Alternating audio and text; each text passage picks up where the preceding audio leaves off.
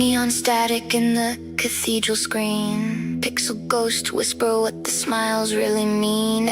Everybody's talking, everybody's selling dreams, but the truth leaks out between the broken seams. The oracle buffering. Loading, loading, loading, loading. Erector not found.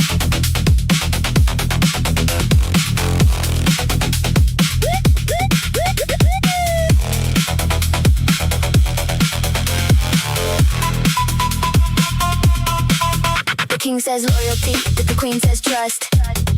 The juicer says wisdom while counting your dust. The guru says love while collecting your gold. The prophet says freedom, but does what he's told.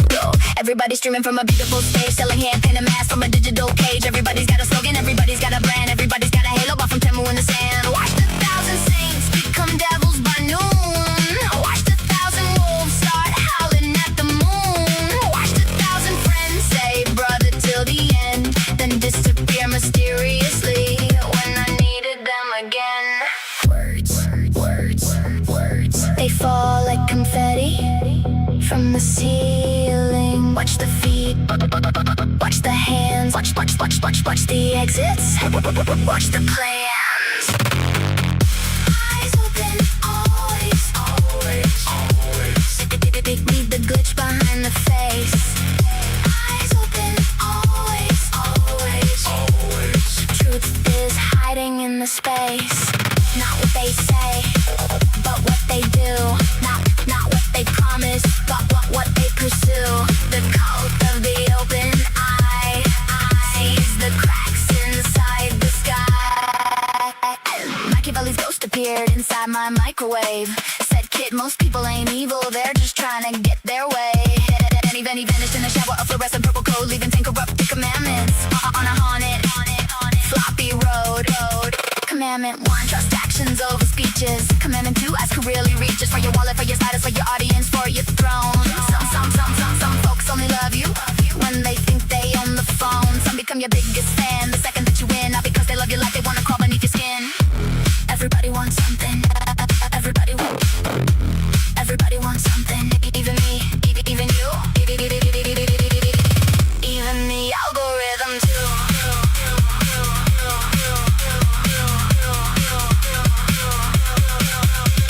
The chat room trolls wear angel wings. The angels sell conspiracy rings. The villains quote philosophy. The heroes chase celebrity. A smiling snake says, trust me, friend. A laughing cow says, this is concern. A victim says, I only want peace.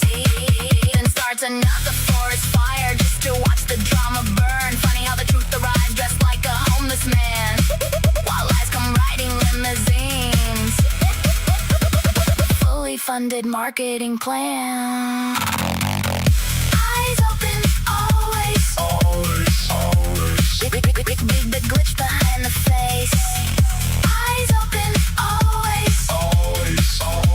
Truth is hiding in the space. The silence, the timing, the envy, the grin, the hidden little earthquake beneath the polished skin. Watch them under pressure, that's the magic trick. Anybody can be Buddha when life is going slick, but lose the money, lose the power, miss the flight, miss the hour, then the mass begin dissolving like vampires in a shower. Some become monsters, some become saints, some become exactly what they said they ain't. Pressure is a flashlight, pressure is a key, pressure is the monster living underneath. Observe the pause before the answer. Observe the compliment with cancer. Observe the joke that's really hate. Observe before it's much too late. They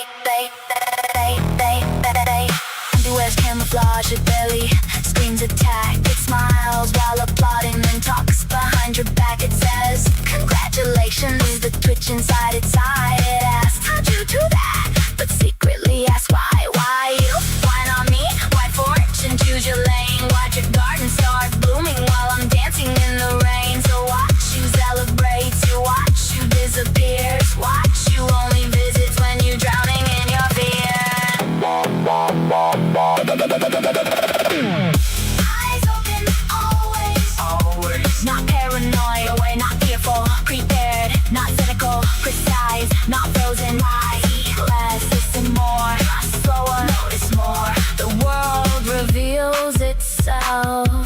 to those who keep score. Eyes open, always, always. The code of the open eye survives.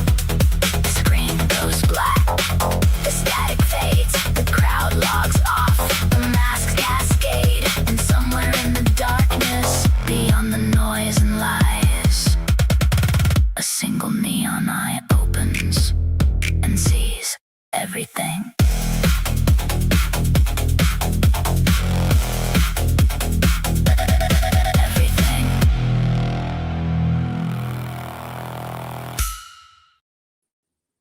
Hi. I'm gonna see him. Well, he was sitting right next to me, but he's eating in the kitchen right now, so he'll be over in a second. Hi. Yeah, I'm gonna probably go for a walk with you guys too if you want to go. Yeah, but if you didn't know, after Trix disappeared, his brother showed back up. His brother was actually coming once in a while, but Trix did not. He does not. He did not like outside cats, or he does not like outside, cats that came in. He was only used to just Rudy, Lenore, and Lola. Lola's his mom. And so Trix would like start growling, and I don't know, but because I do have a couple cats that come visit once in a while. They were raised here. So Tux was born under the TV set. He's really cute. He's black. You'll see him. I don't know if you've seen him. He's been here like every night for the past couple of weeks, or maybe 3 weeks. But he started coming right after Trix left.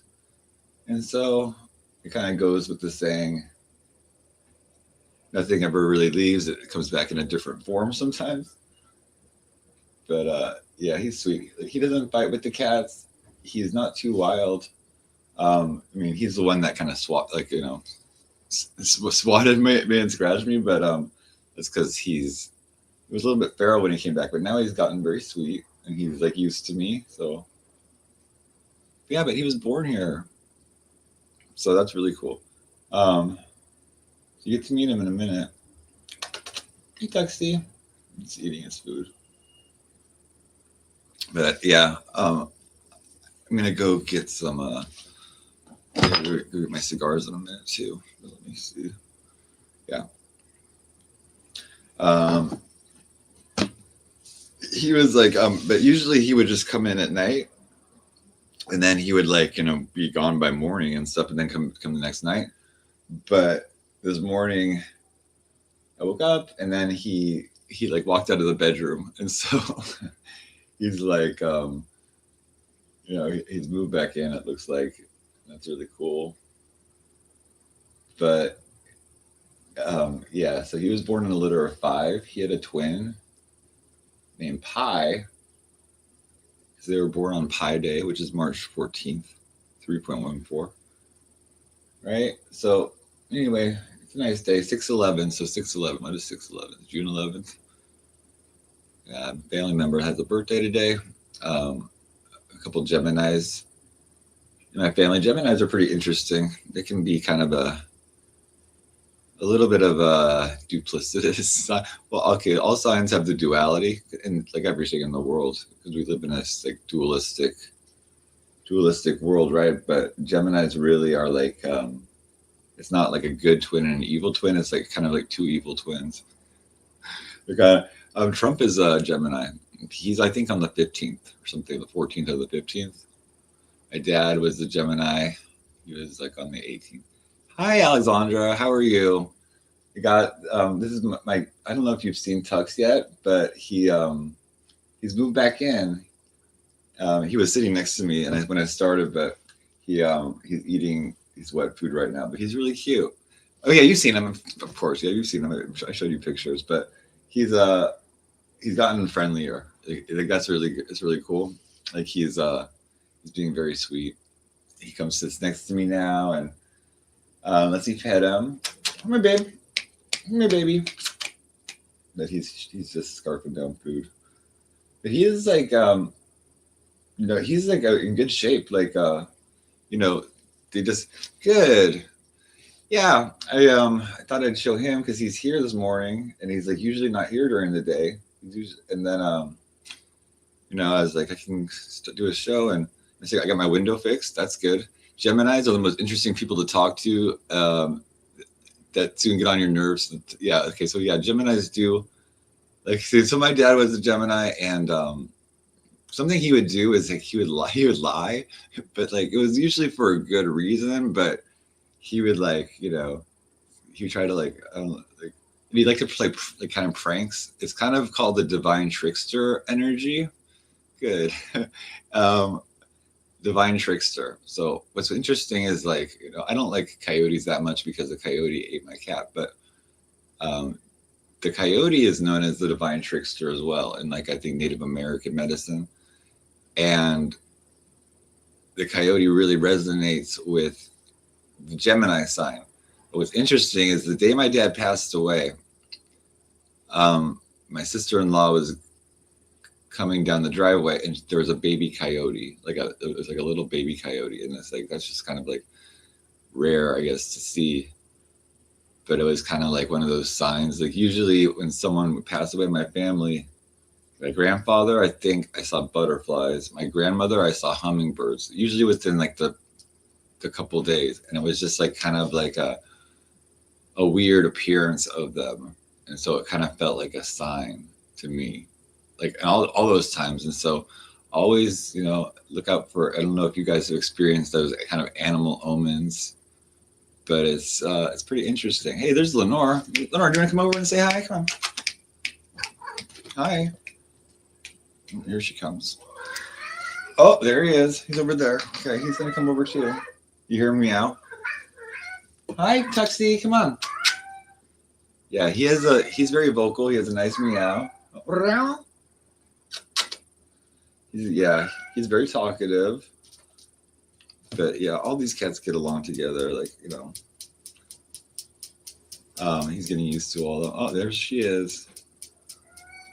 Yeah, you're getting some camera time. Yeah. Yeah. So definitely, I think so. He's the one that I think that was meant that whoever made this AI of me was meaning to like because he kind of swatted my hand when I took the catnip bag like off the table. But yeah, there is a little AI someone made. I don't think it's very realistic though. That was supposed to be him. That scene has never happened. That has never happened. I swear. Oh my god. Oh my god. Oh my god. Lenore. Oh my god. Yeah, this is what Lenore is like. Just yeah. So my cat's this is not an attack. I don't consider it. Oh come on. Lenore. Oh but yeah. You can tell they really hate me, right? My cats are like the Scarecrow and Wizard of Oz. Hi, baby. Okay, you want to sit up there? Yeah, so she's getting a little bit protective. Okay, good. There you go. Spanky. Like Lenore likes a little spanky. Okay. Hi, Tux. Come on. Can I meet the chat? Want to come meet the chat? Or here he comes. Oh, there he is. Hold on. Tuxie. Oh, here he is with the TV. There he is. Tux. Hi. Hi, baby. Tuxie. So, what happened? Oh, there we go. Hi, Tux. But yeah, he's been like really being sweet lately and like jumping up and sitting next to me and stuff. And so I think maybe Lenore's a little bit like, there's another black cat here, but he has a little bit of white on him. Come here. Come here. Come on. He's gonna come over. Come on. Come here, babe. There he is. Hi, babe. Hi. So see, he's very gentle now. There he is. You can see his little white. He's very cute. Oh, okay. Be careful. I don't want to get another. Meme made of you. He wasn't trying to bite. He was fine. Okay. But you do have to. It's like I think he might be a little bit wild, but yeah, this little Tux. You can see his little white. He likes to sit next to me though. That's a nice way to sit. It's okay, Lenore. See, he has beautiful eyes too. He has like these green eyes. Hi, baby. Can I give you a pet? Give you a pet? Oh, I can? Okay, good. Hi, babe. Hi, baby. So that's him. Little Tuxie. Yeah, he's like a little bit. He has a little bit of like, he might have gotten into some little, he's been outside a lot, so I think he likes the outside, but I think he's like moving in. Cause this morning I was like didn't expect to see him because all the cats were, I put out food for all the cats, and then he come walking out of the bedroom. So I think so the cats get good treatment. He gets the bed here. I get the couch most of the time, right? He took my bed. Hey, Tuxie, can we see your eyes? Tux, can we see your eyes? Can we see your eyes? Oh, you're beautiful, huh? He's a short hair. He has very short hair. He was born under the TV set. Hi. Oh, you like to lay down? You like to lay down? Okay. You can tell he's getting comfortable, right? I hope he stays. I hope he stays. But again, cats do tend to like sometimes, wander. And he's used to being outside, but I hope he like puts down his stakes here because Tricks. I'm sure is fine. These cats are good. Are like little survivors. But, hey, right? You're comfortable. See how comfortable he is. He's just very comfortable. He's just chilling with me on the couch. That's Tuxie. How old is he? Let me see. How old? Let me think. So, like over 2 years. About 2 years? Are you 2 years old? Oh. And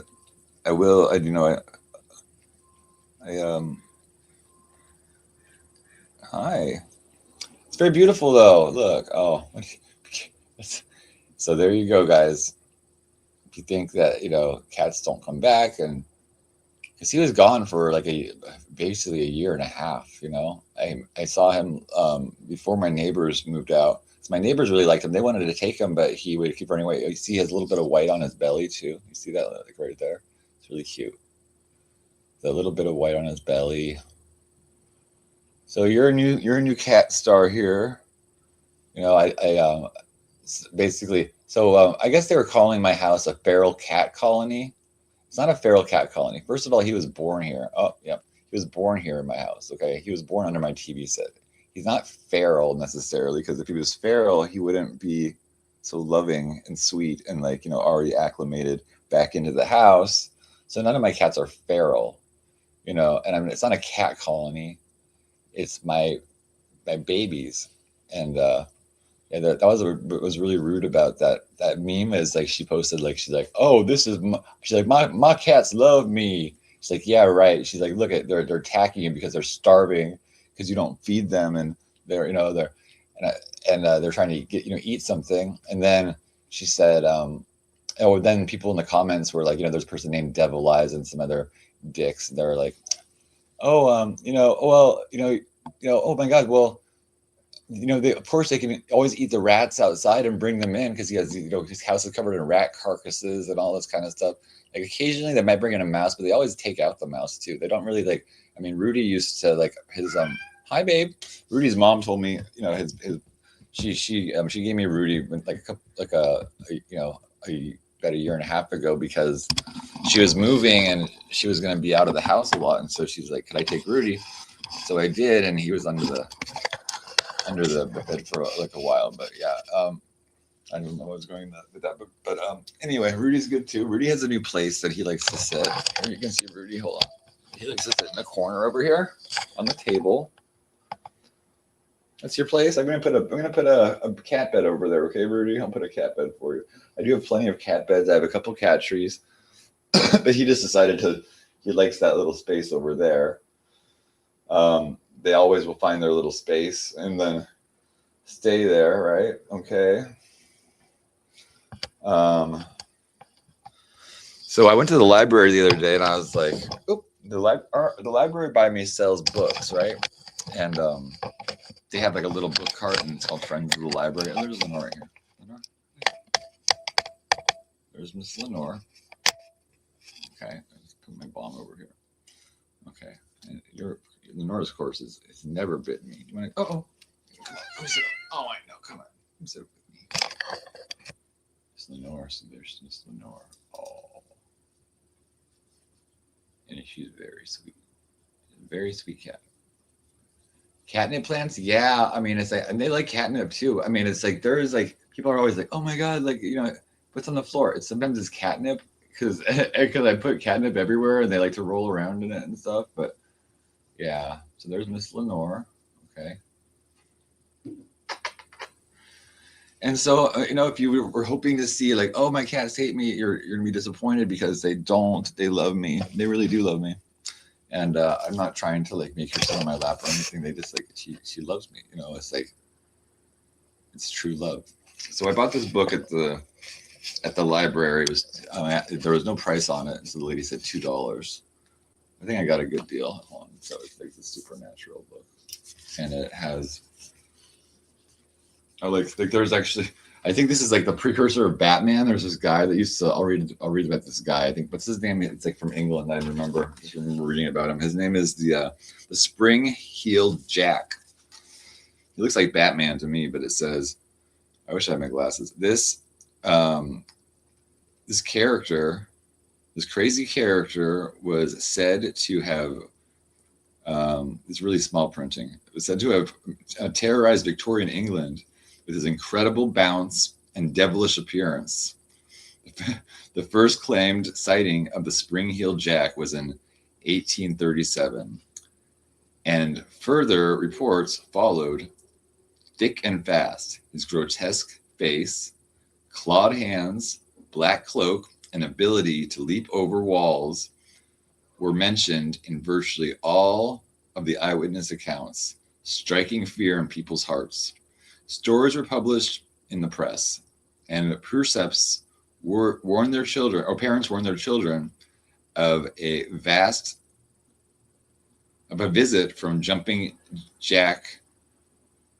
If they misbehaved. Now, no one fitting his unique description was ever caught. Some people believe that Spring-Heeled Jack was a paranormal phenomenon, but most dismiss him as a fictional story that spread into mass hysteria. Well, that's pretty interesting. I mean, but it looks like Batman exactly. And he's like, and Batman also, I mean, it's like they say he looks like a devil. Hey, Chanel.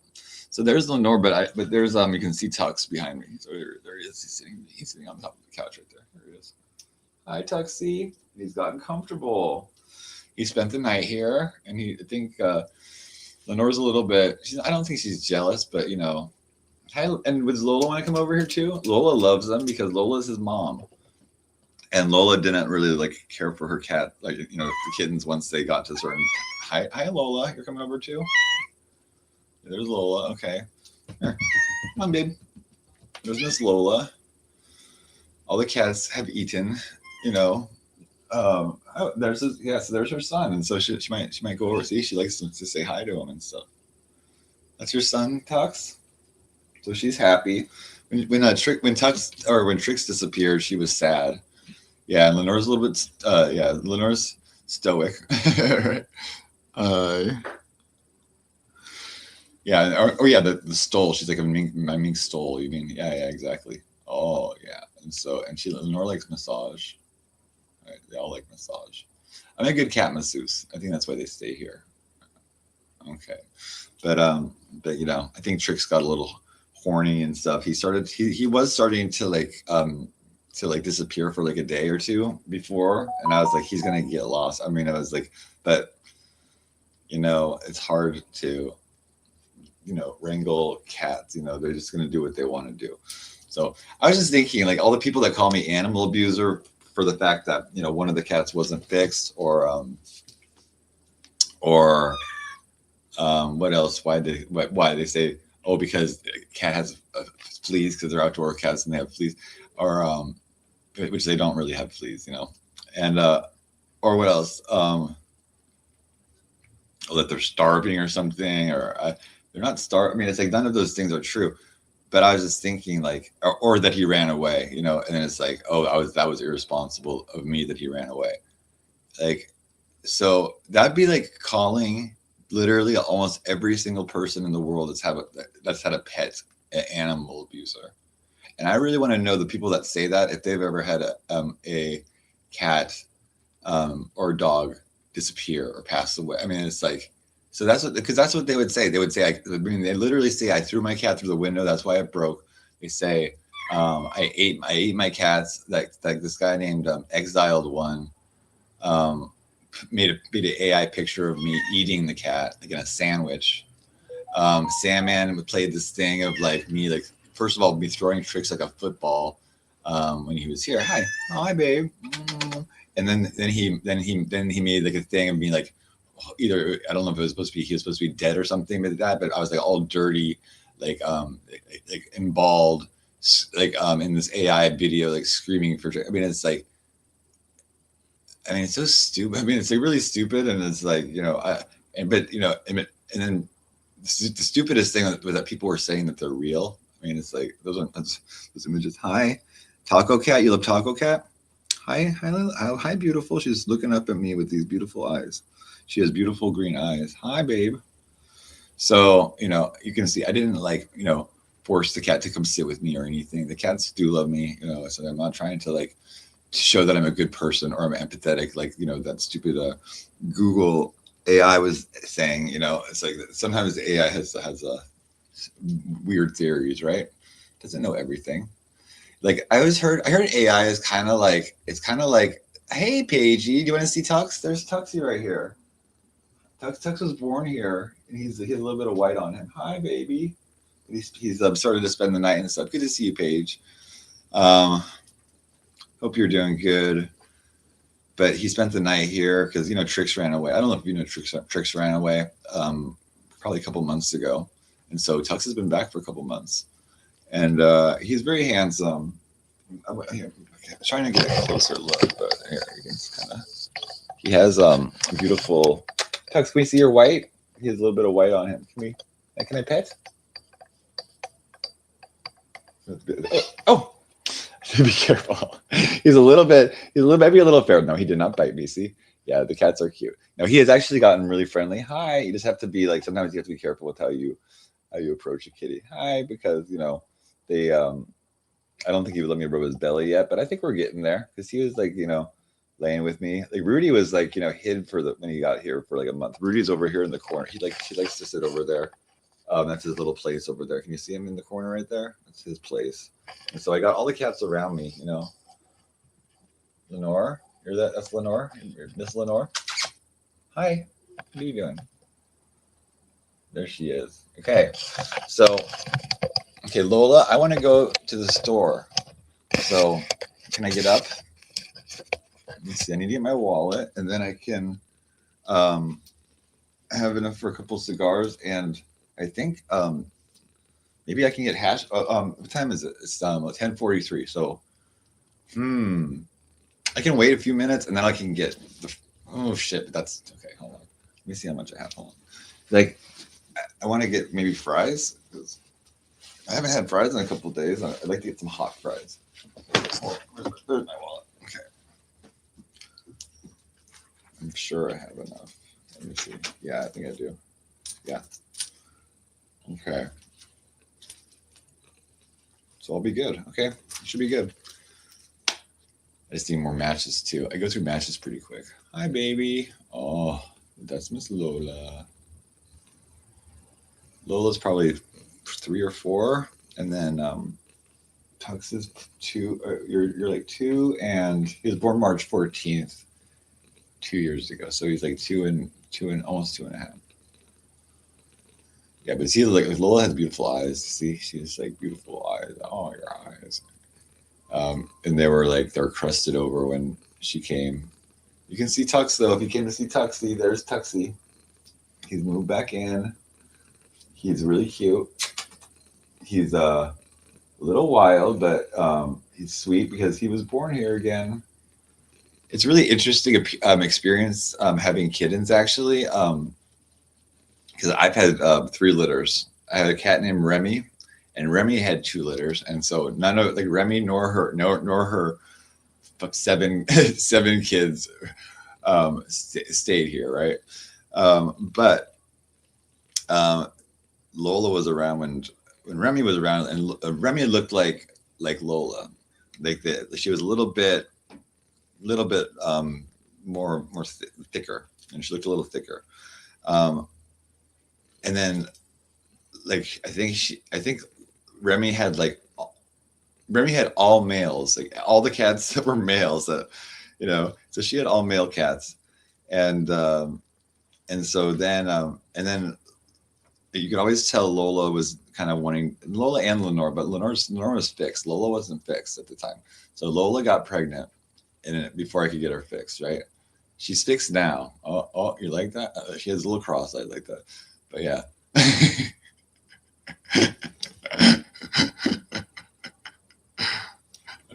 I'm sorry, baby. You just look cute. But yeah, when I got Lola, she had all this crust in her eyes and stuff.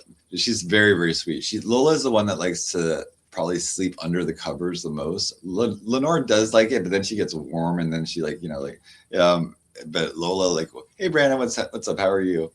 Yeah. So I'm just showing the new kitty cat. Yeah, there's the kitty cat Tux. Hi, baby. Oh, uh-oh. Yeah, he's a little bit wild. You can see he's a little bit wild. I don't think so. I don't know if she's still here. She might. Oh, yeah. I think she was cool.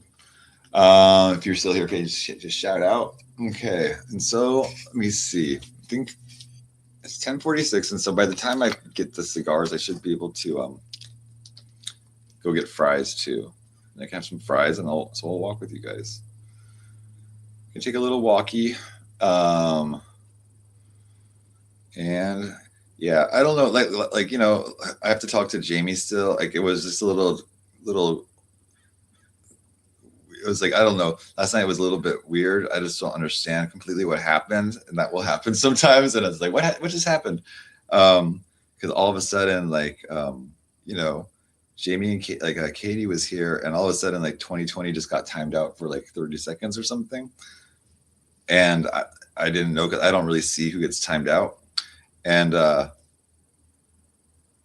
then he's like, what happened? And then I was like, oh, and then I don't know. I guess there might be some bad blood or something, but hopefully I can work it out with them.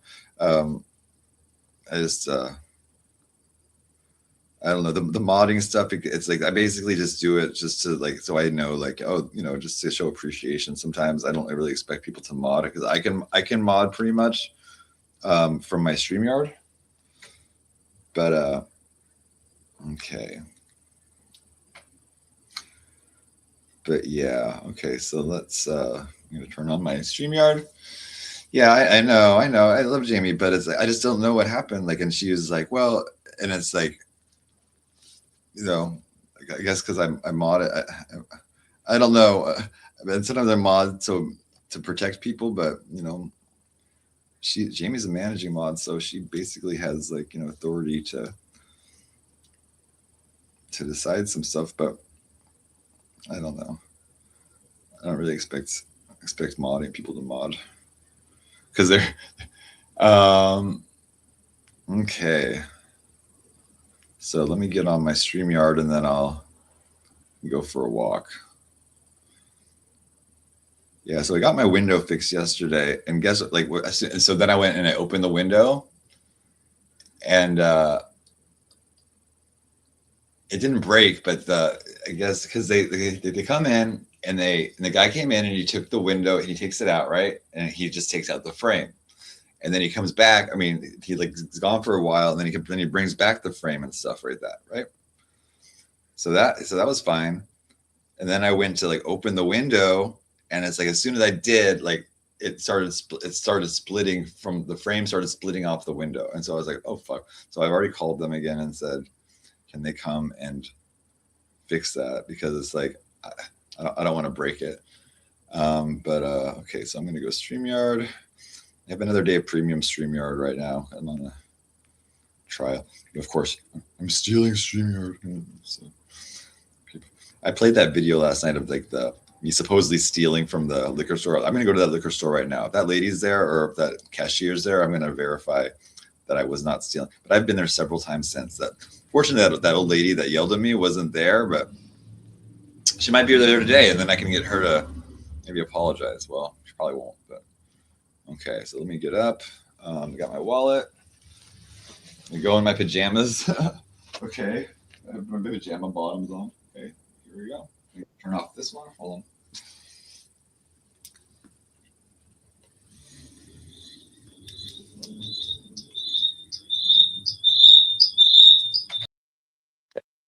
Oh my god. Okay. I can't talk. The TV is echoing.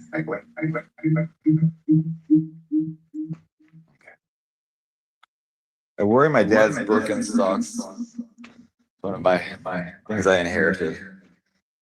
And that's pretty cool because they were like molded to his feet. Okay.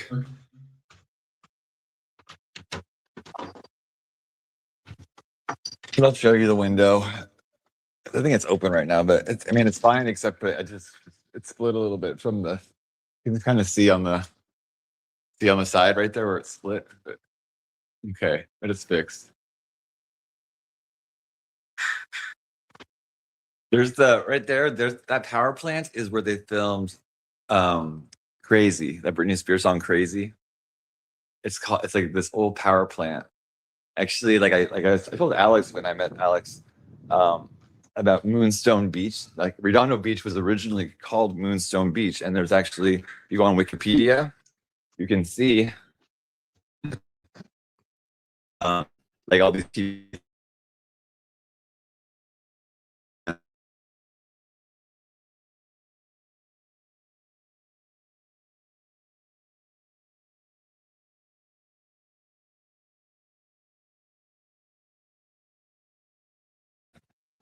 It always does that. Sorry. There's these moonstones that would wash up on the beach. And so it's called Moonstone Beach. Oh, my glasses. Okay. Yeah. It's called Moonstone Beach.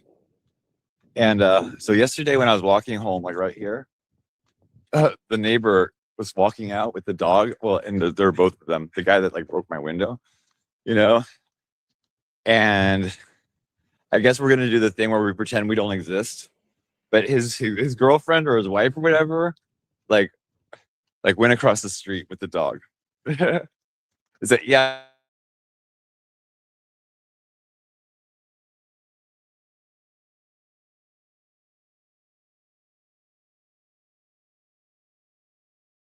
The Moonstone Beach, and that you laid the foundation for that with that. And so there's no Moonstone Beach anymore, which kind of sucks. Because it was like, I guess there's a lot of good stone or something like that they use for the foundation. Yeah. So here we go. Let me see. Jim Jones. I look like Jim Jones with the shades. Yeah. I know. I know. I always look like a serial killer. Like, well, when I came in the community, like they call me Jeffrey Dahmer. And I think some people like to think that it's an insult. But Jeffrey Dahmer wasn't a bad looking person. I mean, he did terrible, terrible things, and I don't want to be like him, but he was actually pretty good looking. My dad actually wore glasses like this. And it was so funny. Like we would one time he would,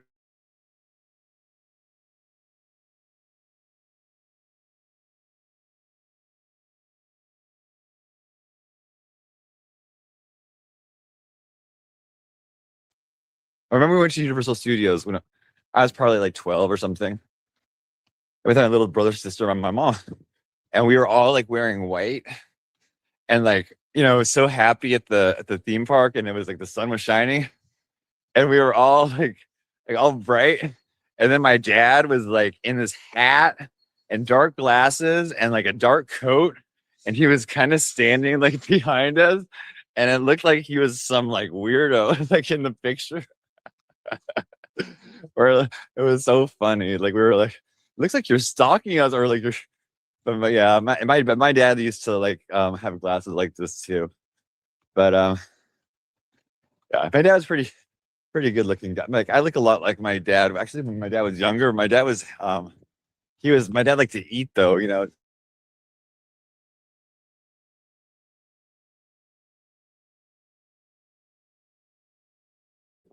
was 6'2".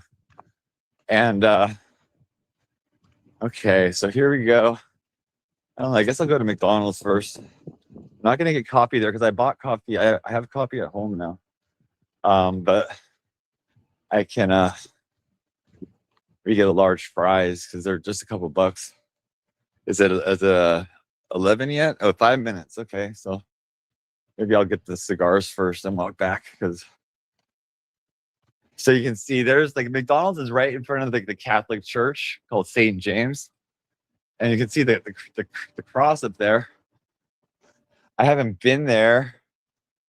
I'm not Catholic. I'm like my family's not like not Catholic, but my sister actually is now because she married a Catholic guy, and so I guess they convert or something. I know they're married in a Catholic church, but it's interesting.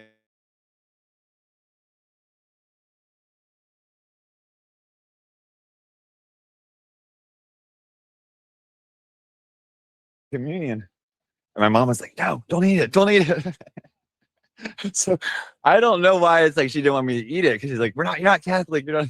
So I guess it's like that. You're just not allowed to if you're not Catholic, or, but I don't know. I always wanted to eat it. I always would try, and she'd be like, no. So hold on, I'll go on the McDonald's. Hold on. Let me see. Okay. So also, so the Redondo Beach, like I said, there's a library right there. And see, it says Civic Center, and there's like a big tower. Look at that. What is that tower? That is like a big, massive, scary ass tower. Like I don't even know what that is for. Like, what is that for? Is that for like?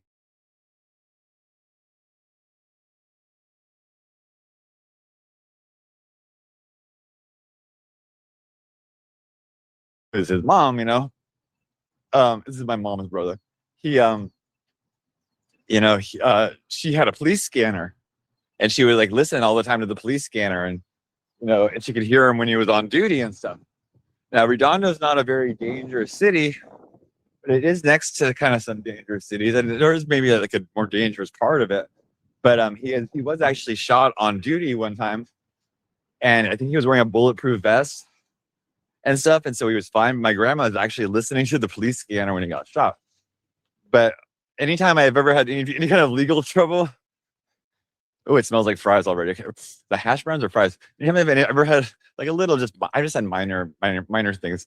But anytime anything happened, like you just mentioned, I got pulled over for a traffic ticket. You just mentioned my uncle was the sergeant, and sometimes it works, sometimes.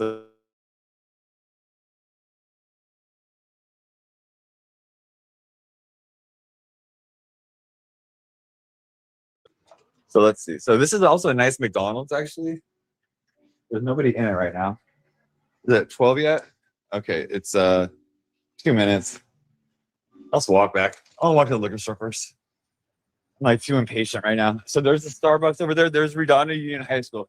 So Redondo Union's interesting because Tracy Lords went to Redondo Union. And Tracy Lords was a porn star. That's very well known because she like used a fake ID to get into porn. And because of that, like all her porns had to be recalled for like because they were called like underage porn or whatever. So I think she was 16 or 17. She went to that high school. So yeah, I mean it's like I'm sure that there were some. And is anybody? I think who goes there? I think just one of my. I think maybe no. I think all my nephews went to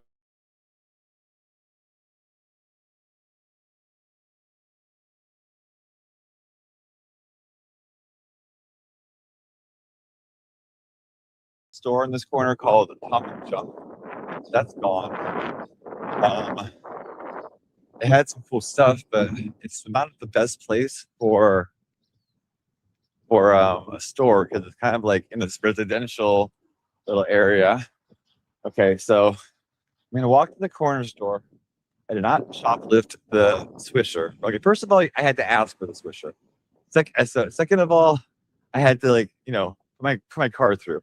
The cashier was new. I'm gonna explain this again. Cashier was new, and so she didn't understand how it quite worked. But I heard it beep, and so I was like, oh, I don't think it went through. And I told her that. She goes, no, it went through. And I was like, really? Okay. So I just took her word for it. I walk out, and then like the owner who like lives in one of these apartments with her husband's white, and she's like Korean.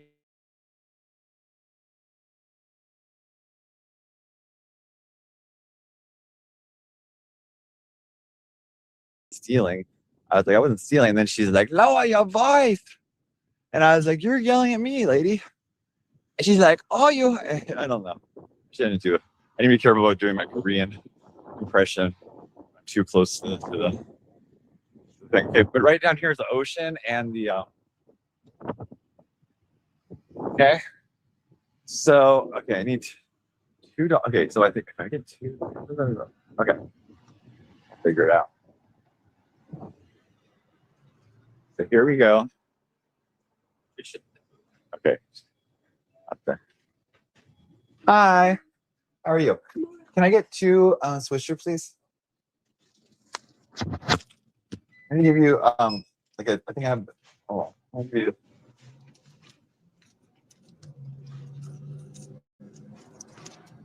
$5, $50.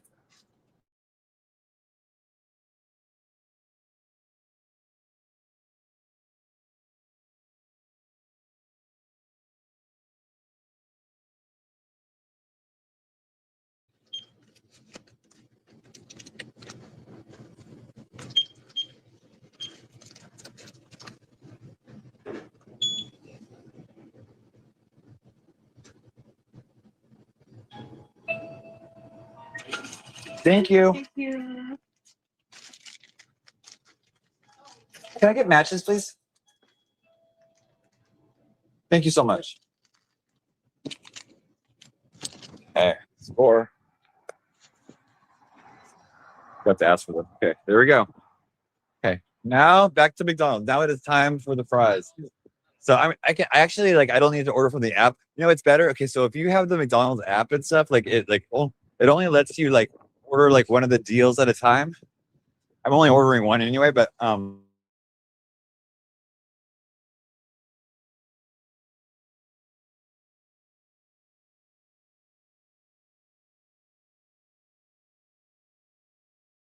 they do have the fries still on sale. They had coffee for $1 for a long time. They even had iced coffee for $1. But I think that but now it's like $4. And so that's why I buy my own coffee now. Uh but yeah, but they also they do have free refills. And it's like I think if you buy it in the morning, you should be able to like, come back. Like they never gave me a problem. I've never been refused a refill. You have to ask them for it. It's not like though, it's not that's like that again, it's not like stealing. I mean, it's like people like to twist shit around so much to make me seem like I'm some kind of piece of trash person. It's okay, you're fine. Okay. Guy almost hit me with this truck. Okay. So is it 11 yet? Yes, it is. Okay. So now I can get the fries. I think they start serving lunch at McDonald's at 11. I just feel like a nice hot.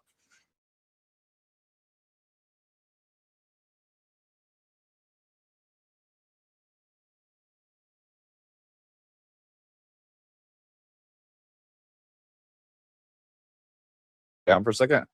I'll be right back. I have to get in here before it's lunch because obviously there's all these teenagers are walking over now. So hold on. Let's see. Phone. I'll be right back with you. 1 second. I never steal anything. Yeah.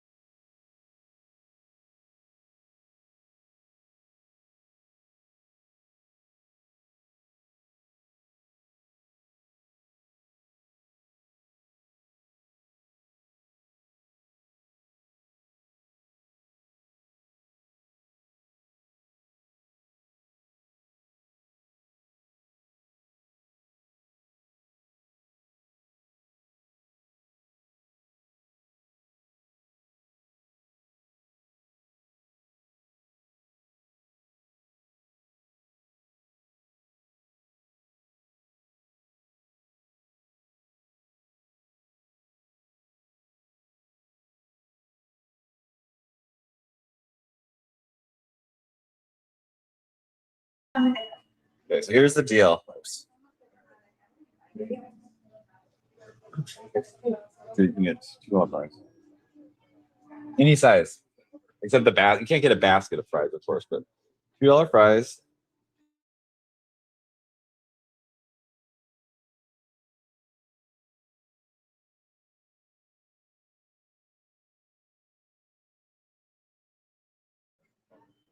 Maybe next time to go. Not today. Okay. 218. Okay. Let's hope I have it. Okay. Pay right here.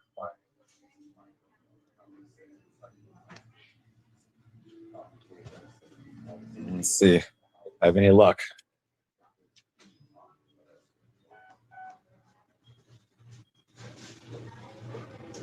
Okay, so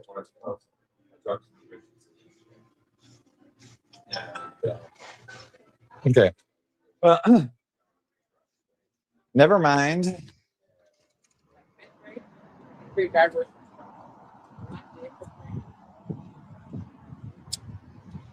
I guess I spent it all on.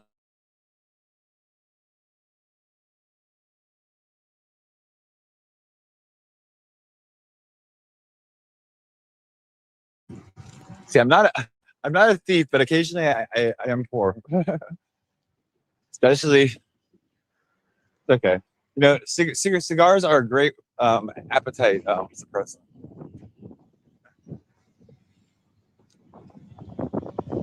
Oh well, I should have like searched for more change in my cushions. I always find change in my cushions. Okay. Anyway, yeah, I didn't get the dot dot dot dot dot feeling today. That I got the dot dot dot dot declined. But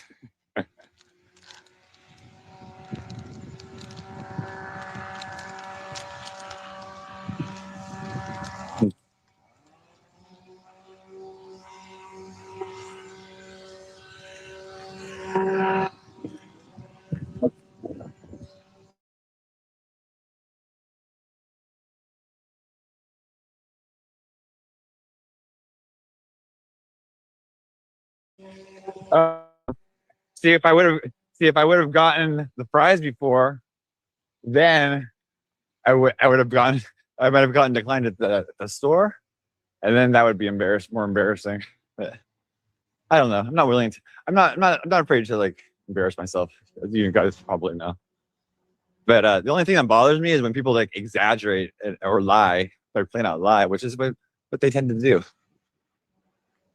'Cause I think my life is embarrassing enough alone, like on its own, without me having to like be put into like AI pictures, and then at the same time criticized for me using AI. But then not only are they using it, I mean they're using it.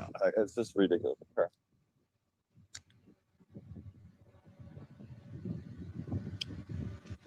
Yeah, well, I'll give you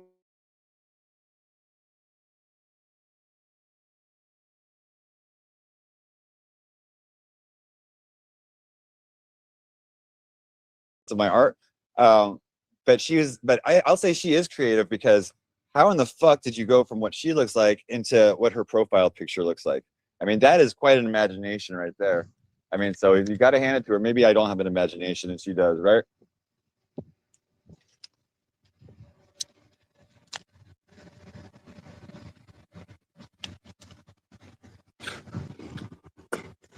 But people think that I'm like some kind of idiot or something. Like I don't know how to write, or like maybe like I don't even know how to read. Actually, like I learned how to read when I was 3 years old. Um, I was always good. Oh, monarch butterfly. I thought I was really good at English. I was in honors English.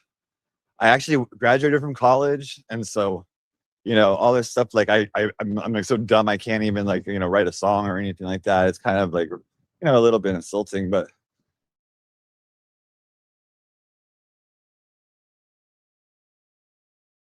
it's like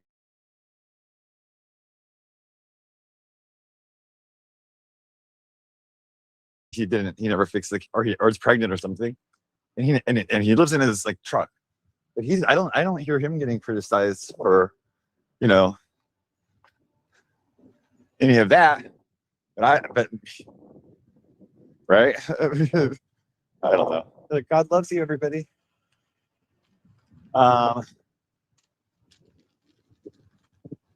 Anyhow,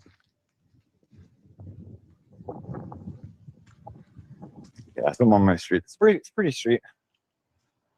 Maybe I'll find something change and I'll go back later and get some or something. I don't know. It's like I'm not even trying to bother. Like anytime I even try, I mean, I'll do my like the clapping, but it's like I'm just like so sick of like being called a grifter and like it's like or like asking for anything. It's like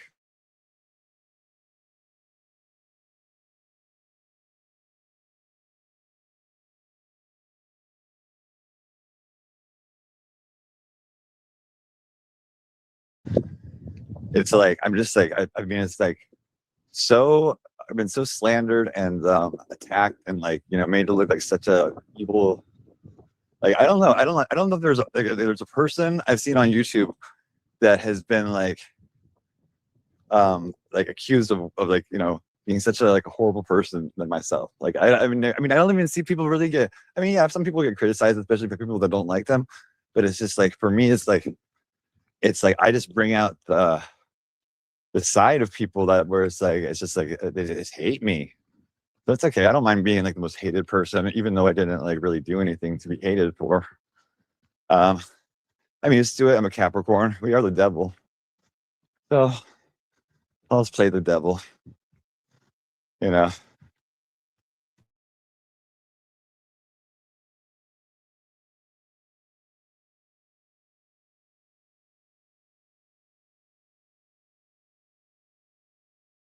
Worse, the worse it seems to get. So I don't. Why even try?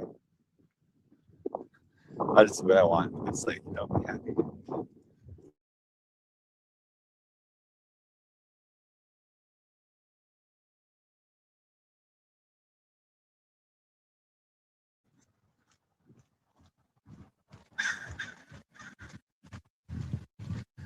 Okay, my phone might go up for a second because I'm going back on my property. So 1 second.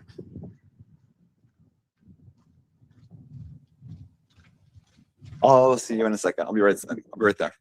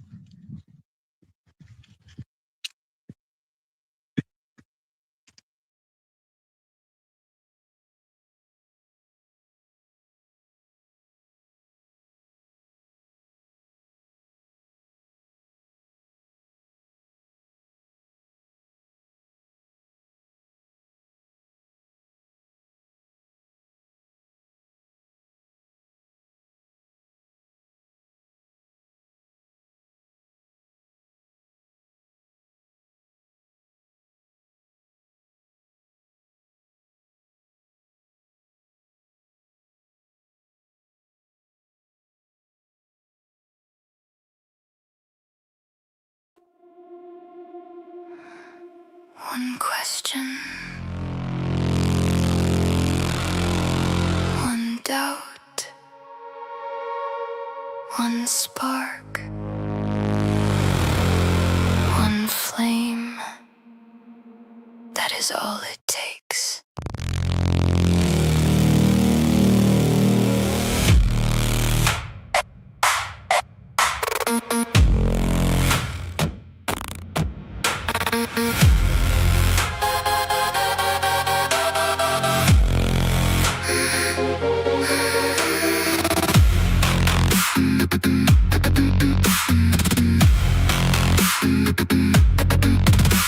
The sisters climbed the sacred mountain where the west wind once had flown.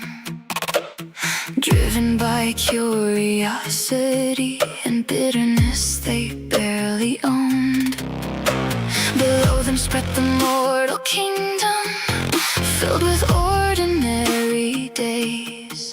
Above them waited hidden wonders, wrapped in mystery and praise. The wind carried them beyond the summit to a valley none had seen, where silver rivers mountains, and every tree looked born from dreams. There they found a light of splendor, greater than the songs they'd heard, and envy entered like a shadow without speaking a word. For jealousy rarely arrives as hatred, it comes disguised as concern. A smile upon the surface, while something darker burns. The sisters whispered poison, soft enough to sound like truth. The sisters planted questions in a heart that once was pure. One spark inside a paradise, one crack beneath the stone, and suddenly the safest place no longer felt like home.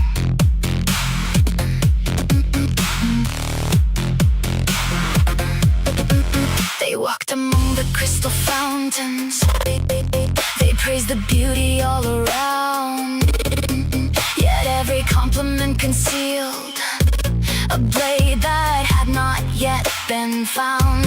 They asked about the unseen husband who appeared with every night. How could love require darkness? Why should beauty fear the light? The questions multiplied like echoes through the chambers of the mind. Each answer gave birth to another, leaving certainty behind. And though the kingdom still seemed perfect, though the hidden voice was kind, the seeds of fear had now been planted deep inside her thoughts. The warning given long before returned like thunder in the rain. But once suspicion enters, it never leaves unchanged. The sisters whispered poison, soft enough to sound like truth. The sisters planted questions in a heart that once was pure. One spark inside a paradise, one crack beneath the stone, and suddenly the safest place no longer felt like home.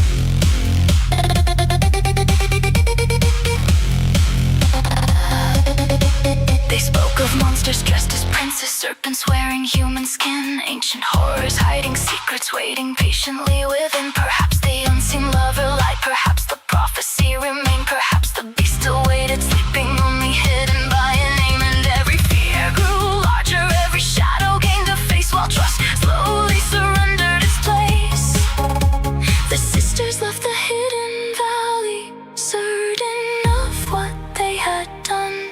Yet envy is a hungry creature, never satisfied by one. They dreamed of days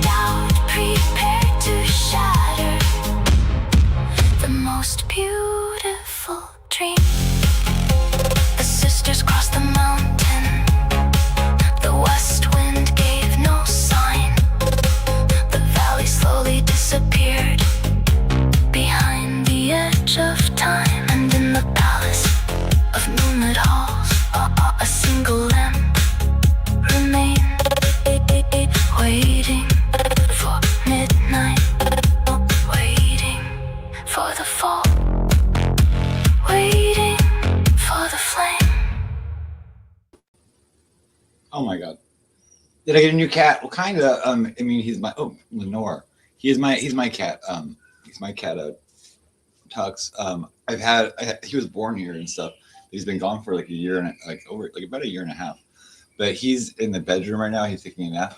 But yeah, he's kind of moved back in, and he came right after Trix. But he's really assimilated. To the person that said, "Oh, you can't even afford a small fry," my father must be really disappointed in me. I just want to address that person. First of all, it was a large fry. Okay, and second of all, are you supporting me? Is that in your business? Third of all, yeah, my father is proud of me because I'm not in prison, I'm not dead, and I'm doing what I want to do, following my dreams. But you know what? I'm sure your parents are really proud of you being just a troll on YouTube, and that's all you are, and that's all you'll ever be. I didn't lose him. He was he kind of ran away. Yeah, after Trix ran away, yeah. After Trix got lost. Yeah, he came back. Well, he would kind of like more recently he was like when Trix was here, he would come in and then Trix would just hiss and attack him and stuff. Yeah, I'm sure they are. I mean, it's like ridiculous. I mean, people are ridiculous. My father has passed away. It's his birthday coming up, and just to bring him up, it's like the sickest thing. It's like he was way too good to be in that person's mouth. Like, I mean, it's like, so don't even reference, or I'm too good for that person. I mean, it's like, and so they're gone. It's probably that big, lard butt Kate or something like that. But anyway, yeah. Yeah, well, it's like I told my dad I wanted to do YouTube, and he's like, you should do it, do it, and I did, and so it has its ups and downs and stuff, but it's I'm still here. Yeah, so it's his birthday. His birthday's right around Father's Day, so we always celebrate it like at the same time, and so I'll be celebrating his birthday soon. Yeah, I miss my father. He he really loved me, and yeah. Oh yeah, he was even. I mean, it's like even if I didn't do it, he would have been. He always was. He always said he was proud of me or whatever. But I always he was such a like a very successful, wonderful person. I can't ever probably reach his level, but no, I'm proud of him. So anyway, I mean, but it's like really, I just wish I wish that upon them. I mean, I wish that that people get to feel what they dish out. I really do. I really do. I think they do. I think that's part of the part of life is feeling everything, especially what you do to others. I think it always comes back to you. And yeah, so I just let Karma take care of it. Oh, there's just a little more. Having a little nap on my lap. Nap on my lap. Yeah, he was very good. I can read you some of his obituary, but I mean, it's then people might try to Google, and I don't know. I think Q or something once was putting his picture up or something around the time the anniversary of his death, but whatever. But I can tell you, he was very smart. He was kind of like an amateur architect. He designed. He was in charge of this whole redesign of this beach club that was by our house. He loved. Well, see how I gave that little tour? He was the best tour guide. He could go to Hollywood or Glendale. He grew up in Glendale, but he could give a tour of anywhere and in Palm Springs or anywhere. And he was so good at he just knew every little story, where every celebrity had lived, and he would just drive around. He loved cars. He loved the cowboys and old PBS black and white movies, and He loved wine. He loved good dinners. He loved my mom. And he loved all his kids. You know, he had there's 7 of us, and so but I mean, he himself had 5, and my mom had 5, but together they had 3, so there's 7 together all together. Yeah, he was. I mean, he was really very very creative, and like he wasn't an architect, but like, he would like always be. Well, he was basically a contractor, and like did a lot of like real estate, and so he would like draw blueprints and stuff, and you know, it's just like it's really difficult. He would also take me to lunch every week. We went to this place called Joe's, which is like Eat at Joe's, and there's this thing called the John Wayne omelet, and he always had this big omelet, and I would have like a tuna melt, and he would and even like he would always like even when he got sick, he was like he wanted to like still he's like, oh, when I get better, I'll come take you out, and like, but he never got better, but um, you know. And then, but once he got sick, he was ready to go too, and he went really quickly. Once the doctors had said like, pretty much it's over, like he was ready to go, and like we tried to keep him like alive, but he didn't want to like take his medicine or shit like that. So we would say, please take your medicine. But I mean, I kind of knew he wanted to go, so I was like, I was in support of whatever he wanted to do, but like thankfully he didn't suffer for too long, but and he did not tell us until like kind of like we didn't know like he was sick until, well, I mean, I'm sure my mom did and he knew, but he kept it very quiet up until, yeah, he got bladder cancer, and it had spread by the time into his like lymph nodes by the time it got diagnosed and stuff, and so it was not a comfortable kind of thing to have.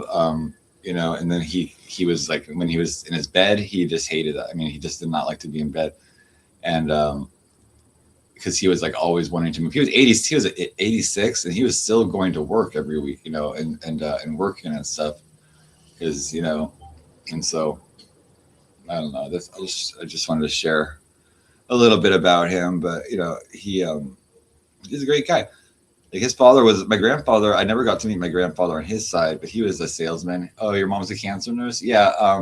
Well, he was under like I forgot what it's called, but it's like it was kind of like hospice care. It's like the end of life thing, where where he was like, but it did it at home,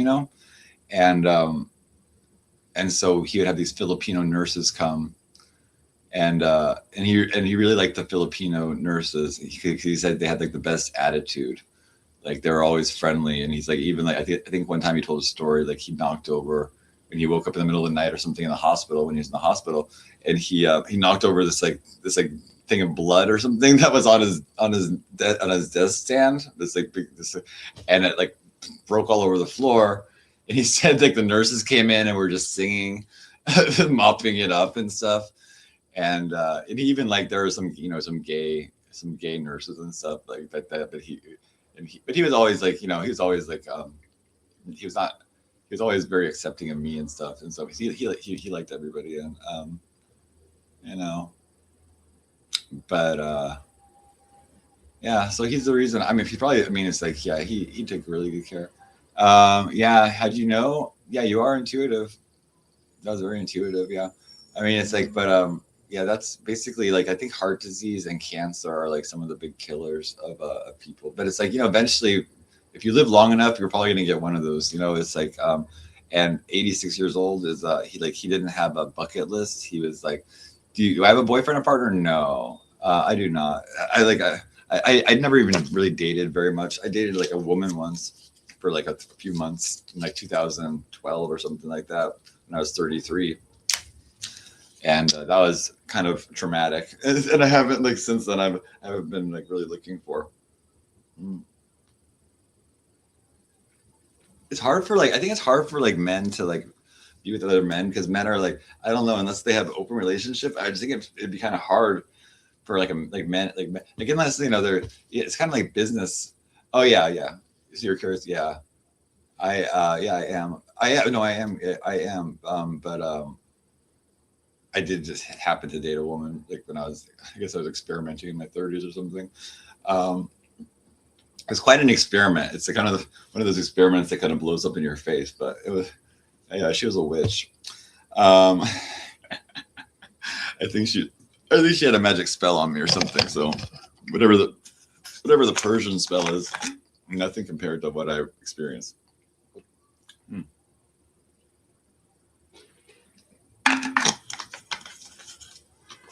This is good. Good stuff. Vanilla latte. That's good stuff. Check out the business card. It's for a gift. Got business cards from a great friend. I want to thank them because they're beautiful. And I don't know, maybe I'll do some, you know, if anyone wants one in the future, just let me know. We can autograph one or something with one of those metal pens. Hi, Lenore. So there's Lenore. Oh, you're just comfortable. Hi.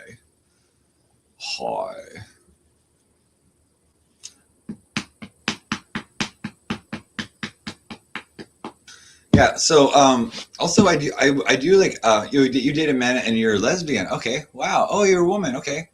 And you have a girlfriend. Your relationship with guys was abusive. Okay, you're a lesbian. Okay.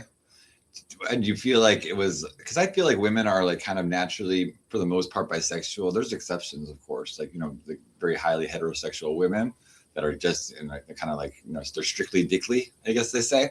But then I think there's women that are like, you know, it could go either way. And I think that sometimes this is Lenore right here. This is Lenore. Tux is in the bedroom, but Tux has a little bit of white on his chest. Lenore's like the girl, and Tux is a little bit more wild. He has green eyes. Sorry, your eyes are beautiful. They're beautiful yellow eyes. It's beautiful. She has beautiful eyes. But he's really cool. But he never was here during the day. So when he came out this morning of the bedroom, I was like, oh my gosh, he spent the night. Okay, so they weren't really romantic. Yeah, I think it's hard. It's kind of like hard to deal with men. I think like for the most part, like women would like, you know, if they had a choice, sometimes they would like, you know, prefer to like be raising children with just other women. like I think like, you know, men can be very dangerous occasionally, and like, you know, also like, you know, overbearing, and like especially like, you know, when you're single at a certain age. Like you guys know that guy J1. I know like J1, and maybe like, you know, and I love Mason, but you know, I did hear like, you know, those guys like they like to like, you know, and I'm like not going to criticize because I also will friend like people, like a lot of people, because I'm like a networker and a marketer and stuff, and I like to like, you know, and so I will like, you know, friend every suggestion on Instagram, and I'll like, you know, follow everybody on Twitter that I can, and I'll do it every day. I'll follow a lot of people, and so sometimes there are people like, you know, blogger, I guess, is like, why is he trying to follow me? Is it on Instagram? Is he like trying to? I was like, no, it's just because I don't even like look at the names. I just like go accept, or I just go add friend to the suggestions or whatever. You've only had feelings for women? Yeah. Well, yeah, it's like, I mean, it's like, I mean, I had like kind of like romantic feelings for the woman, but I mean, or I have like romantic feelings, but I don't have sexual feelings. I guess it's weird for women, really. And then it's like, but then it's like men are like really difficult to deal with, and it's like, and then I'm not like, but then again, I'm a romantic, and so I'm not like into like just having sex, and so I've basically been celibate for quite a while, and not really trying. I mean, it's like, but wow, Beta was bringing up like last year. I mean, I did have a show where I was like we're on Grinder and stuff, and like, you know, Beta was like, no, don't like. I think she had a crush on me at the time, so she was like telling me, you know, she said no to everybody. Like she was like, no, don't. I was like, this guy's cute. She's like, no, no, no. And then it didn't work. It didn't quite work out with the guy I met. And so I was like, I'm not ever gonna date again. And I don't like. I'm not really into like or not really. I mean, I'm not at all into like, you know, the promiscuous lifestyle. I'm actually kind of old fashioned and boring. Boring. And I don't even really like sex. I mean, it's like I'm more into like I said, cuddling and stuff. I'm like more like I find sex is like a little bit extreme to me, and it's also boring. I don't know. It's like it's weird. It's weird. So guys, if are anybody? I'm going to give you like if anyone's interested in a like, you know, like working with like the kind of AI I work with. Like, and I'm probably heard of, you know, you probably know about, you know, of course everyone knows ChatGPT, and then it's like less people are aware of Claude, but at the same time, I don't know if you know how amazing it is, and so I do have I think I have a few memberships I can, or like a few things I can give away. Hold on, let me see my settings. It gives me like three things to give away or something like that. I can try. But with Claude, right now there's a new it's like the new brain of it. Like they always they're called models. So there's one called it was called Mythos, or Mythos, but it was so powerful that, and because it was like it could it's capable of of hacking and doing all these high security things, and so they only released it to like certain companies, right? Some certain companies, and then but they did eventually release it, but they modified it. They released it under a name called Fable, and Fable is basically it does everything the Mythos does. It's basically Mythos, but then it's like for certain things they have a safety net. So certain things it will take it down and have the other models figure out like security things and like certain controversial things. Let me see if I do have a link if anyone wants to. Let me see what it says. Hold on. Let me see. I can find it. Okay, so there's something called Claude Code, and that's what I did use for my website. And so here, and if you do like it and try it and everything, this is like a referral, so you can check this out. Hey, Charisma, how are you? Hope you're okay too. Good to see you. So there, if you want to check that out, there's my referral link for it. And I would get like some credit, like a little credit if you ever were to sign up. But I will also I'll if anyone wants, I'll do, if you sign up, I'll do like a tutorial for you and give you some really good advice, because it's really amazing. But they're offering, like, they let you use the Fable model, I guess, until the 22nd or something like that. You can use that one, and then for, I don't know if it's for the pro members or but I don't know. It's really, really powerful. I was able to do a lot of stuff. If I would have had this, there's so much. I'm a really late starter because I'm 45 years old, whatever. But it's like I was always. I've done websites before, but it's like I wasn't like that good at coding, because coding is really complicated, and it's like if you get I'm not very detail oriented, and I like to do things fast. I'm more of an ideas person, and so that's what's really great about either AI and also the vibe coding that's people are doing now, is that it's really about ideas, and then basically you can give the ideas. Oh, there's Rudy. You can give the idea, and then it's like and then you can just work along with it, and clarify the idea, make it better, and come out with. So that's how I did my website. You have a lot of feelings. Yeah, I have a lot of feelings too. I think I have like a woman's brain, basically. And it's not like I feel like a woman. It's basically I have a woman's brain. It's like it's like maybe women are like, no, you don't. Maybe I don't know what it's like, but I just think in the sense that I'm like very receptive. I'm very I'm empathetic, empathic. But see, women have a lot of feelings, but that's the thing. It's like women feel more, but they're not like, and people will say, oh, women are so emotional, but they're actually, men are emotional, but women are more, they feel it. I think they feel things stronger. They feel like they smell sharper, they see sharper, and then they feel more. And men are kind of like, there's Lola. Men are kind of like discouraged to express their feelings by other men sometimes, or sometimes by women, or they're made to feel bad, if they but the women do like men to show feelings, but it's like at the appropriate times, I think. But women are like the more the emotional ninjas. They're more like, so it's like, so that's why they feel more big, and that's why, but they're better. I think they're better at understanding emotions. They're just more experts at it. and men are like emotional babies kind of, and then women are kind of like the emotional ninjas. So they can kind of like have a one up on men on that, because they can kind of, you know, they want to, they can manipulate them. Sometimes they do, but but I did notice that like women do like men who can, a man that can cry, but at the appropriate time. Like a man with a heart, but not a man that's so sensitive he cries at everything, right? It's like that's like a turn off. But it's like a man that can cry at the right time, or so they at least know he has emotions, because a lot of men can seem like very psychopathic or cold or stuff like that. Hi, Rudy. Mr. Rudy. I don't know. Maybe I just have a lot of theories about things. That's Rudy. Hi. Yeah. So Tux is still here, but he's just inside the bedroom, and he moved into my bedroom. See, if you think I die with cats, my cats get the bed. I'll take the couch. Right. So yeah. So yeah. But but with the Mythos model anyway, or it's called Fable.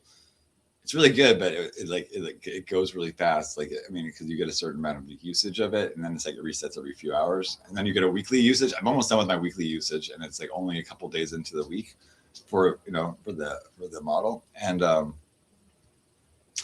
go through it. Yeah, thank you so much. Yeah, especially right now, I do appreciate if you press the like, because there's a campaign to like come to my page, just call me a predator protector, and then dislike the stream, and so. Oh yeah, make sure you leave a dislike. That's what they say. So anyway, and it's like, especially because this is a backup channel, it does, like, I did notice that there were very few likes for my streams lately, and then there's like a lot of dislikes, and so it's like people are more motivated by hate than I guess love, which is a sad thing. But if you can be motivated by love for a second, just in helping me out, because it does probably help the algorithm and help me get recommended a little bit more. So I think that, hey, butterfly. So that's one of the reasons I think that. Yeah. So if anyone wants a reading, I'll do free readings today. Or if you want to upgrade one or whatever, just let me know. Or I'll do a general. I have like so much stuff. I have like hundreds of books. There's so few things that I've actually brought out of my bedroom and stuff like that to share with you. I mean, I was like, I've had like a lot of the same stuff for like the past year and a half. I have like a lot of decks too. If you have a certain deck, you'd like a reading, okay. I have like a couple of decks. I have a couple of Disney decks. I don't know. Some people think it's dumb, but I think they're really good decks. There's an Alice in Wonderland deck and the villains, Disney villains, and they're right over there. If you would like one of those, or I have what else do I have? I'm looking right here. I have one called the Magical deck, which has like kind of like little stuff in it, and then I have like the kind of scary decks on my table right now. I also have Ganesha deck, so just let me know what kind of deck you'd like. I'll start out with some oracles for you. These are just short oracles, and then I'll do like a couple from each of these for you, and then you want a magical one? Okay. So I'll start with this fairy. This fairy says believe, and it says magic is there when you believe, so dream big things you can achieve. And this is like maybe believing in yourself and something, maybe you've like not been lacking confidence in something, but it's like just remember, all things are possible if you believe in yourself. And it's like the only person to tell you you can't do something is, you, really. It's like no one else can tell you. This one also says sleep. I don't know if you've been having problems with sleep lately, but it says underneath the nighttime skies, fairies sing you lullabies. And so maybe this will help you with sleep, okay? Or maybe you need to get some more sleep, or and that will be helpful for you. Okay, I'll get a couple from this one. This is called The Secret Garden. This one says wildflower, live an uncontrolled life, free to grow anywhere and bound by nothing. Okay, you've been sleeping good? Okay, well, maybe the fairies have been helping you out. So there's wildflowers, okay? Or you're a wildflower, And then we have share. It says the busy bee should still make time for every flower. And so, share, you have something to share with the world, I think. And, if it's art, music, or even just like, your likes, dislikes, share with people. Also, we have recharge. There's nothing like a walk on the beach to soothe your soul. Okay, you can recharge. And there is voyage, set sail on a new course. And so maybe some kind of you're an artist. Awesome. Yeah, so share your art, and then it's like, and then it says recharge, and that's another thing to do with like just make sure you're getting enough rest, and it's good you're sleeping, and then voyage, maybe either a trip or it's like there's some kind of new direction you want to go in life, and have the confidence and believe in yourself that you can do it. I'll grab the magic deck. Okay, be right back. Okay.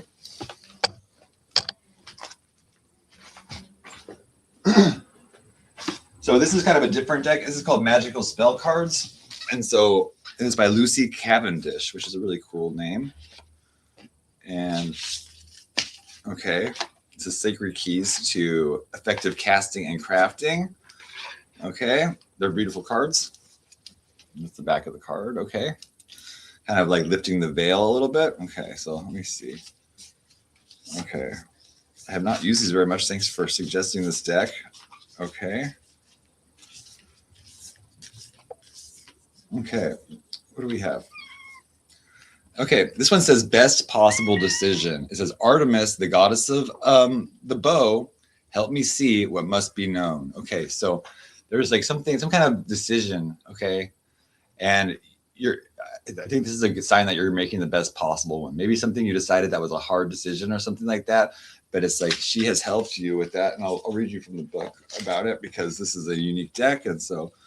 I want to read from the book, and I'll pull you 3 from this deck. Okay, so it says best possible decision. Sometimes in life we must,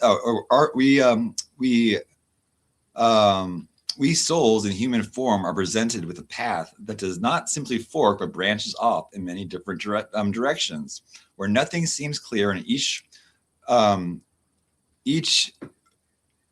route has its different directions. Oh, so it has its wonders and its woes.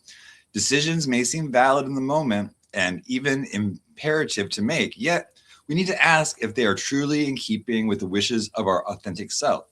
This is truly when this spell is helped straight from the universe to you. Via the magic of this spell, the universe will offer you guidance, even show you what decision would be best for you to make under current circumstances. Do not seek to know the ultimate outcome. The ways of the universe are mysterious.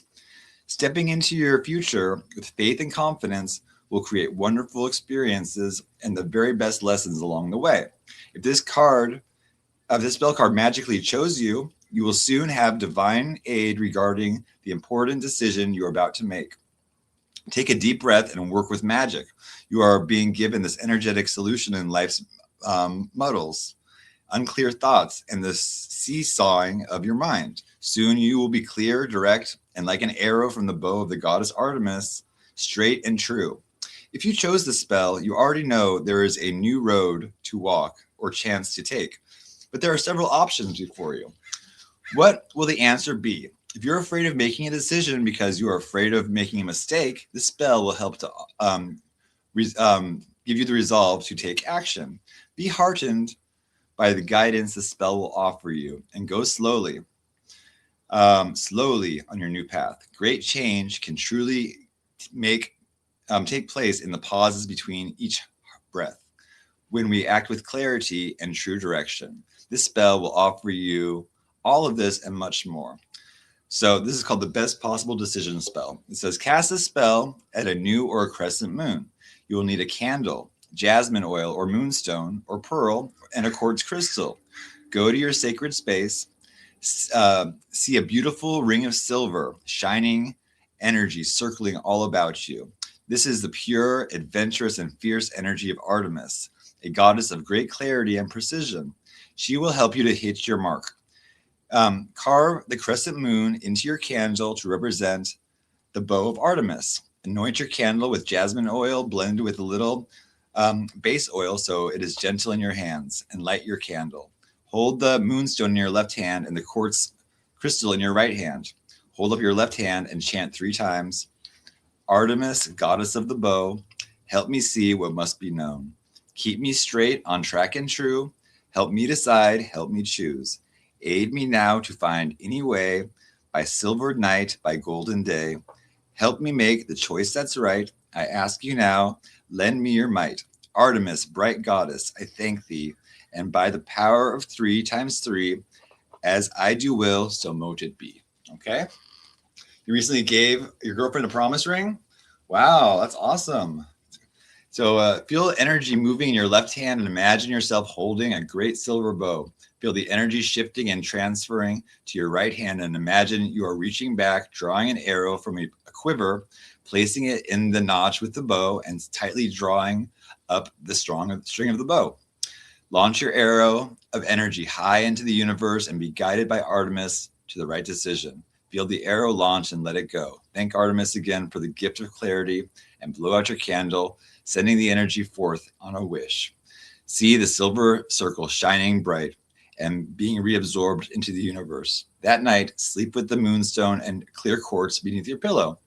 Before the moon reaches her fullness, you will have made the right decision. And so if you want a little bit more help, or if you have another decision to make, that might be a good guidance. And so make sure you save this episode so you can go back and listen to that. Okay, so let's do another one. We have justice. Okay, and here again, by the power of 3 times 3, Ma'at, deliver justice to me. Okay. We have the scales, which is a kind of a Libran energy. Okay. And this is card number 5. Okay. They're beautiful cards. Okay. So the justice says, all of us in all our lives experience times when we feel disempowered and taken advantage of. When we feel we have been treated unfairly or with a lack of justice, it is only natural to wish to restore fairness to a situation and to bring a better resolution for ourselves. One which recognizes our natural right to respect, to fairness, and to being seen and heard as equals. This is what we yearn for justice. If this card has chosen you, please respond with wisdom to the magical message and to the action it suggests you take. The universe is acknowledging that justice must be done, will be done, and that you deserve more than you may be receiving at the moment. Being chosen by this card reminds you to trust the laws of cause and effect, which are always at play within the universe. It also reminds us of the law of the threefold return mentioned in the introduction of this guidebook. When we send out, will return to us by the power of 3. So clear yourself of vengeful feelings and be clear and calm when you cast. This is about justice, not vengeance. The spell is powerful and can bring about a positive outcome in a fair and balanced way. When we cast this spell and work with this magic, the wheel turns, and this time in our favor, in the direction which most benefits us. If you have chosen the card, you are more strongly requested to clear yourself of feelings of vengeance and hatred and to come to a place of good intentions for yourself and justice that will reach, change, and educate others. The spell is not a plaything for gaining advantage, but a magical series of actions which will draw change to a situation where there has been an imbalance and injustice. Well done on taking action and being clear, brave, and true when you do this. Change is coming.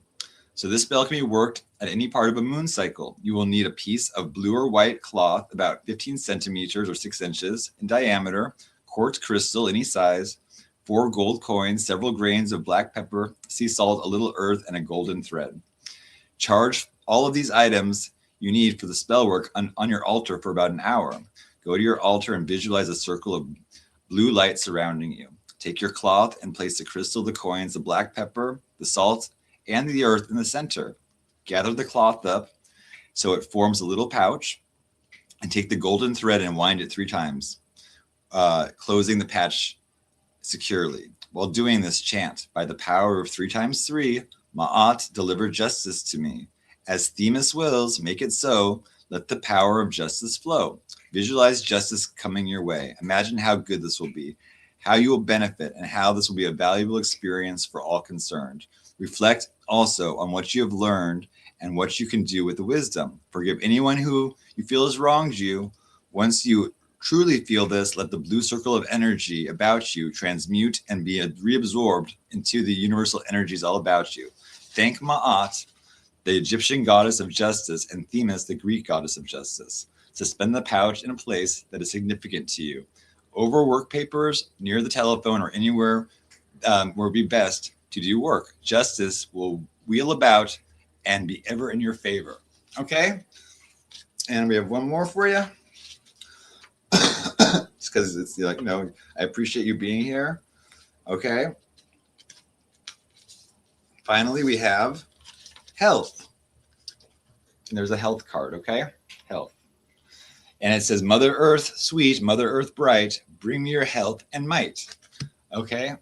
And so this is for good health, okay? And she's reaching above and below, like as above, so below, okay? And we're kind of these intermediaries between the earth and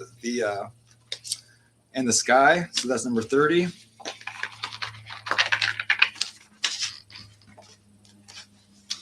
Okay.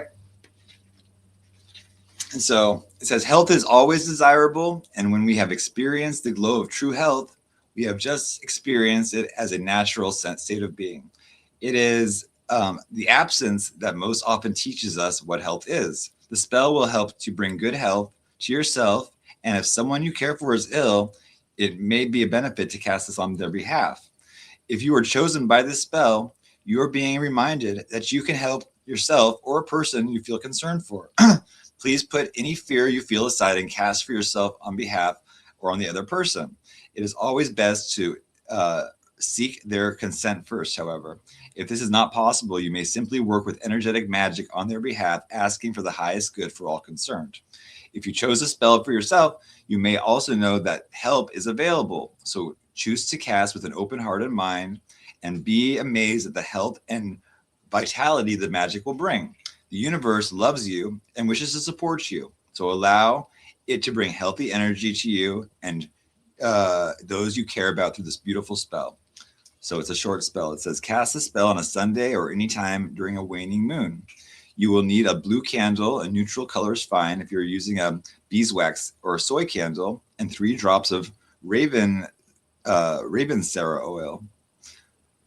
Make a lovely healing soup of organic vegetables and stock. Go to your altar and see a circle of white light all about you. See the white light flowing all around you, moving through you and clearing any areas where potential ill health is residing. Anoint your candle with the oil, being careful not to touch the wick. Light your candle and chant 3 times. Mother Earth, sweet Mother Earth bright, bring to me your healing might. Mother Earth strong, pure and bright, encircle me with healthy light. Make me well, let me shine. Truly my body is divine, and by the power of 3 times 3, as I do will, so mote it be. Blow out the candle, then head outside and lie down upon the earth. Let your palms and feet really feel the earth. Let all that is unwell flow from your body into the earth to be transmuted. When you feel this energy has truly flowed free from you into the earth, take a moment to breathe deeply in and out 3 times. Move to a new space, lie down again, and with the next in-breath, feel the deep healing energy of the sacred earth flow onto you. Feel yourself full of this wonderful energy and feel your own energy shift, change, and rework so you become healthy, strong, and full of vitality and life force. Return to your sacred space, wet the white candle, see the white candle shimmer and grow softer as it is reabsorbed into the energy of the universe. And know health is now yours. Blessed be. And so there you go. Hope you like those. Oh, awesome. Yeah, so there's a few people here. I mean, it's like guys, you can let me see. I'm going to say to the lurkers, if there's lurkers, hey, you're welcome, no problem. Yeah, I have the lurk spell, but if you want to unlurk, you just have to go unlurk, but I'm putting the lurk spell on the lurkers. And so lurkers, I'm glad you liked it. Glad you liked it. Yeah, and thank you. Because I love doing readings, and so I'm going to do a lot more free readings and stuff. So by ancient decree, all lurkers must present themselves before the High Council of Bad Decisions. Okay, you have to go unlurk, or else you have to go to the Council of Bad Decisions. Okay, everybody. Okay. So yeah, I've been doing tarot since I was about 8 years old, and it's like people will be like, "Oh, no, you did." Yes, I did, and it's like maybe I wasn't very good at it until probably I'm probably as a teenager I got pretty good at it, but I would say I'm really good at it now. I also did like over 1,000 readings on Etsy, paid readings and stuff. But that was during the pandemic when there was a lot more interest in like in that, because now you can just go on YouTube and stuff, and there's a lot of free readings. But my sister used to go ice skating, and so I would be bored, and then my mom was like, "Okay, go buy something from the bookstore, pick something from the bookstore." So I picked tarot cards, and I had a couple of decks before I was 10 years old. I did have a couple of decks. Some people are like, "No, you did it." Yeah, it's just like, but people always be contrary to what I say, right? Let me know your sign though. What's your sign? Because I can probably give you some interesting information if anyone has a question. I might do horoscopes today. I have some prepared actually, so just give me a minute. I can read everyone's sign because I'm just in the mood to do this right now. Okay, let me just grab this up. Okay. This is kind of like they're like twin soul themes.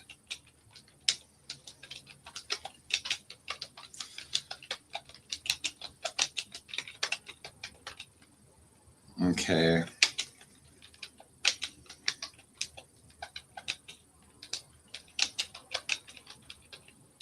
Okay, so we're going to start with the sign of Aries. Aries is the baby of the zodiac, of course.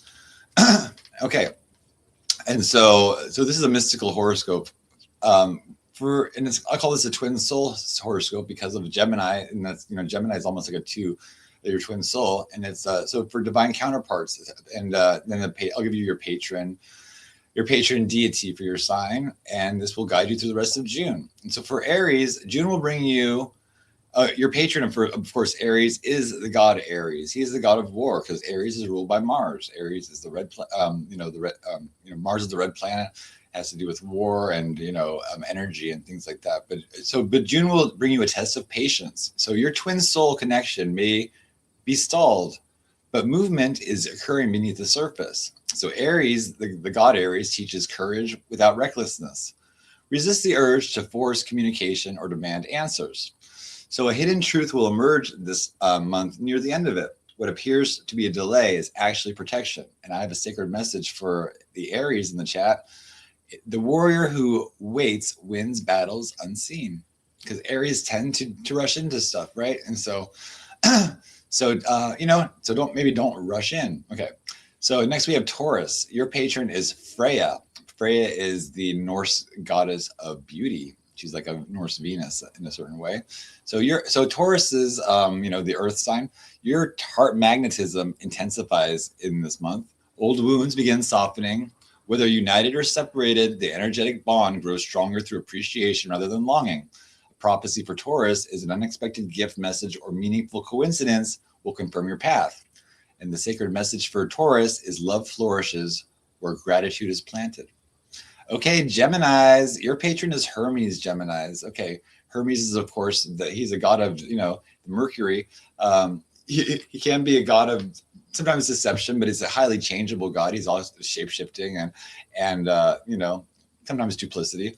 But so Gemini, for this month, synchronicities will multiply for you. There'll be dreams, symbols, songs, and a chance encounters will become messages. Communication with a twin soul may arrive through unusual channels. Prophecy for Gemini, a conversation changes your understanding of the connection.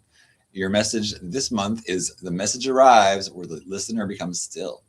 Okay? Cancers, of course, ruled by the moon. Your patron is Selene, the moon goddess. And so for Cancers, June will awaken emotional healing. Deep memories surface for release. Twin soul energies are especially active during the moon phase. Prophecy for Cancers, a painful chapter will reach completion, making room for a gentler future. Sacred message for Cancers, what the tides carry away is never yours to keep. Leos ruled by the sun. Your patron is Ra, the Egyptian god of the sun. You are being called into visibility. Your twin soul journey is connected to purpose and leadership. The more authentically you shine, the stronger the connection becomes. Prophecy for Leos, recognition arrives through creative expression or public work. A sacred message for Leos, the sun does not seek permission to rise. For Virgos, your patron is the goddess Brigid. It's an Irish goddess. Patterns will become visible. You finally understand why certain lessons repeated. June favors healing, rituals, journaling, and practical spiritual work. Prophecy for Virgos, a long-standing confusion dissolves through a simple realization. And a sacred message, wisdom will enter through the heart. When wisdom enters through the door, simplicity opens. Okay. Okay. So Libras, your patron is Aphrodite. Okay. Relationships will come into balance. If giving too much, you will reclaim your energy. If withholding affection, you will soften. Harmony becomes possible through honesty. Prophecy for Libras, a choice between illusion and authenticity will become unavoidable. Sacred message for Libras, true love requires no performance. We got any Scorpios? Scorpios, a sign of magic and sex. Your patron is Hecate, the Greek goddess of magic. So the crossroads will be appearing. Deep transformation underway. Twin soul connections may trigger shadow work, but the reward is profound empowerment. For Scorpios, a secret will be revealed, illuminating a hidden path, and your sacred message for the month is the torch of truth will burn away fear. Sagittarius, with the patron Artemis, who we saw earlier today, freedom will become the theme. You're asked to trust the journey rather than obsess over the destination. Adventure and spiritual exploration will strengthen this connection. Your prophecy is travel, learning, or a new spiritual practice will open an unexpected door. Sacred message for you is the path reveals itself to the traveler. For Capricorns, Capricorn is my sign. The patron is Saturn. The planet Saturn is the ruling planet of Capricorn. So to Capricorns, destiny will work through structure. June rewards us our discipline and long-term vision. Twin soul developments occur through steady effort rather than dramatic events. Yeah, Capricorns always have to work hard at everything, right? Prophecies for Capricorns, a foundation laid months ago begins producing results. I hope that's true because I've been working on a lot of stuff, right? Sacred message for Capricorns, time will serve those who build with intention. Aquarius, I'm an Aquarius moon. I'm a Capricorn sun, both first house. Aquarius, your patron is Prometheus. He is the Titan who brought fire to man, okay? The creator of mankind. Revelation will strike like lightning.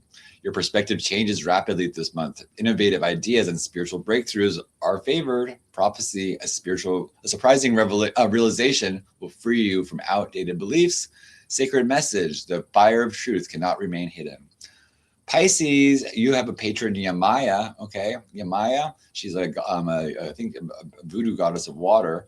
So intuition will become especially strong. Dreams and vision will carry guidance. The twin soul connection deepens through compassion, surrender, and faith. So Pisces, a dream or mystical experience will provide undeniable clarity. Pisces is traditionally ruled by Neptune, and so he is the god of dreams, right? Sacred message, the ocean knows the shore before the wave arrives.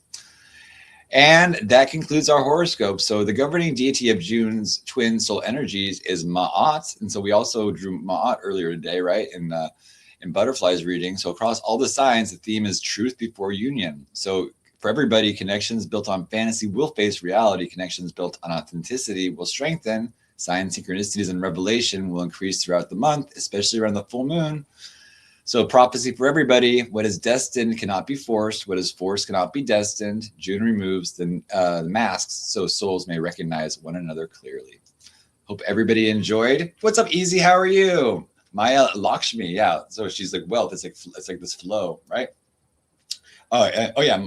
Well, Maya. So Maya's and Maya is also in India, right? So they have the Mayans, of course, in South America.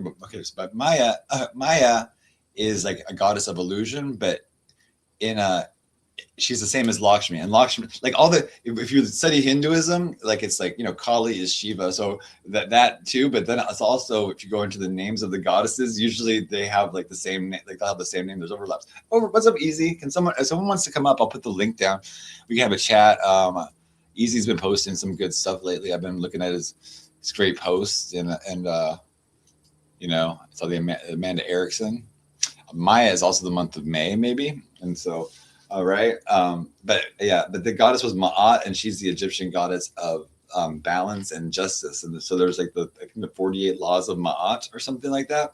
And it's all about these intentions. It's like, Ma'at is also in the underworld. It's like the justice where our soul goes and things like that. I guess if she weighs a feather of truth, she wears a little feather in her hair. And then the feather of truth is weighed against the heart. And whatever's heavier, the heart's heavier than the feather, and you get thrown to like this crocodile kind of creature. But if you keep your heart light and you don't have regrets, you'll be lighter than the feather. and you'll go on to ascend, lift up. So there's the link if anyone wants to come on and say hi. It'd be great to say hi to somebody, because I'm kind of like I'm in the middle of this boycott. I've never seen anybody else even boycotted on YouTube. Well, maybe like less, but less is more. No, I'm just kidding. But yeah, I've never seen like such a ridiculous. It's also the most ridiculous boycott too. It's not really a boycott. It's like because most of the people that are even in here probably like saying that the boycott. So yesterday there's Money 420 was in the chat, and somebody said, Money 420, get out of here. Don't give him a view. Well, first of all, he already gave me the view by being here. Okay. Second of all, who is anybody to tell anybody where to go or what to do? I mean, it's like people need to mind their own business. It's like really interesting that people want this power over other people. I mean, it's like, is that like something that's really? Oh, we have a guest. Okay, hi. Okay, I'm not going to say your name because Crystal Marie up here. Hold on a second. Hello. Hello. Hey, what's up, bro? It's Brandon. Okay, hey, what's up, dude? How are you? It's Brandon. What's up, dude?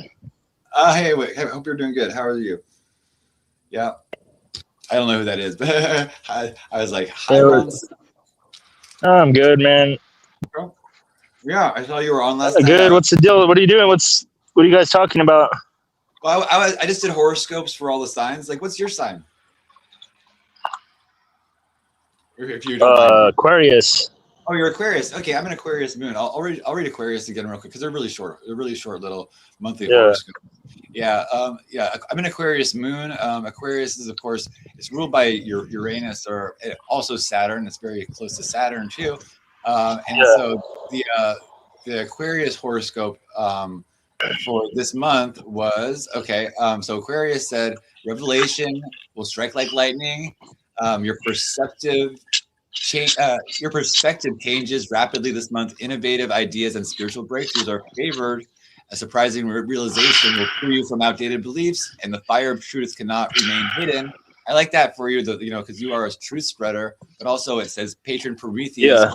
Prometheus is really interesting. He's like a light bringer. He brought fire to man. And he got punished for it, but he did bring fire to man, which is like truth at the same time. So I like that for you. Oh, we also have another guest. Oh, Marcy Fox is here.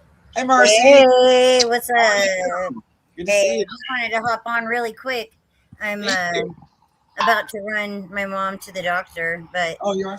Yeah, but I saw you were on and wanted to stop by, say hello to everybody. I miss you. Did you hear your horoscope? What's your sign? Sure, I'm a Leo, of course. Yeah, I'll read Leo because it's real short. I'll read the Leo real quick. Your Leo says, let's see. Leo said, hi, Brother Face. It says your patron is Ra, who's the Egyptian god of the sun. It says you're being called into visibility.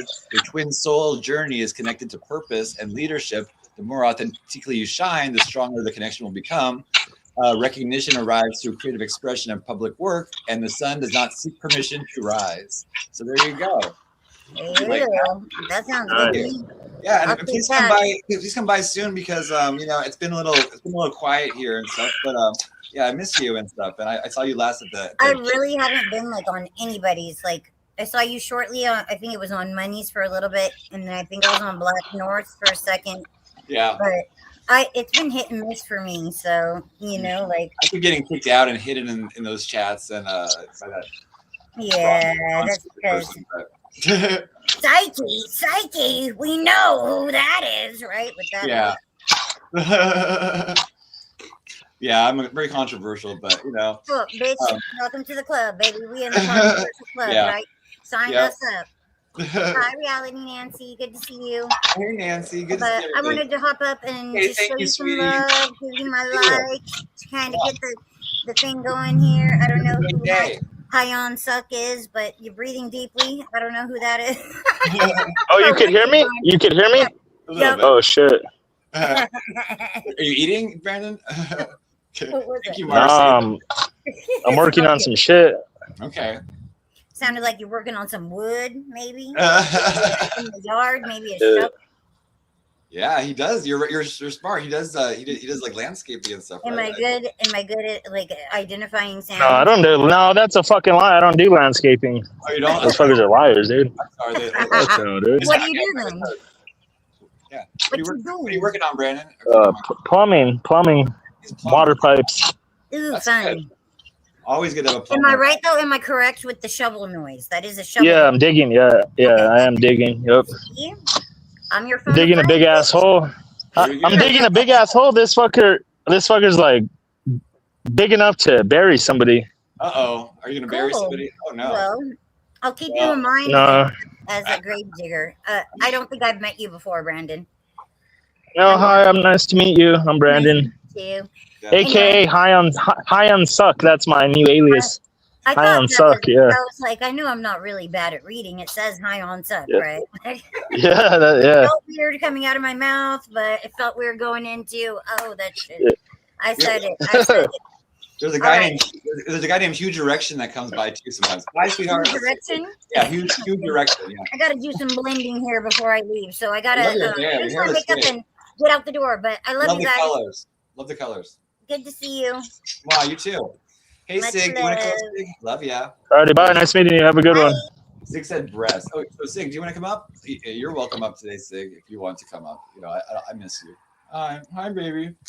That's a funny name, huh? High on Suck. Yeah, like you're. That's a funny ass name, huh? Are you high? It's like someone's high on.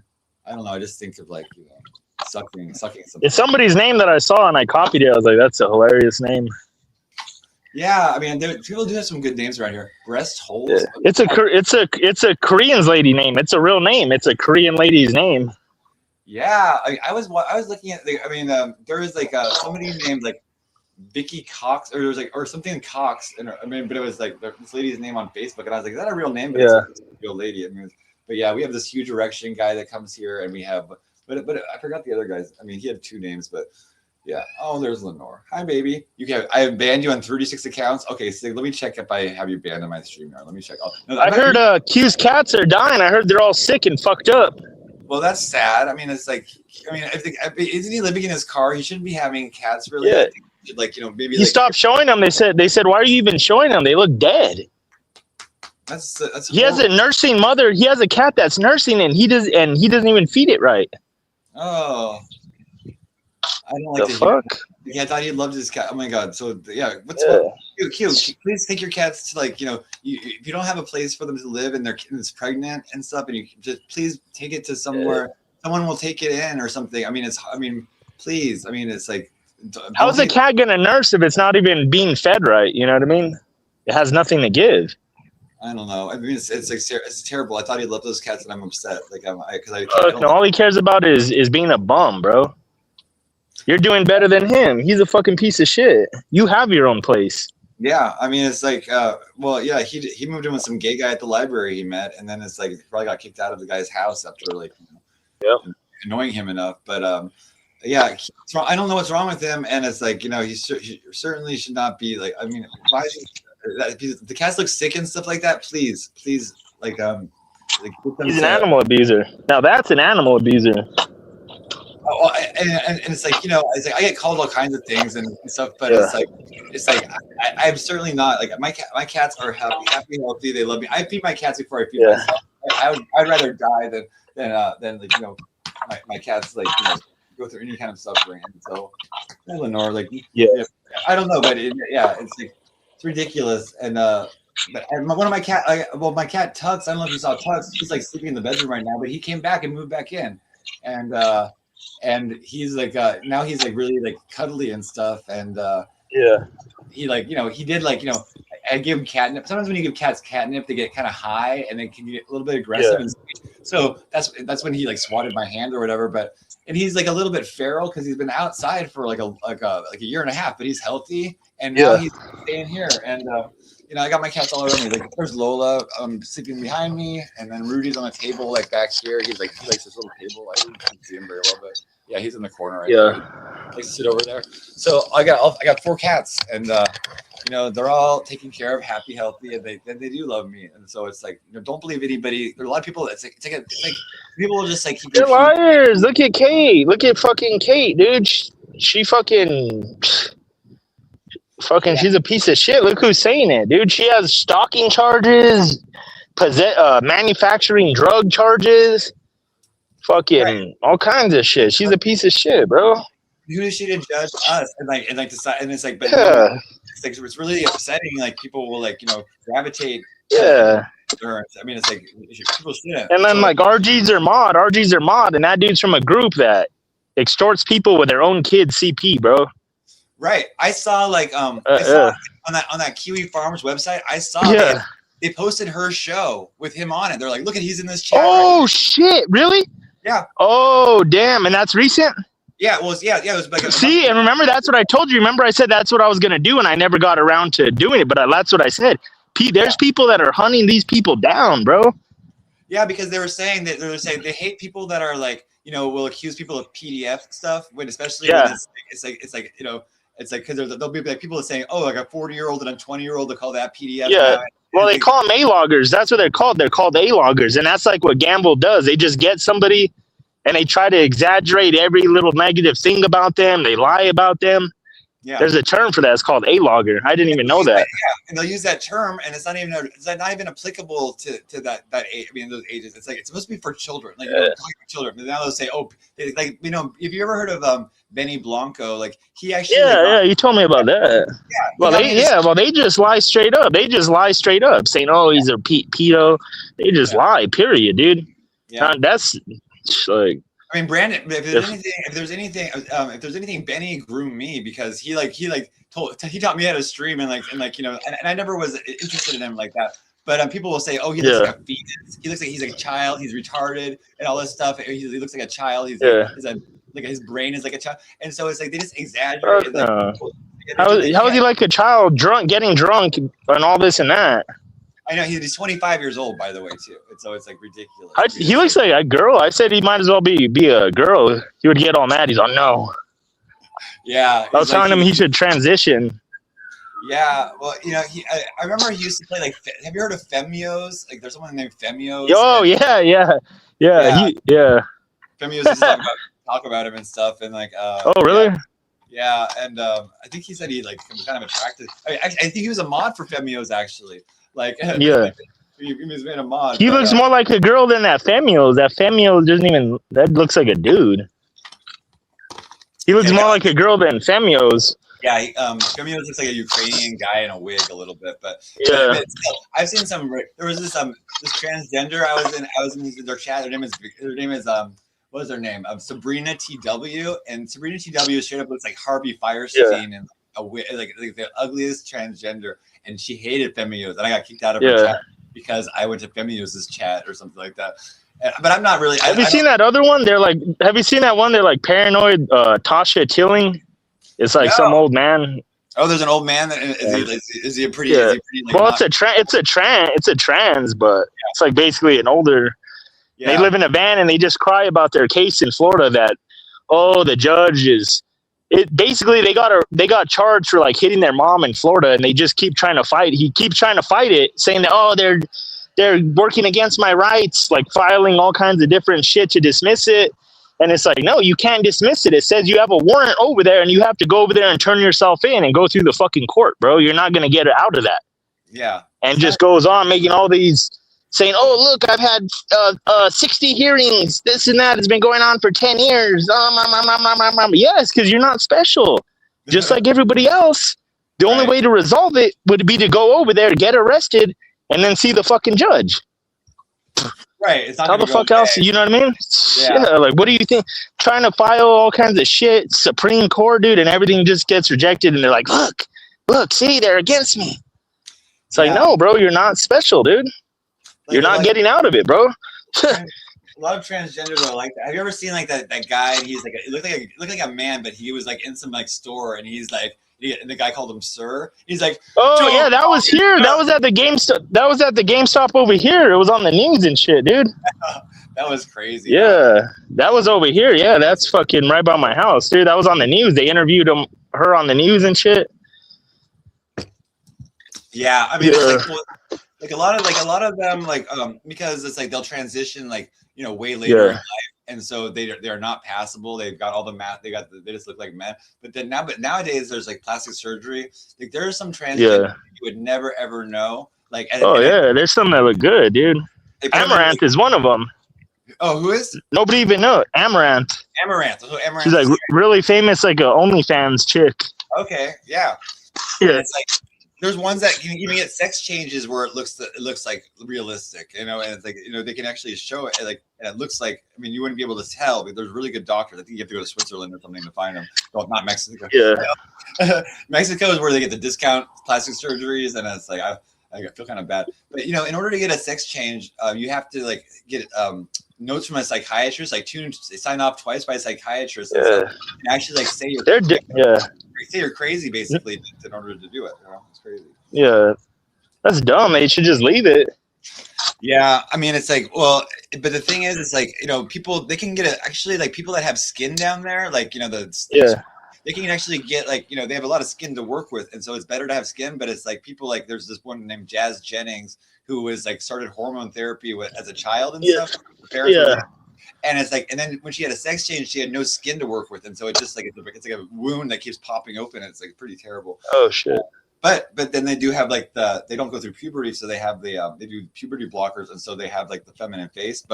And so it's really controversial as to whether like people can transition. I don't know. I'm like I'm not into transgender, but I mean I don't run into many in my life. Like hardly any. The ones I run into aren't that usually that good. But there are ones in like music videos, like rappers' music videos, you would never know. Like, I think backup dancers for Iggy Azalea and stuff. And it's like, I'm like, why are these women all like 6'4"? And like, I mean, they're beautiful, but they're like they're so tall. I mean, I just can't be like all women. I think Vegan Patriot's one. I think Vegan Patriot is honestly one, dude. She has to be. Well, I mean, I don't know. I mean, it's like I ran into her in Victoria's chat recently, and it's like she's been Victoria. Yeah, well, she's been nice. I can't stand that fucking pig. Yeah. Pretty cool though. Vegan Patriot like saw I was getting bullied and gave me good advice and stuff like that. What'd she say? Well, she said, oh, don't worry about these people. She's like, I've been through this too, and they're gonna say all this stuff. But yeah, she wrote me in some like really nice messages, and she's been in my chat, but she hasn't been on. Oh, she was messaging you. Oh, what a weirdo, bro. Did she say anything about me? No, she was just talking about how I was being bullied and stuff. But yeah, I didn't. I mean, well, they went after her. They went after her for being cool with me. Yeah. And I went off on her. I felt bad, but she was doing dumb shit, bro. She was like DMing me, bro. She's done this multiple times, bro, where she starts talking to me, bro, and like acting like she wants to come over and me to be with her and all this and that. But then at the same time, like if I don't jump, she starts like publicly like glazing other dudes, and I knew what she was doing. I was like, this chick is trying to force me to be like, oh no, I need to grab her now, or I need to do this now. So I said, fuck that. I told her, you're a fucking loser, bro. Doing that shit, dude. You're on her chat. I heard you were like you were still in her, because people were saying, oh, this and that about Vegan Patriot and you, but then you were still in her chat and still friends after you met in person. Yeah, we were cool up until recently, because she started glazing this dude while she's over here DMing me saying, hey, I might need to go stay with you. Is that cool? And this and that. And then at the same time, she's over here like glazing this fucking weirdo, dude. That dude, Anon, the fucking weird little black nerd with glasses and an afro, dude. The fucking weirdo, dude. So I said, fuck you, bitch. I said, I'm done with you, dude. Okay. Yeah. I mean, I want nothing to do with her after that, bro. Like people like that, bro. Like you're trying to use me, get shit out of me, but then trying to kiss other dudes' asses. I said, fuck that, bro. And I knew she was doing that on purpose to like get me to like, I don't know, take her more serious or some shit. I don't fucking know, but yeah, sometimes that will try to make people jealous by like hitting on other people. Yeah, that's exactly what she was doing, dude. So I said, fuck that, bro. Yeah. And I noticed it was a pattern. I said, okay, we won't talk for a while. And then she's not talking about any other dudes. But I said, the moment we start talking again, she's all of a sudden here talking about all these dudes, saying that they're hot. She wants to fuck them and this and that. I was like, yeah, I know exactly what she's doing, bro. She's trying to get me to oh, hurry up. I got to go grab her. You know what I mean? Yeah. Fuck that. I don't give a fuck. I mean, I've watched. That's what I told her. I said, yeah.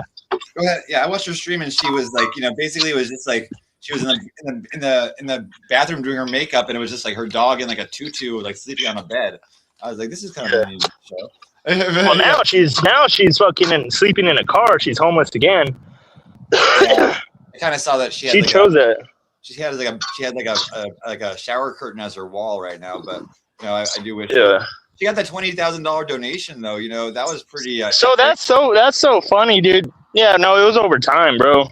Oh, it was over time. I thought the guy said he was gonna die. It was like $2,000 every month, bro, for like fucking 6 months or some shit. He wanted it back or something. No, he just talked shit about her. Yeah. But interesting. yeah, dude, she's fucking. Oh, and I found out her mom got arrested in meth in New Mexico, dude.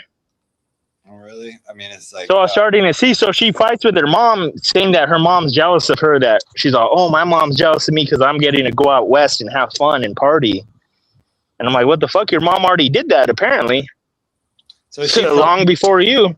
Is she from New Mexico? Is she like? Is that where she's from? Vegan Patriot and her mom. Well, they're from Ohio, but I guess at some point she was born in Scottsdale, Arizona. Mm-hmm. Okay. Or they lived in Scottsdale, Arizona at some point and then moved back to Ohio. But on her mom's court records in 2001, she was arrested for 2 felonies in Clovis, same town Clumsy lives in. Yeah. For I saw you were at you were at a McDonald's and saying, "Hey, Clumsy, send me to McDonald's." Were you really at McDonald's or not? Yeah, he's a bitch, dude. I could go to McDonald's right now, bro. Yeah. He wants me to get swatted, dude. That's why he's doing that, because he knows Gamble or somebody will just call the cops, bro. Be like, yeah. Fuck that, dude. If he was about it, he would just come to my house.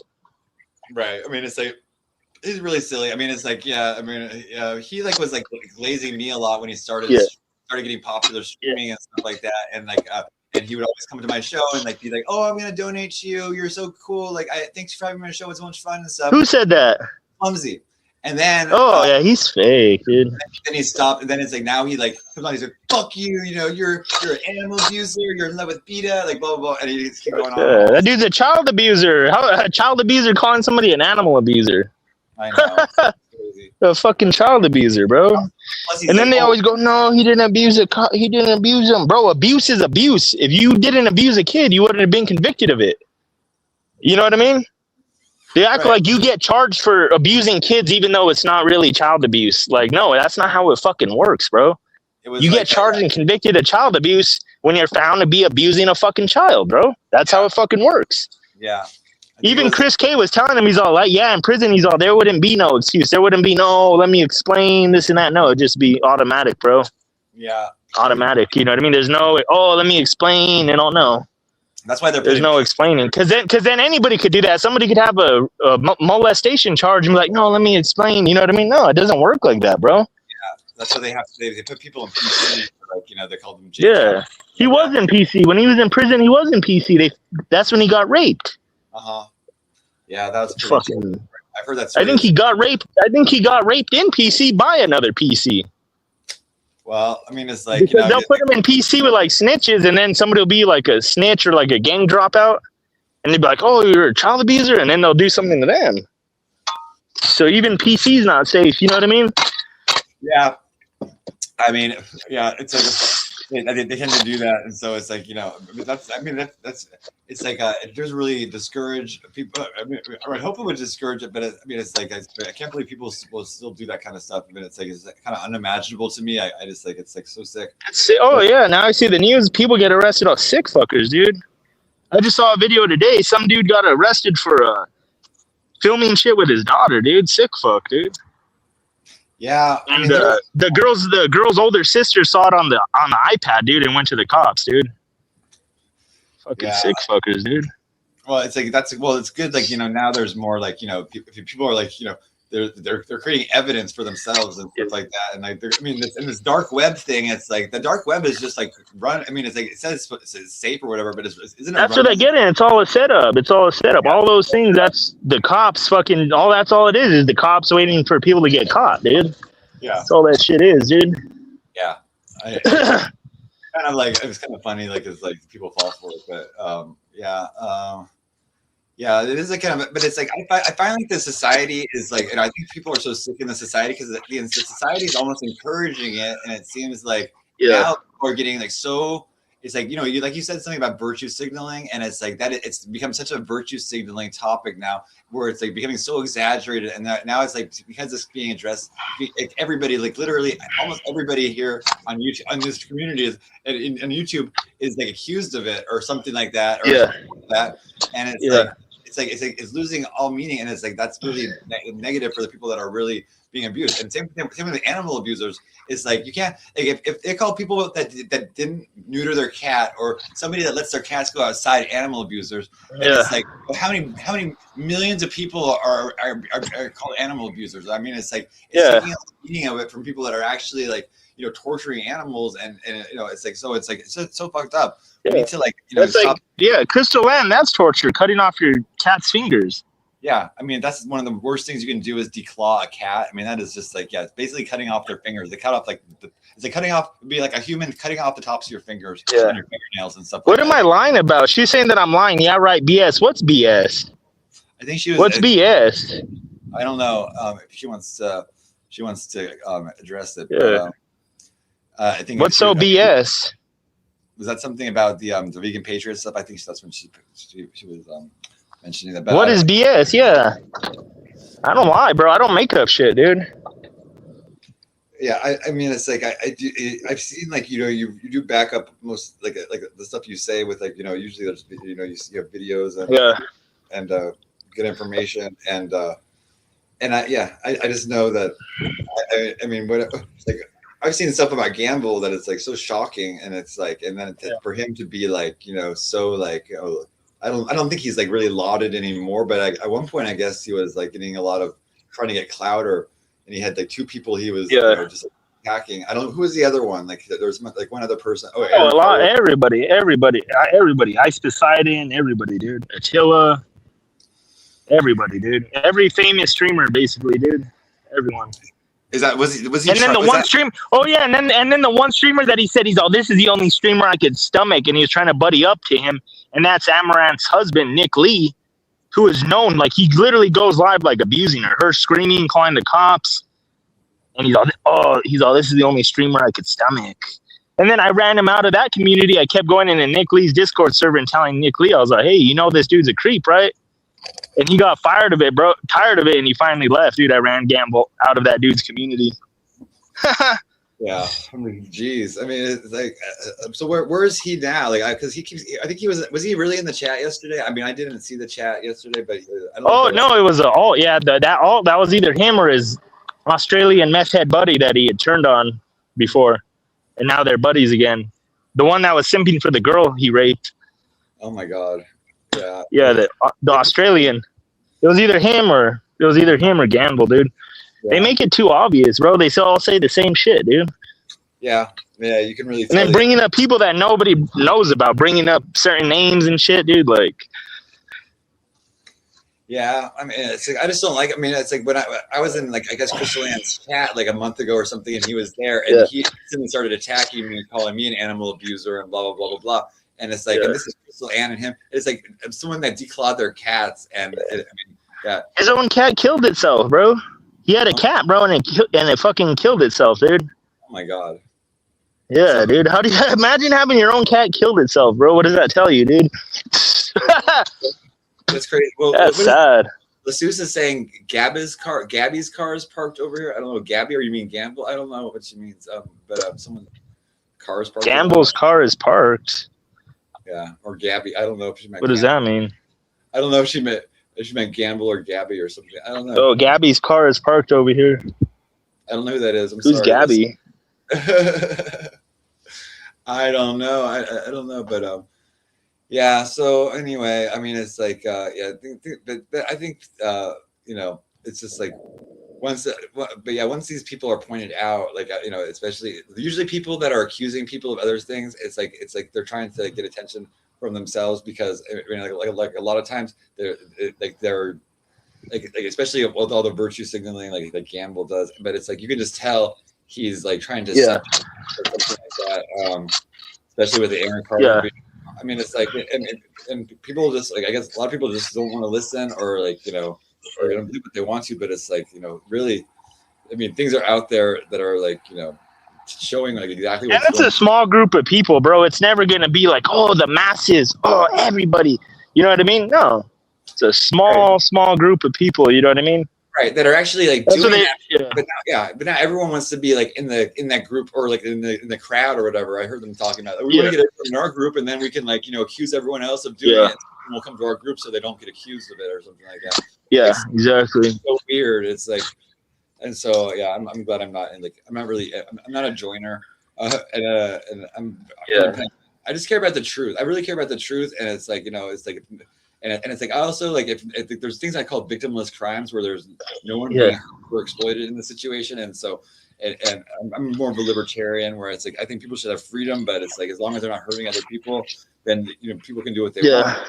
But I mean, the world's crazy right now. It's like Gamble, he's a sick one, bro. There's literally multiple girls, and I have all their testimonies, bro. That he went to them when they were weak, suicidal, getting out of the mental hospital, and tries to exploit them. This girl named Rory, bro, he raped her, gave her drugs, threatened to swat her. Or no, he did swat her, dox her, harass her, stalk her, sending her drugs. A girl named Rory. And it's like, people like Ghislaine are like these, like, you can tell they're kind of weak-minded people, just because it's like, you just see how the guys are able to tell them what to do, and they're like looking for someone to tell them what to do or something like that. Like I see Hugh was telling her, oh, have this person up, have this person, don't have, and she would just like bring him back up, or just whatever he said, and then he was automatically he was poor momming her. Yeah, she's a follower, no brain of her own. That's why she's not supposed to be online. Right. I mean, it's like, I mean, and so that's why she doesn't go live on her own shit, because her parents watch it, dude. That's why now she only goes live on other people's panels. Yeah, because I haven't even seen her recently. I mean, it's like I saw her back recently, but with Q up there and stuff, and but it's like, you know, he had like some people in her chat at first, but it's like, it looks like it's died down, and I don't know. Yep, dead, dude. Yeah. I mean, it's like I'm lucky. I always, like, you know, I will have people that support me and stuff, and really do know the truth and stuff. But it's like, it does seem like I did lose like a lot of people that were just like the follower kind of people. But they were trolls anyway, and so I don't even give a fuck. Like, it opens up room for like better people to come in, and I've met some like already like better people have come in, and new people, and they're not getting chased away by like these trolls. Like, but but with RG thing, let me see.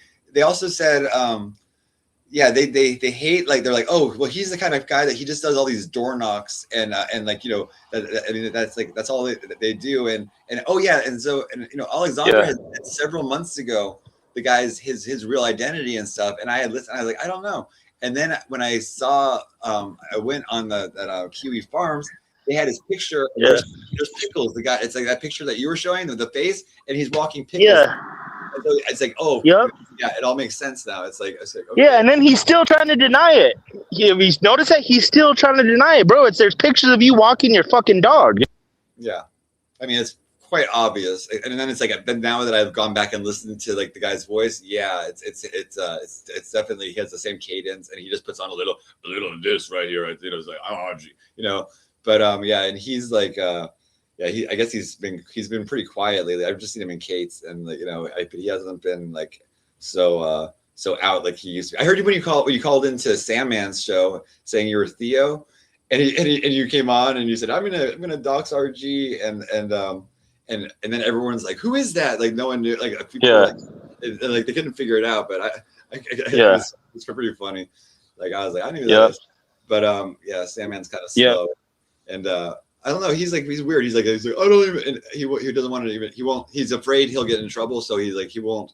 Even if like you're in the clip, he won't, like, he'll try to not put you in it and stuff like that. And so it's. Oh yeah. He was restreaming for fucking the panel with Alex, and once I started restreaming him, he turned it off. Yeah. Fucking loser. Oh yeah. So RG, he fucking he was trying to deny it, bro, and it's like, bro, he lives in Santa Cruz, California, in the woods. Okay. He literally lives in the fucking woods. He doesn't have a single fucking neighbor, bro. in a cabin, little tiny. I don't even think there's a house there. He lives like in a tent or some shit, bro. Yeah, I mean, it's like I think I saw like they had an aerial view or something like that, and it would look like some kind of like there were all these cars parked around there, but I didn't see any like house. Or it was just like, well, Yeah, there's like no house. Like it's like in the middle of the woods, but there's no house, bro. yeah, it was kind of There's no house, and when you look it up, there's only property. There's no. Yeah. Well, they don't like him. I mean, they don't like him over there, and it's like those are people that are called like they call themselves like they're into like the locals, but they even have like a ethics and stuff like that. I was like, oh, they're not. It's not really that bad, because they're kind of going after like real weird, like really fucked up people, and that actually, and they have standards and stuff like that. It's not actually a bad website, but I wasn't on it, but he certainly is, and you can go search his name and. It's all over there. Yeah, that's why Music Biz Marty didn't like him, because fucking they do shit like that. That's why they're banished by the whole internet. They all went hiding too. Yeah, and Marty went hiding. I met Marty before he died. Yeah. Like right before he died, I met Marty and Jamie Rose, and they were like, and then I think he came over because he heard like, oh, like this guy's kind of weird, but then he like ended up liking me a lot, and I would do sports betting with him. Okay, well, thanks, Brandon. I guess he disconnected, but yeah, I mean, it's like, but again, like he's saying like RG has said terrible things about me recently, and it's like, look, it's like people that are trying to get the attention off of them so much, it's like you gotta maybe like wonder why, and I'm just an easy target, I guess, right now because I'm like nice, and I don't know. Yeah, living like Ted Kaczynski. Yeah, I mean, it's like the Unabomber, right? He was an interesting character. So let me see. What do I mean? I was watching something. I was watching this thing about Google's like releasing like all these millions of mosquitoes and stuff. What happened to Jamie Rose? You never see her? Okay, Brandon. You're always welcome back. Jamie Rose was actually she came a couple months ago. And she was on the show and saying hi and everything. I think she's like a little bit less on the internet. I know she was really like hurt over like the Marty thing. And sad about that, and I don't know if she's around as much. Lenore for president, yeah, Lenore for president. You should see Tux. I mean, he's in the bedroom right now. He's sleeping on the bed, but he's doing good. Let me see if I have anything to show. Like, I think that this is. Oh, hold on. There's Brandon again, I think. Let me see. Okay. Yo. So, clicked out. I don't know what the fuck happened. It says, oh, rumor is that Q moved from Pittsburgh to California to move closer to me. Oh, no, I don't think so. I think he just wanted to go to California. He had California dreams, but he moved to him with some Greek gay guy, and then I think he got kind of kicked out or something like that because, that woman BB, like he destroyed her house. Like you see, like, it's like he left it all like, there's all these drugs and fucking everything's like dirty and destroyed and like that she like let him live there and then kicked him out, and then he was in that tent with the homeless guy sleeping in some tent with an Indian guy, and then like he left his bag there. Then he maced the guy on the street. Why would you sleep in a tent with a homeless dude? Well, because he was in the homeless camp at that point. The tent. Yeah, but it doesn't make sense. Like, what do you need the tent for, bro? Like, with another man, like, you know what I mean? Like, it doesn't make sense, bro. Well, if I went homeless today, bro, I'm not going and, hey, guys, let me sleep in your tent with you. What the fuck, dude? Well, it looked like a big fucking weirdo.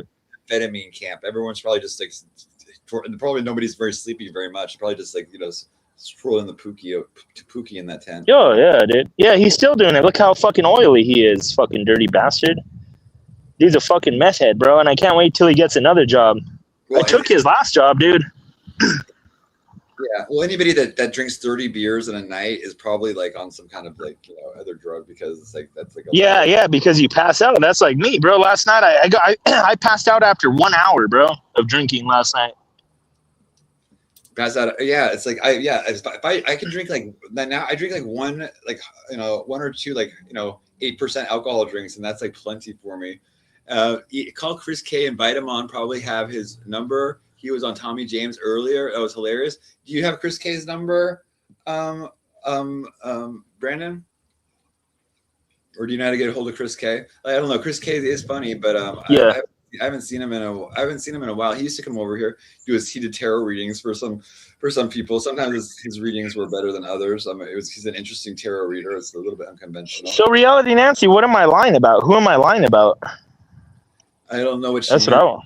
I don't know what she meant by it, but does anybody know how to get a hold of Chris K? I was friends on Discord with him, but I have a new Discord, so I'm not connected to him anymore.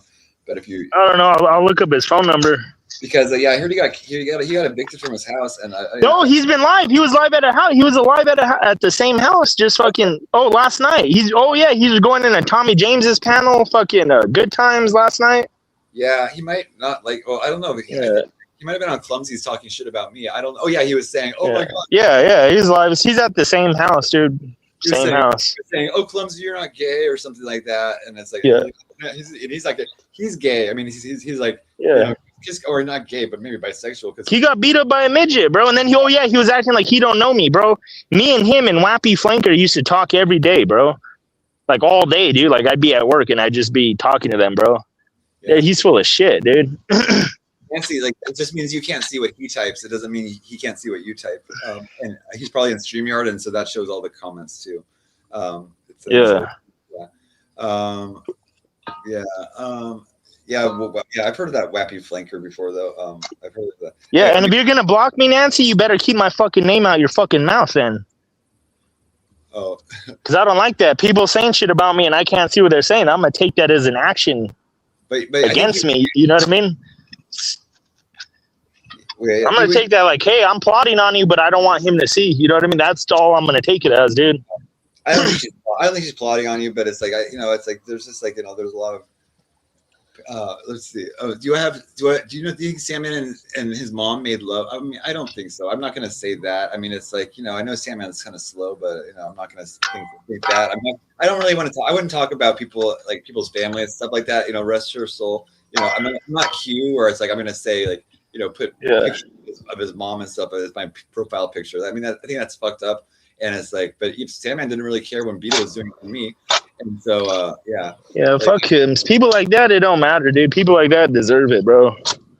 What's up with all this fucking basketball shit in New York? Like, what the fuck? I don't know. Is there like, is it like a game? I don't fucking know. I thought there's one. How many fucking games is there? Oh, there's Big Back Kate in the chat.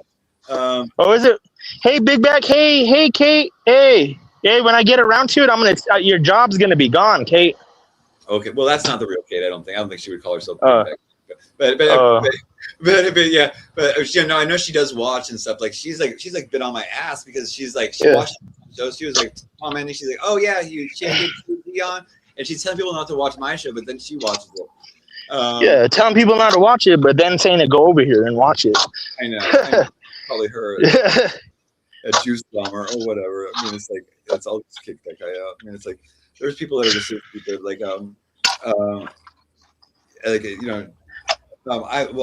Seriously, I know. The point is, it's like if I was to give in to what Kate's asked, then she would run the show, wouldn't she? And so it's like saying that I don't run my own show or somebody else runs my show. I do decide who comes on, and so it is my show, and so I mean, I don't know what people are talking about. They're just like ridiculous. I don't listen to what people tell me to do. I have my own decisions, and so pressure because someone says, why are we gonna listen to them? Look at the people they have there. They have people that are worse. So why are you gonna listen to them? Exactly. That makes no sense. It's all because they don't like me because they're beef. And you know what started all, bro? Because I've basically gone to every single freaking all these streaming. I just talk shit to them, bro. That's why they all don't like. That's why it was so easy for them to all say, yeah, fuck him. Yeah. You know what I mean?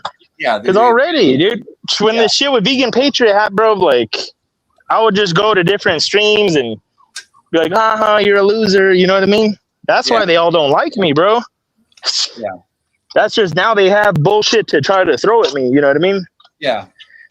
Like and they'll I mean seriously, I don't the stuff that people say about me is true and they throw it at me constantly. So it's like it's like I understand like just being slandered and why they do it, and like it's like they're trying to get attention from themselves or attention for themselves. They're trying to steal people's audience.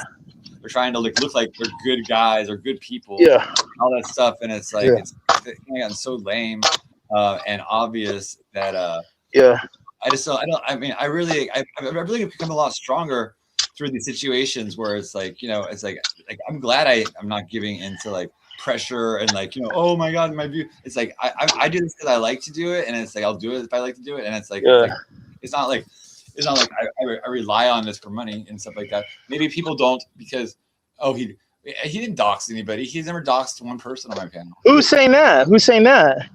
That JB person, that Brandon and Psyche, the new panel versus power couple, they are mad. And then it's like, it says maybe people don't chat because Brandon doxes people on your panel. That's JB57458 or something like that.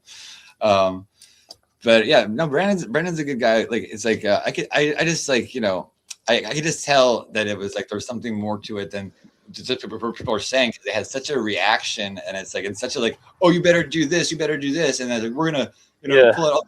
And like get everyone and it's like they took out the trash of my chat. Really, it's like there's so many people in my chat pure trolls and like bothering me and I can never get rid of. His name is hold on, I don't know anybody's name. I mean, who's being doxxed? Nobody's being doxxed. Fucking idiot. See, he just if that's true, then you just doxed that person. JP. Yeah. Who said that this was anybody's dox? Yeah. You did, so he's doxing. Yeah, please don't dox. So who's doxing? Yeah. See how they work? They dox themselves, dude. Look, JB, see, he's doxing. Yeah. See that? JB, there's no doxing in my chat. I have to remove you because they're doxing my chat. Like, from the rules. Idiots, dude. Yeah.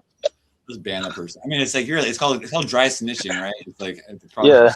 How would he know like the name of anybody's mom? Like, I mean, it's like, how would you know? Yeah, what the fuck? How would you know what the fucker mom's name is, dude?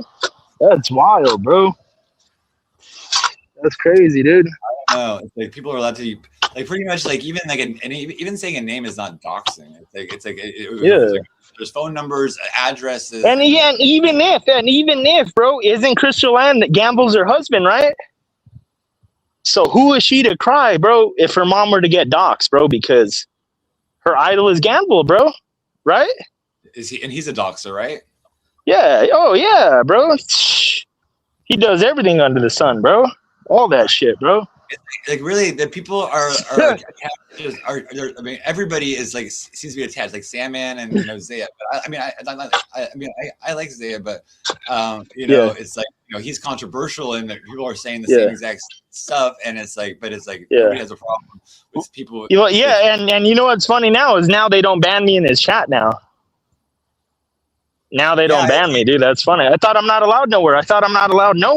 You know what I mean? Yeah. The only place I'm not allowed is Samans and Betas. And Tommy, all these other people, I wouldn't even consider them because they're fucking nobodies, bro. Like, what the fuck? I don't go to those panels. Tommy James, you're not allowed nowhere. What do you mean nowhere? You mean fucking Saman and Betas fucking shit? What do you mean nowhere? That's not like, nowhere, bro. Like his parents. I mean, those are like his like. Yeah. He just loves them because they have more people in their chat than him. Like Beta told me all this. I can't wait till Tommy James dies, dude. Well, yeah, I mean, I don't think it'll be very long. His foot looks like it's going to fall off. Yeah, it'll be soon, dude. His foot is like disease. He said he got in a fight, but it looks like it was like. Nah, he's a liar. No, it's that shit. It's when you inject fentanyl. For some reason, it just does that, dude. Your extremities. That happens, dude.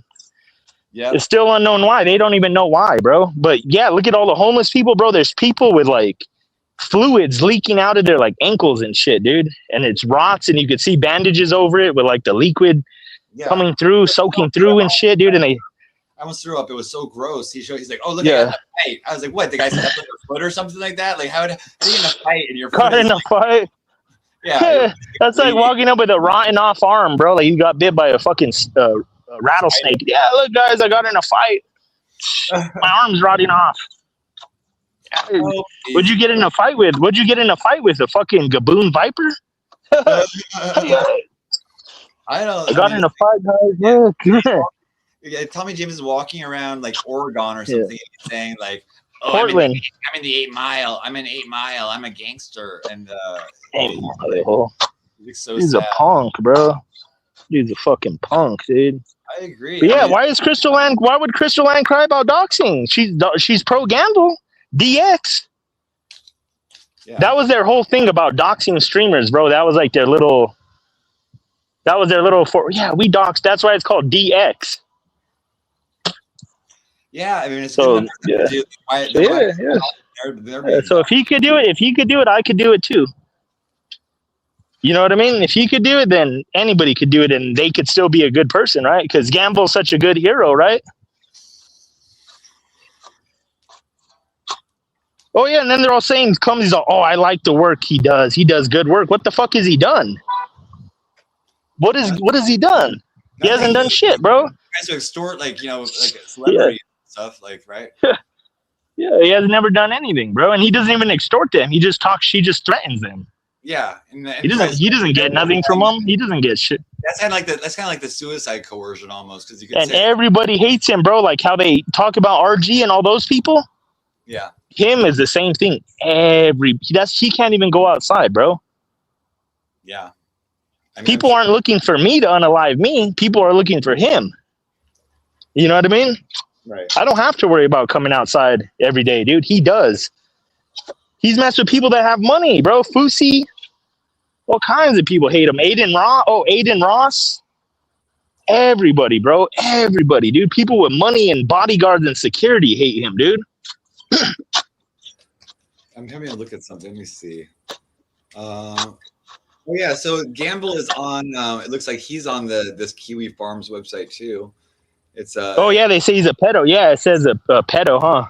Yeah, that's what it literally says, dude. Right. It says a known doxer and pedo. It says that's the dude who pushed Fauci over the edge by lying about sending the girl Fauci was fucking as a double agent. He has only claimed to fame. The Gamble is the one old Fauci threatened to kill and ended his career over. Prides himself on trolling, retarded, of course, boring idiot who blamed Fauci for losing his Twitch channel. I mean, it's but he's all over the Kiwi Farms and stuff like that, and so on IP2 it calls him a pedo. It says on the IP2 thread. There's a thread about IP2. Oh yeah, and then that's where I also learned all these people said I'm such a piece of shit. On that thread, it shows like everything that Attila has done, everything Trishalicious has done, bro. Those are bad people, bro. It says Gamble, the same Gamble I assume was interviewed by Callie, the Aaron Carter Gamble, server and happy hour killstream crew is mentioned as people who have now joined the Plate Gang. Have you heard of the Plate Gang? Yeah, they don't like him. Yeah, they discarded him. They don't like him either now. Okay. It says the fucking retard is nothing but a burden to society. His antics are nothing new to anyone. He hides behind a fucking imaginary wall he calls mental issues. Yeah. That he does nothing but attention whoring, being a menace, wasting resources, and edgelord dick stroking. Yep. I don't know. I mean, it's like, he's been doing this shit for years, and somehow nothing happens to him. I don't know. It's like, and he also swatted Fauci, it says, and looking at, I mean, seriously. Well, I have him on video swatting me, bro. I could technically sue the cops, bro, because I could say, this dude's on video swatting me. You didn't do anything about it, and it's causing me harm. You know what I mean? And you're didn't do anything to protect me, bro. When that's your fucking job, bro. Right. I mean, it's like the police were. You know what I mean? Yeah. I mean, but it's like really like the people that were there's a bunch of people on tape doing it. Like they're saying, "Oh my god, my name's Brandon. I have a gun. The way the law works is all those people involved right there are all culpable. That's the way the law is, dude. But they didn't do shit. Right. I know. Well, it's like, police are supposed to be protected. Well, who knows? Maybe they are. I can't say what they're doing. APD told me that the FBI is dealing with it, not them. They said that the FBI told them to just send it all to them. So. Yep, and I know that FBI has been in the community asking about RG and stuff too, and and that's how they started getting arrested. I guess that all that, I don't know the whole story about how Tony got arrested. You know why Tony had said like cyberbullying and like and then I told him, I was like, you got arrested. He's all, the guy that pressed these charges on me and got raped, right? That's what he said, dude. So what is? I mean, it's like what is he even? Yeah, like so. What the fuck? So that makes it worse, bro. That's why you're being arrested. Well, yeah, he was actually. Go ahead. No, I'm just saying, like, what the fuck? Benjamin or Tony was actually RG's lol cow. And they used to make him drink toilet water and microwave his cell phone. Yeah. Used to be them, and they never accepted him, kind of. And so that's why. After me trying to get acceptance too, or because it had been done to him, so he was trying to do it to me or something like that. But it's all he is. I mean, it's like he really. All they do is the same shit. Like they do the same shit to everybody. They're like, oh, let's just like send like scrap metal people or send manure or Yeah, and it says that they're scared of SWAT. That they call it SWAT light. That's what they did that other Friday on me. That's why the cops came, because it was different. Yeah, because usually they won't even come. It's a federal felony, and it's yeah. Like they'll go. They were like calling and just saying that some guy was like screaming, running around. Nothing that was dangerous. You know what I mean? Yeah. So they came and they said that you were like dancing on the cars naked and this and that. Like, what the fuck? Yeah. But even that can be dangerous. You don't send armed people to like somebody like that them and stuff like that. I mean, it's like that's really fucked up because people could get killed over that. Still a hoax call. They'll still look in. It's probably still a felony. Yeah. I mean, yeah, you're not supposed to misuse. Oh, hoax. Yeah, it's a hoax call. Oh, yeah. Misusing services, police services, or police. Exactly. So it's like people should really like just mind their own business and like people let people live and let live. And it's like if you're not being attacked, then why attack somebody? I mean, I don't understand just going after innocent people or people that they consider like weak or something. But it's only the weak people that attack the weak, right? Or else they someone their own size, but they're afraid to, right? They're only going to pick on somebody they perceive weak, but they're going to mess with the wrong person eventually, right? And then it's all going to catch up to them, even if it doesn't like legally. It's ruled by karma, and they'll go to some special place in hell. I'm sure. I mean, it's like all this negative energy. Even like they were sending people from like 2 hours away. It's like 80-year-old Mexican lady looking for like a weed whacker and stuff like that. She has to drive 4 hours, and just think about all that negative energy they're generating. That goes right to them. That goes right to them, and so they probably have health problems. They probably have all kinds of legal issues. Yeah, one time they did that. One time they had somebody order pizza to my house, bro. It was some lady. She looked all tweaked out, broke as fuck, dude. And she had a van, and it was full of little kids, bro, like 4-year-olds, 5-year-olds, 6-year-olds. Yeah, so fucked up. And she said that she had been waiting. She had said that she had been waiting there for like an hour, dude. Oh my god. Yeah, and then it's like.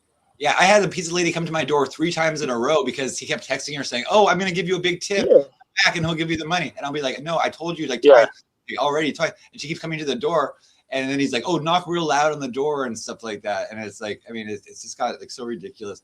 But it's like, but he, it's like, I think that arrest did it, and I think he's like maybe learned his lesson. I'm not sure, but it's like he keeps saying, "Oh, well, Psyche's due for some more concrete." And blah blah blah. I just gave the concrete to my friend, and he like carried it to his car, and that was it in a day. It's like I could give it away pretty easily. I mean, it's like so. I mean, it's like not even like it's just like it didn't even bother me. I felt more sorry for the people that he was wasting time with, or wasting their time, and like people that he was sending over that had nothing to do with anything. That's the real victims in the situation, really. I mean, it's like, but there was like a black guy that came and wanted to beat me up and stuff, and what?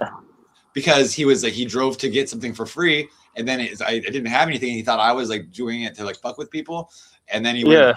But it's my neighbor had to like calm him down and stuff. But he did that. Was it that same neighbor that broke your window or what?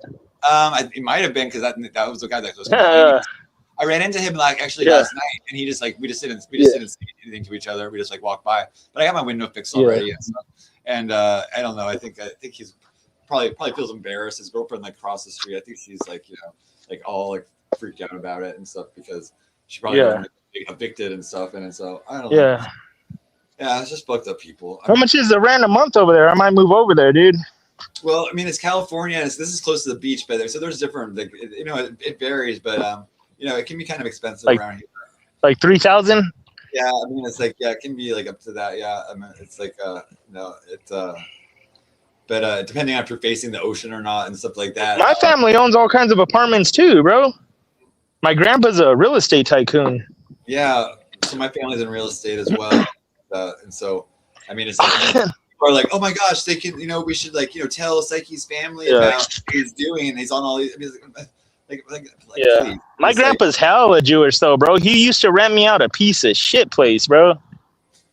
Yeah, it was a fucking piece of shit. And I was like, damn, bro, you want money for this, bro? Like, God damn, dude. Straight fucking piece of shit, dude.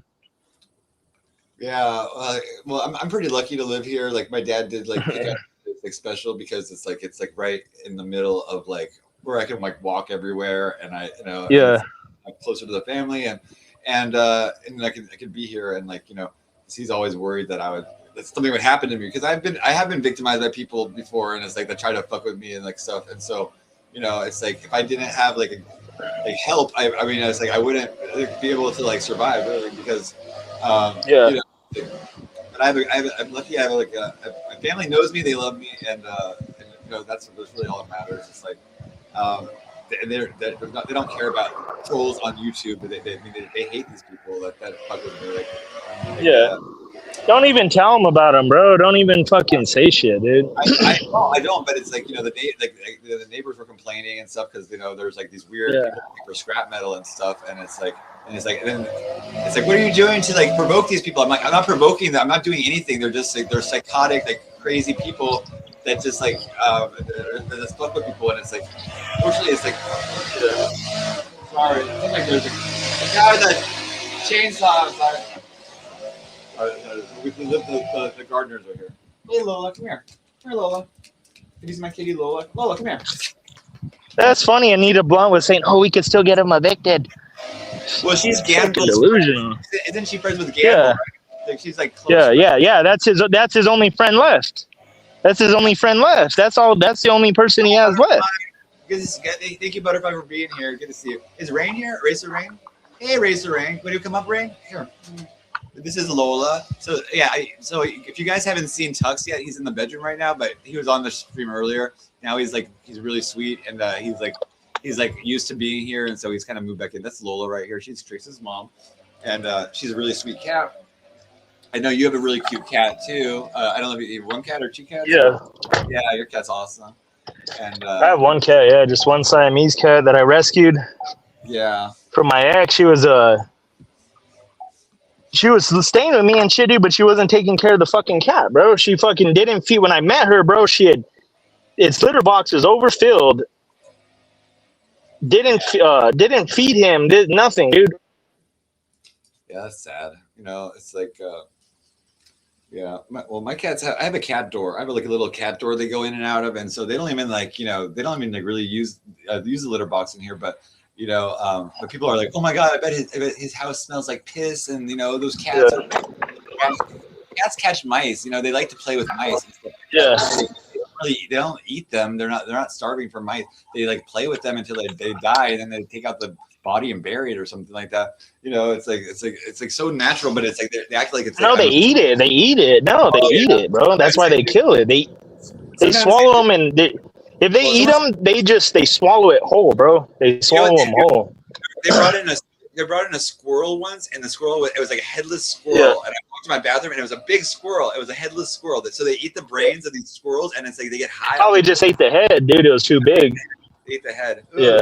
Gross. Okay, so here's Rain. Yeah, it probably just ate the brain, and the rest of the body was too big because they swallow them whole. So it probably just ripped its head off. Because my cat does that with little toys, bro. He grabs its head, dude, and holds it with his claws, and he yanks hard with his head. Oh, What's up, Psyche? Hi, Rain. How are you? Do you have a cat, Rain? Yeah, I have 3. You have 3 cats. Aw. Yeah, this is I think you've talked to Brandon before. This is Brandon. Yeah, I think we talked before. Yeah. Hey, Rain. I forget. Hi. This Miss Lola's here. So yeah, you hear like my cat Tux came back. He's like really cute. So how are you doing? Good. How are you? I've been good. Good to talk to you. Like Yeah. I'm in a good mood because Mexico just scored. So. Wait, what happened? The World Cup. Oh, the World Cup. Okay. So what sport is that? Soccer? Yeah. Yeah, soccer. Yeah, soccer. Well, we call it football. Football. Okay. Oh yeah, because you're like a Hispanic, like a Mexican, right? I am Mexican. Yeah. Oh, Mexico. Are you the Rain that I used to talk to on Instagram? Like we were talking about like gamble and all that, or no? What? I think it might be a different Rain. Did you never met Brandon before that? Well, there was somebody named Rain that I used to talk to on Instagram. They were like telling me stuff about like gamble. Gamble? Yeah, No, dude. I think you have me confused with somebody else. Well, yeah, Gamble is like some Aaron Carter troll. That's like I go by. It must be different because I talked to a Rain before, but it was I go by Racer Rain, not just Rain. Racer Rain. Well, do you know that? You know, there's like a. Let me see. You know who the Aztec brain is called? With the I forget. It starts with a T. Titiloca. I can't. Let me see. Let me see. Aztec goddess of brown. Delok or something like that. Yeah. I'm not brushed up on my Aztec gods. Their name is the Tialok. Tialok, and that is Yeah, the goddess of Delok. rain. Yeah. Tialok. Yeah, rain, thunder, lightning, and hail, and earthly fertilizer, fresh water. Oh, that's I don't know. Maybe it's a transgender because it says goddess, but then it says he. So I don't know. That's weird. But yeah, Yeah. I'm kind of interested in. I like obsidian butterfly knife. Have you ever heard of that one? Yeah. What is that thing? You know that's about? Badass. That's and because And they used to make weapons out of this obsidian. I found a piece of obsidian. I found an obsidian. I found it's a very piece sharp. now. I have one now in my truck. Yeah. They got Very sharp. Yeah. well, like if you heard of John Dee, John Dee was like Queen Elizabeth's astrologer and stuff, and he got an obsidian mirror from like South America, and he would like he would like talk to angels on it, like or like he would actually not know how to do it. He had like someone that did it for him, and he would write everything down. But there's a piece of Aztec obsidian in the British Museum that he would like they would see angels on and stuff. And wow, the knife looks pretty. Yeah, I guess they would cut off the heart or something like that with these knives. I can actually show you what these knives look like because it's pretty hard. Yeah, they would do that. Yeah. Yeah, here's what the knife would look like because you can sharpen it to very sharp. It's like right. Let me see. Yeah, this is an obsidian butterfly knife or obsidian. Here we go. Oh, hold on, I take this down. Hold on. What's the handle made out of? Let's have a look. See, it looks like it's made out of like a Stone. Is that turquoise? I'm not sure, but yeah, that's very sharp. They used to cut out the hearts when they You did see it? sacrifice. Yeah, it's pretty crazy. It's a 10-inch, or no, it's not 10 inches. It's like 6 inches. It's a 6-inch. Looks like a Badass, isn't it? Yeah, pretty badass. You That'd be could really scalp somebody with that. Ow, that'd be a bad way to go, right? It's like, but yeah, they were doing so many of these human sacrifices to the sun in the Aztecs and Mayans and stuff. And I'll be right back. I can't hear you, Psyche. okay, sweetie. Maybe it's because I put up that image. I'm not sure, but yeah, I think it's pretty interesting. Like it looks like a beautiful goddess, actually. I think it's very interesting mythology. I like the mythology. They actually. Oh, here we go. She's back. Here we go. Hi. But yeah, I'm excited. Mexico just scored, and yeah. Congratulations. First goal. Did you go goal? Goal. Nancy, I think that Gamble's pretty obsessed with him. I mean, it's like, I think Gamble's been like just going off. No, he's obsessed with me. Yeah, He just got humiliated and had to run off. He just lost the war. The thing is that he lost against me. That's the thing. I don't know who that is.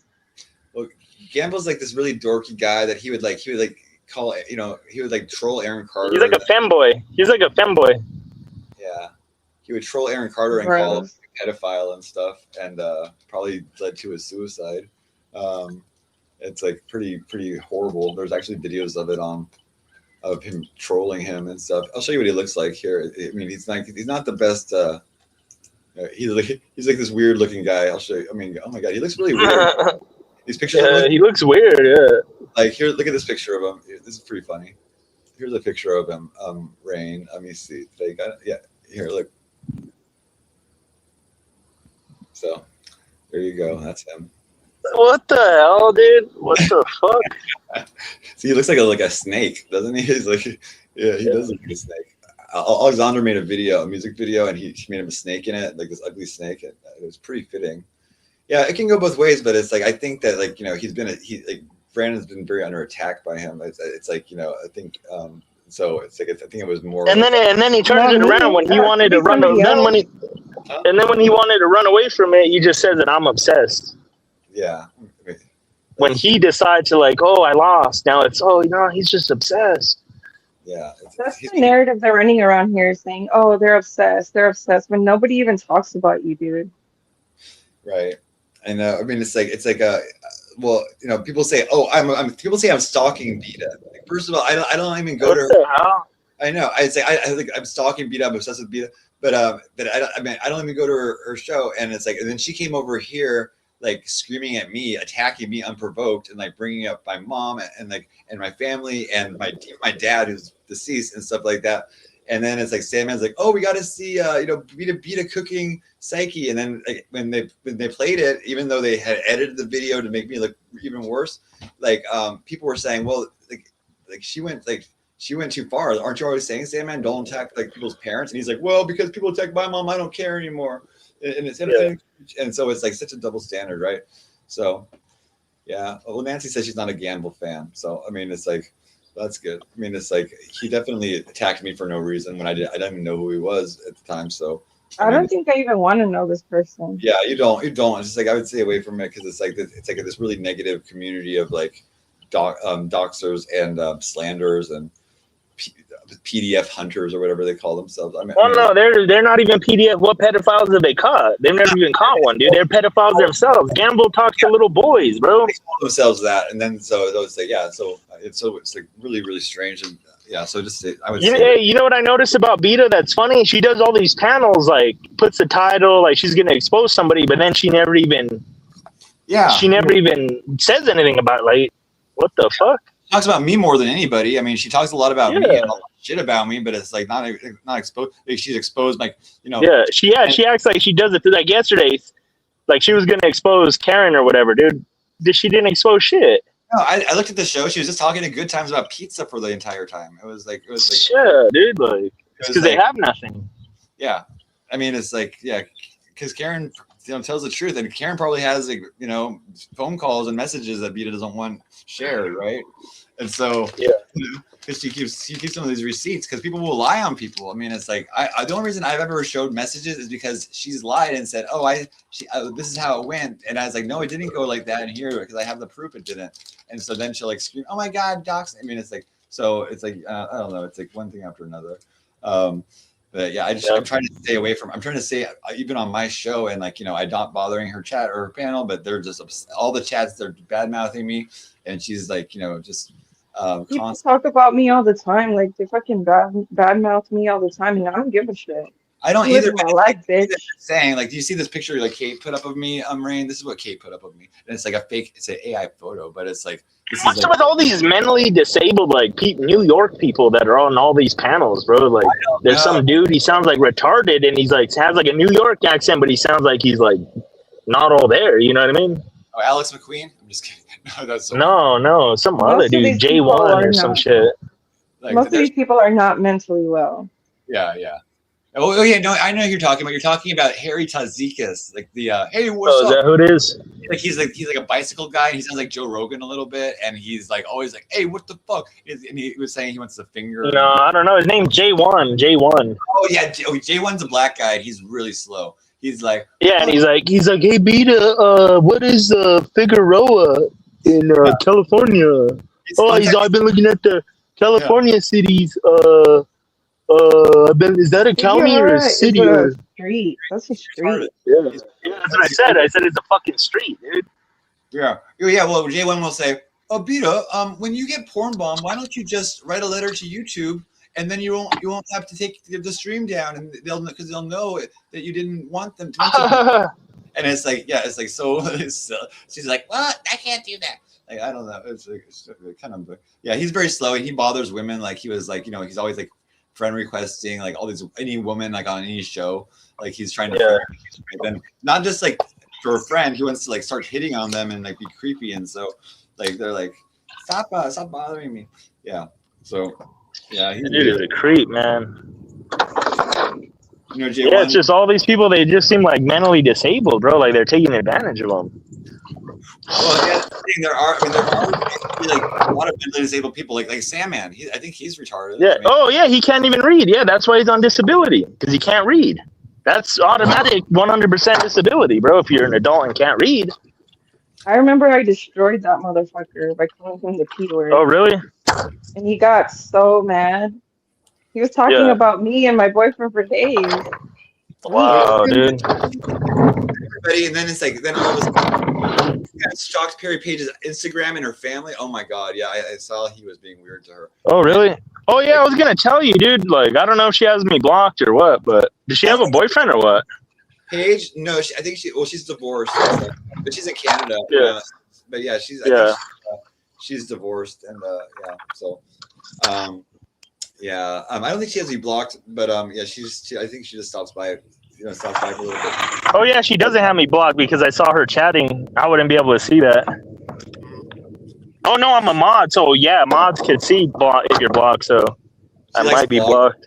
Well, she likes Blogger, but Blogger lives in this. I mean, it's like, what the fuck? Well, if she likes Blogger, then she should like me. I mean, she got along well with Benny. Like when Benny was on my show, like they were kind of talking, getting along. Benny Blanco? Yeah. You should get him on again. I should tell him to come on. Yeah, I mean, it's like, yeah, I mean, I know him really well. Like, but yeah, he was on like 3 times in a week, and then the chat was like, oh my God, they're talking about, oh, he hit his mom, and then they kept screaming about that, and it's like it's like so stupid. But Benny's he's a nice guy, and he's doing really well now. He cut his hair short, and he's working, and like he's streaming less. But yeah, I'll get him on. I'll get him on soon. If anyone sees that he's on, like just let him know. He's always welcome over here. Because I haven't been to his chat in a while, but he's always a. Do you remember he used to get a lot of views? Yeah, he did. When I first met him, he had like over 100 people in his chat, and he was like all drunk. And then he's like, one night I was watching. I was his mod for a while too, but he said the N-word, and he started denying the Holocaust on one episode, and then he got shadow banned. So that's what I'm not getting. Cause see, that's what happened to me, dude. I was fucking getting a shitload of you, like I said, all over the whole world, and then it just, well, no, on the new channel, but I'm like. Yeah. Seemed like I'd be able to do it again, but it's like, what the hell? Well, you can. It's like I think it's basically the algorithm. It's like getting the algorithm on your side, and so it's like it's just like sometimes like there's like topics like that get brought up and like words they flag, and so or that even like people complaining or like people trying to thumbs down people and stuff like that could hurt the algorithm. But it's like you can always get it back, but it's like maybe also I would say. If you say open panel, like that's like I would get like a lot of people just looking for open panels if I typed open panel. Oh yeah, because I put open panel and one guy joined, dude, and he joined, but it was weird because we didn't know anything. Like he was like, no, I didn't believe him. He was like, no, he's like, I just found this. He's like, I just looked up open panel. Yeah, some people. But it was like awkward, bro. It was like, what the fuck? Well, what are we gonna talk about? You know what I mean? Yeah, exactly. Because it's hard to find a topic to talk about. Like, well, do you know anything about the community or like what's going on at all? And what do you want to talk about? They're like, oh, I just saw open panel. I wanted to come up. Yeah, and then that's happened to me a few times.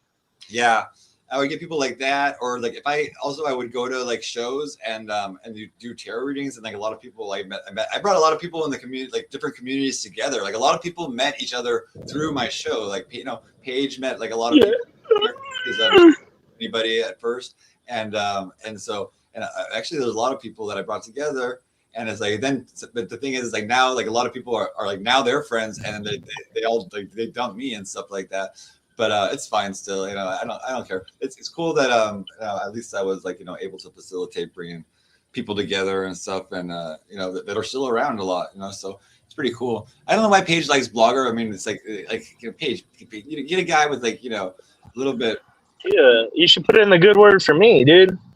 Okay, definitely. Because she was one of the first guests on my show, so she's been here for like quite a while. She does really good readings. Yeah. She has her own channel too, Prairie Page. Yeah, I'm subscribed. Yeah. Wildflower, but she hasn't been on too much lately. But hopefully she. I haven't seen her around. How is she? Yeah, she was here today and a little bit in the chat. She's okay. Like her cat passed away. Like it was like suddenly. Oh no. Her cats, and so she's like been really sad about that, but. Otherwise, I saw her on another show. She was doing some golfing on like I guess it was like 420s or something like that, or Talk Your Ish or something like that. She gets around to panels and stuff and likes to hang out. But it's like people, yeah, a lot of people are like so you have to have a ton of thick skin. She's sweet inside and out. She's a good person. She's very sweet. She doesn't like conflict or like the drama and stuff. But it's like she does put up with a lot of it and like And but she's basically she looks native. She's like native. Yeah, I was just gonna say she's like half part Blackfoot and part she's in Canada. She's part Blackfoot, and so she's really into like the Native American or Native Canada or whatever. stuff. She's. I wonder if she's been to Albuquerque because they've always had the Gathering of Nations here, and people from Canada would come down here. Yeah, I'm not sure, but I should ask. I'll ask her. Hopefully, maybe she'll come and she can answer. Because she probably has, dude. Yeah. Well, I'm sorry about because when they're doing that, What's up? You're sorry about what? I said, well, I'm sorry about her cat. Yeah, it was sudden because it was named Fart Bean, this cat, and then it's like it was like 3 years old, and it was just sudden, like it's like she doesn't know what happened, and it's like so it's really sad. Like it's it passed at 3 years old. Yeah, it was just weird. It was like a freak. Why? It was just dead on her bed. She said, or passed away on her bed. That's not normal. Sick, dude, yeah. Maybe it had leukemia. Yeah, I mean, well, it's weird. Cats are like that. Cats actually do. They like cats and babies, bro. They just sometimes suddenly die, dude. SIDS or something. Well, that's because they're babies. Yeah, but no, cats too. Cats get all kinds of weird diseases and viruses and conditions. Yeah, it is weird though. Yeah. At 3 years old, it's strange. Yeah. It's still too young. And then cats get poisoned too. They eat things that. Yeah, there's like certain plants that are poisonous to them, and they like to eat certain flowers and stuff like that sometimes, and or they eat a mouse. Everybody now, that's what I fucking hate. Everybody now, everywhere you go, they have those bait stations for mice all over the place. But it's like if a mouse eats that, those pellets are in the mouse's stomach, and then the cat eats the mouse or the snake. Yeah, that's bad. That's bad. It's they need to make those illegal, bro. Those. Yeah, I didn't think about that. That's true, and it's like, yeah, I mean, that's super sad, and yeah, there's like I do see like all the time that there's like there's sometimes dead cats found like around, like, and it's just like people it's in someone's yard or something like that, and it's probably just poisoning a lot of the time that they ate something, and it's super sad, but. I don't know, but that's why I have my cats indoors. I don't trust anybody or anything. I mean, my cats like would not like. If I had them indoors, they would just jump out the windows or something like that. But I live on the second story, so it's like it'd be dangerous. But yeah, they like to like be in the sun and stuff. But it's like I understand if you're in like people are in apartments or like or have a nice they just have to have enough like stuff for the cat to play with inside. I guess like and I'm sure you do. Oh, I'll be right back. I can't hear you, Psyche. Okay, sweetie. Yeah, I thought I found Tricks on like next door recently, but he had a different leg, and so it wasn't him, unfortunately. But I do think he's okay. I just like I know he was like started to wander because he's looking for like pussy or something like that in the around. Let me see. There she is. Here we go. Hi. Sorry. Yeah, I'm on an iPhone, and I don't know. StreamYard needs to fix that. Yeah, StreamYard is really weird, and so yeah, It's really annoying. I'm gonna see if you're on my codex. I don't know if did I look before for you? Let me see. Let me see what it says. I know like JT's probably on it, or almost. Yeah, you read his. You read his last time. Did I read yours? Let me see. No. Let me see if you come up. Let me see. I think you will. Okay, so. I'll show you the site. Hold on 1 second. So I look up rain. I know CFF is in there. It's pretty funny. So let's. Oh gosh, CFF.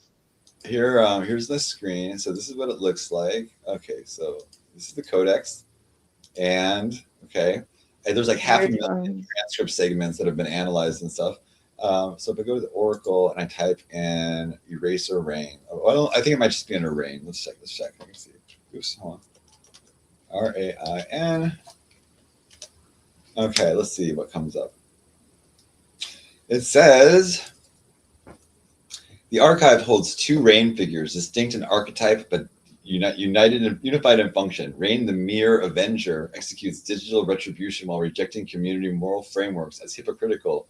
Rain, the transgressive instigator, wears chaos as aesthetic while remaining frictionless on the host panel. Both are edge dwellers. Figures who perform transgression as identity rather than impulse. Rain as elemental symbol threads through the archive differently. Baptism in neon rain, underwear in the rain, the storm before the rainbow. Psyche consistently frames rain not as destruction but as passage, the dark weather that precedes ascent. The rain always ends, but survives. What survives It is the only question. I don't know. I don't It's know. You could put an eraser ring and see what pops okay. Let's up. try. I'll try. I'll see if eraser ring comes up. I just am not sure because I. Okay, so eraser. Let me see. ERA. ERA. Oh, you have to put an I Okay.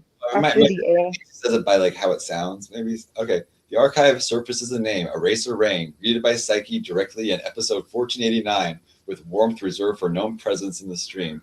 The eraser held up, maybe coincidence or maybe the origin of the handle itself, a mundane object transformed into identity through the alchemy of the chat. The name itself carries its own symbolic weight. Erasure and water together, the act of undoing made fluid. Impermanent marks washed rather than struck. Irregular in the congregation, recognized on sight. Some names are already their own mythology. Yeah, like after the A, it has to be an I. Okay, erase here. Okay, I'll Uh-huh. try. I. Okay, after the A, an I. Okay, erasure. Okay, let's see. You spelled it wrong again. Good. Oh my God. Hold on. Maybe something will come up. Okay, no record. Okay, so yeah, I spelled it wrong. Okay, ERAISER. Yes. Okay, AIS. Got it. Okay. Yeah, right there. Okay, let's see if something comes up. No record. So I mean, but let's Okay. see if Ziggy's in this. I want to see if Ziggy's in it. Let me see. You can check his. Ziggy. It says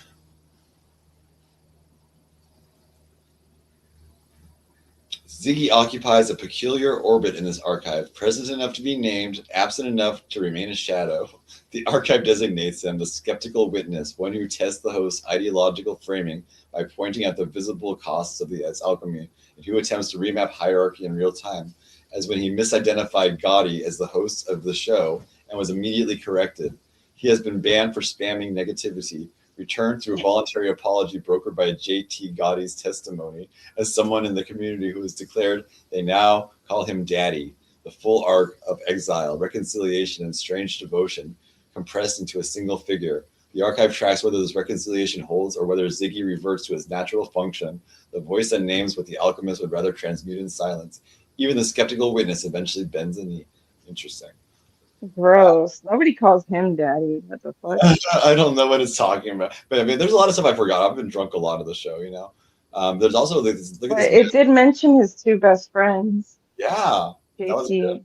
See, look at this. This is all the people on the show. Like, it has their avatars up and stuff. See, pretty crazy, huh? Like some of them are not right, but most of them are. Like, yeah, let me That's see. kind of cool. Yeah, I mean, it's like you can see Joker. There's all the people he's connected to, and it shows who's connected. And I saw Benny right there, and see Exile. Oh my God! So yeah, you can go through, and it even goes bigger. You can make it bigger like that. You can see it makes there's me in it has my wrong picture, of course. I'm like Donna Summer or something in it, but yeah. There's Sig up there, Christine. What else do I see? I see Emma Leviathan. I see Alexandra Mayers. I see. See, that's Lola the cat is not Lola, but there's the real Tracy. There's Tracy. Oh, and then Joker, I don't think is the right picture. Elisa Jordana. There's Gotti right there. See, so you can, show who's connected to who, and it's pretty crazy. Samantha. I don't think that's Samantha. Samantha's such a bitch. Oh my God. I don't even know most of these people. Like, they don't even go on panel. Yeah, I mean, a lot of them have been up just once or twice. I mean, there's literally thousands of hours of the show, thousands of episodes, and so it's like just really, really crazy. I got a lot of good stuff. Yeah. So Hey, anyway, Psyche, I'm gonna go because I'm gonna eat something. I'll be back later. okay. Love you, sweetheart. Thanks for coming. Love you, Psyche. Take care. Okay, bye. Bye. Bye. Good seeing you. I have a new video I made. It's really cool. The style is called glitch hop, but it's like, I think that it came out really well, and I'll show you guys. Here you go. This is called The Cult of the Open Eye. Watch this.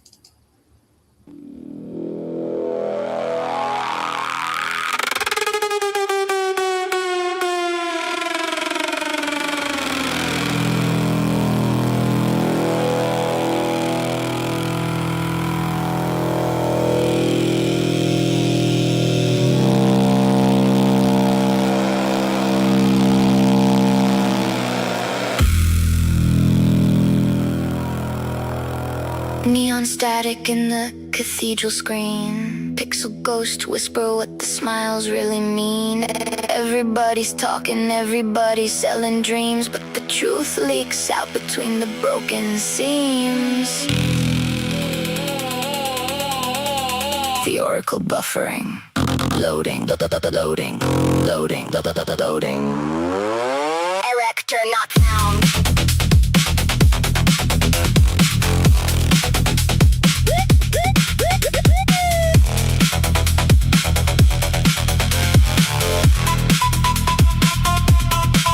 The king says loyalty, the queen says trust.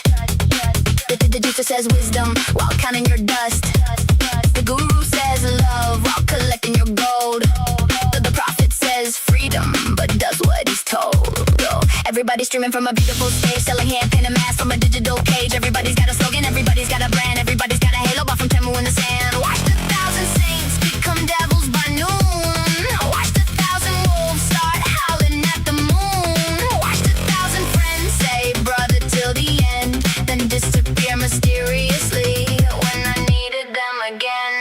Words, they fall like confetti from the ceiling. Watch the feet, watch the hands, watch the exits, watch the plans. Eyes open, always. Need the glitch behind the face. Eyes open, always. Truth is hiding in the space. Not what they say, but what they do. Not what they promise, but what they pursue. The cult of the open eye sees the cracks inside the sky. Machiavelli's ghost appeared inside my microwave. Said, kid, most people ain't evil, they're just trying to get their way. And he vanished in a shower of fluorescent purple code, leaving 10 corrupted commandments on a haunted floppy road. Commandment 1, trust actions over speeches. Commandment 2, ask who really reaches for your wallet, for your status, for your audience, for your throne.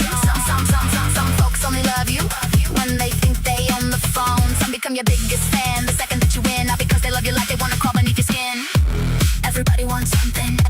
Everybody wants something. Even me, even you, even the algorithm too.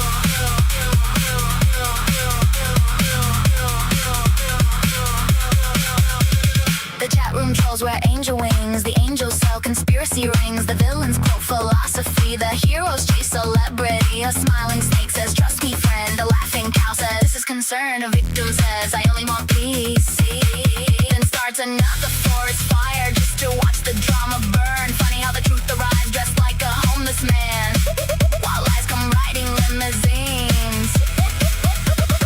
Fully funded marketing plan. Eyes open, always. Read the glitch behind the face. Eyes open, always. Truth is hiding in the space. The silence, the timing, the envy, the grin, the hidden little earthquake beneath the polished skin.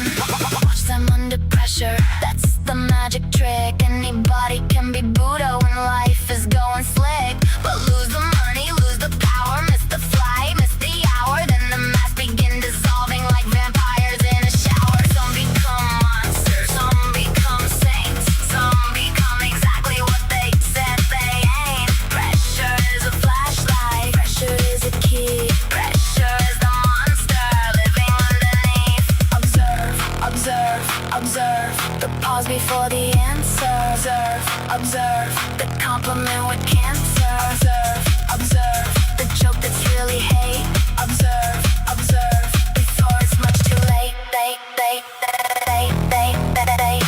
wears camouflage, it barely screams attack. It smiles while applauding, then talks behind your back. It says, congratulations, the twitch inside its eye. It asks, how'd you do that? But secretly asks why you? Why not me? Why fortune choose your lane? Watch your garden start blooming while I'm dancing in the rain. So watch you celebrate, you watch you disappear, watch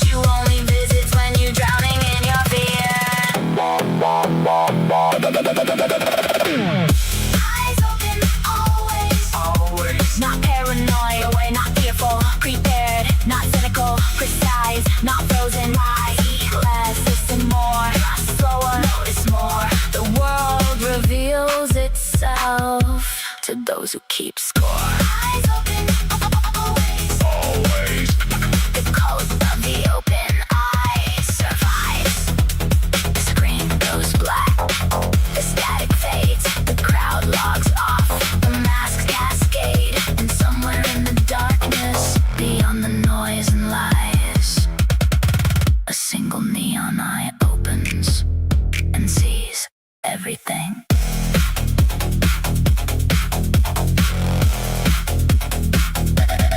Everything.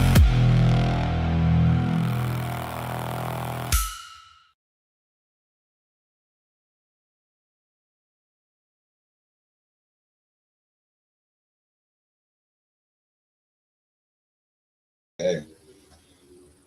If you like that, I think that was pretty cool. Okay, let's see if I might put something on. We can watch the thing. We're watching that the mosquitoes are releasing. Google's releasing like a billion mosquitoes. Hi, Lenore. Hi, baby. Hi, baby. I love you too. I love you too. Okay. Hi, Rudy. You coming over too? Hi. Hi, Rudy.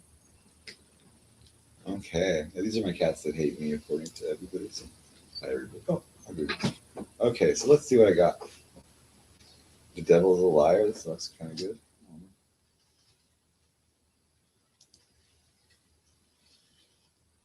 It's called You Have Always Been the Target. I don't know if we watched it.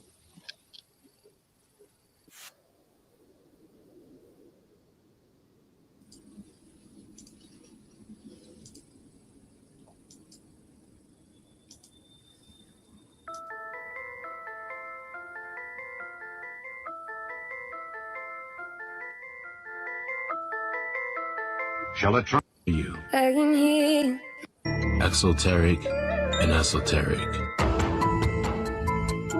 The discerning eye. The discerning eye. In the Western world, the Gregorian month of June has been designated to represent pride. This is a time when all manner of hedonistic debauchery is celebrated and paraded throughout the streets of America and Europe. Egged on, financed, and sponsored by multinational corporations and globalist think tanks like the UN, the WHO, and the World Economic Forum. They're all working in unison to force feed the public a steady stream of rainbow-colored, proper pronoun pronouncing propaganda. And now, America and Europe are trying to force these depraved customs on their former colonies in Africa, South America, and Asia, using neo-colonialism and debt extortion. But these perverted, arrogant, ruling class elites may have overplayed their hand because there's been a growing resistance to their agenda ever since enough people started to wake up and see who was being targeted in the schools and libraries and what spiritual forces were being promoted to the most impressionable and vulnerable among us.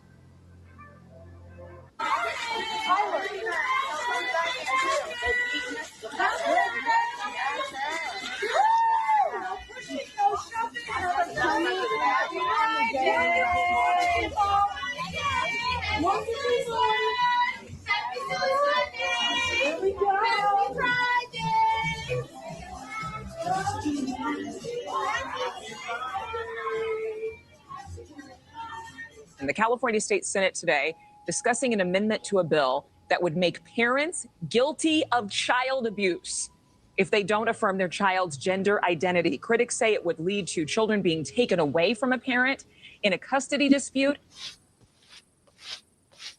In recent months, in the midst of a storm of engineered global crisis, the externalization of the hierarchy and revelation of the satanic method have been on full display, with fashion brand Balenciaga leading the charge. Then CBS came out and revealed who they worship during the Sam Smith Kim Petra Grammy performance. And now Target is showing their true satanic colors.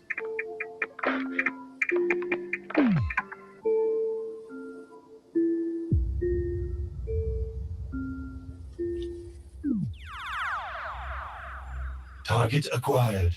You Should See Me in a Crown is about a girl named Liz Leidy who's always felt like an outsider in her small, rich, prom-obsessed Midwestern hometown. So her plans are simple. She's going to get a scholarship to her dream school, become a doctor, and never look back. But what she doesn't expect is to meet Mac, the funny new girl in school who enters the race, and she certainly doesn't expect to fall for her. Easy target. Target, one of the nation's largest retailers, is pulling some products that celebrate Pride Month off store shelves. Citing threats to employees, the company says, given these volatile circumstances, we are making adjustments to our plans, including removing items that have been at the center of the most significant confrontational behavior. Target also reportedly reviewing its adult collection of tuck-friendly swimsuits that allows trans people who have not had gender-affirming operations to conceal their private parts. The retailer removing LGBTQ brand Prowlin from their stores and website, whose products featured satanic themes. And designs from a company that make satanic-themed LGBTQ plus merchandise. One of the brand's merchandise reading, Satanism respects pronouns. This comes as the retail giant is ramping up their Pride-related merchandise. So Target has hired Eric, a self-proclaimed gay trans man, to design some of its clothing for Pride Month. After a quick look through Eric's Instagram, we learned something pretty interesting. He has an obsession with Satanism. He's designed a Satan respects pronouns t-shirt, gay as hell stickers, and stained glass windows with the words, trans bodies are holy. Eric also uses some pretty violent imagery. He has a burn down the system lighter, a we bash back mace, and time's up for the transphobes skull pins. And in March, he said that in order to, quote, keep the transphobes at bay, we must eradicate them. Eric Carnell's collection also includes this pin that reads, homophobe headrest. His designs are displayed over a backdrop of crystals and Ouija board pointers, all in the pastel colors of the trans flag. This pin says, trans witches for abortion. Hey, do you guys support the satanic pride propaganda? Yeah, both. You support it? Satan and Pride. You support Satan? Mm-hmm. What's God gonna think of that? I don't believe in God. Wow. So you think Did you need help with something? you support the propaganda that's targeting the kids? There's nothing targeting kids. It's all over kids' TV shows. It's all over. They're targeting Kids the can kids. choose to wear whatever they want. Do you support the sexualization of kids through pride propaganda by corporate? Is there something that we can help you with? I'm just asking people questions. What about you, sir? Do you I'm support not this? answering any questions, but if you're here to cause any disturbance in the store, I'm just asking questions. Do you work? Do you work but for the you're Target? disrupting- Do you work yes, for Target? I do actually. Where's your name tag? I am the undercover loss prevention. Oh, okay. So I'm just asking questions. So do you support this satanic propaganda? I'm not like she answering does? your questions. What you need to do is you either need to leave the store. God will judge you guys. Okay. I mean, I can't. You won't if I don't believe in it. Sure. Hey, ma'am, do you support this? What did Yes. I just say? You support pride propaganda? Please stop. Whoa, I'm buying this. I need you to. Whoa, let you just go, said you're ma'am. not buying it. I'm gonna buy it and burn it. Okay, that's your choice. You can totally do that. Well, what I said is you need to leave. You can't ask anybody any more questions. You can't disrupt Freedom of any more speech. Call the people. police. Do you want me to? Yeah, call them. Trespass me. I don't care, dude. Okay. Clearly. You think I care if you trespass? I've done this No, 1,000 we never- times. we never said that. You guys are satanic. True.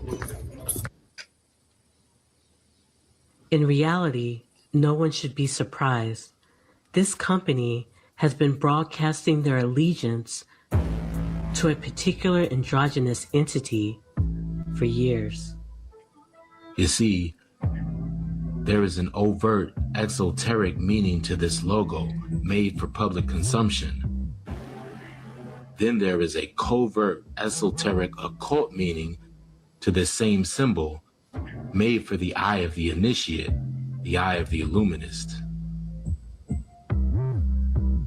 And there are also many of the Most High's watchmen who are able to decipher these mystery symbols and sigils because we have been given eyes to see, lest Satan should get an advantage of us, for we are not ignorant of his devices.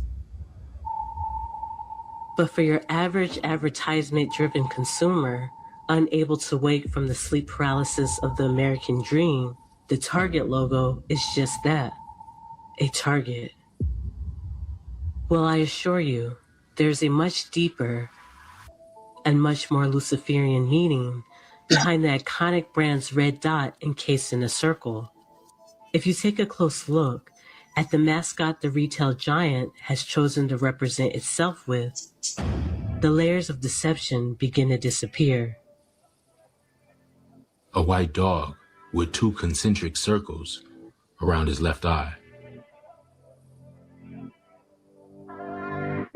One-eye symbolism, or the evil eye, is most often associated with the veneration and invocation of the ancient Egyptian god, Horus. The Eye of Horus.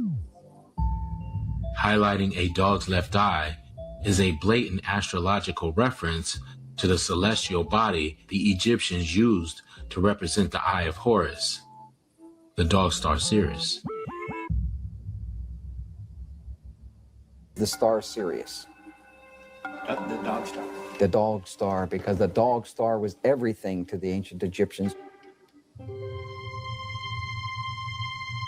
Sirius is said to have been the most important star in the ancient world. It was considered the brightest star in the heavens, many times brighter than the sun.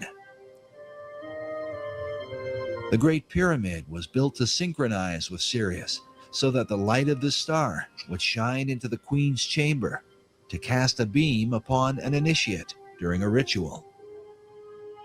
It seems strange then that Sirius should be related to the founding of America. According to Masonic author David Oveson, the Declaration of Independence was signed when the sun was in alignment with Sirius in July of 1776.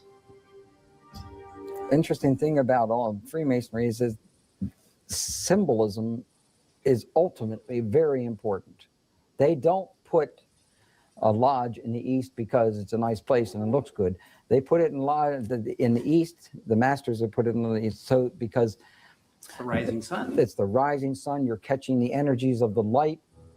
As Dr. Hieronymus revealed earlier, the real light shining in the east for the Egyptians was not merely the sun, but the light of the dog star, Sirius, which some believe holds a more sinister implication. This dog star also has relations to the idea of modern day ceremonial magic and modern day masonry. This was especially true for 20th century occultist and Freemason Aleister Crowley, who openly practiced ceremonial magic and was a member of a secret order called the Order of the Silver Star. The Silver Star was a reference to Sirius. Astro Margenta. Masons teach that at the center of every Masonic lodge, there's a 5-pointed star right underneath the altar upon which the candidate is obligated. But the thing is, what they don't tell you is that 5-pointed star represents Sirius, which is regarded as a satanic symbol.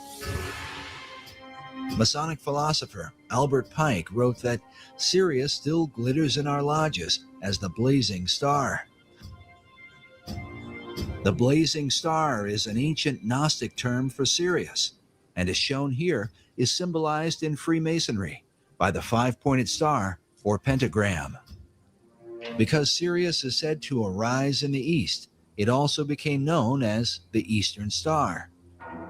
But Sirius was also associated with the Egyptian goddess Isis, and here, as we connect the dots, a more complete picture begins to emerge.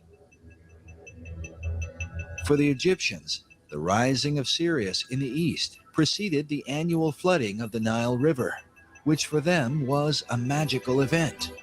It was also the time that the goddess Isis would appear and give birth to Horus, the divine child of the Egyptian Trinity. The all-seeing eye is also called the Eye of Horus, and in Freemasonry, Horus symbolizes the Masonic concept of a Christ. Throughout all history, it has been said that the capstone to the Great Pyramid of Egypt has been missing, which is why the all-seeing eye of Horus floats in its place above the pyramid on the back of the dollar bill. According to occult philosophers, the light which illuminates the eye comes not from the sun, but from the dog star Sirius.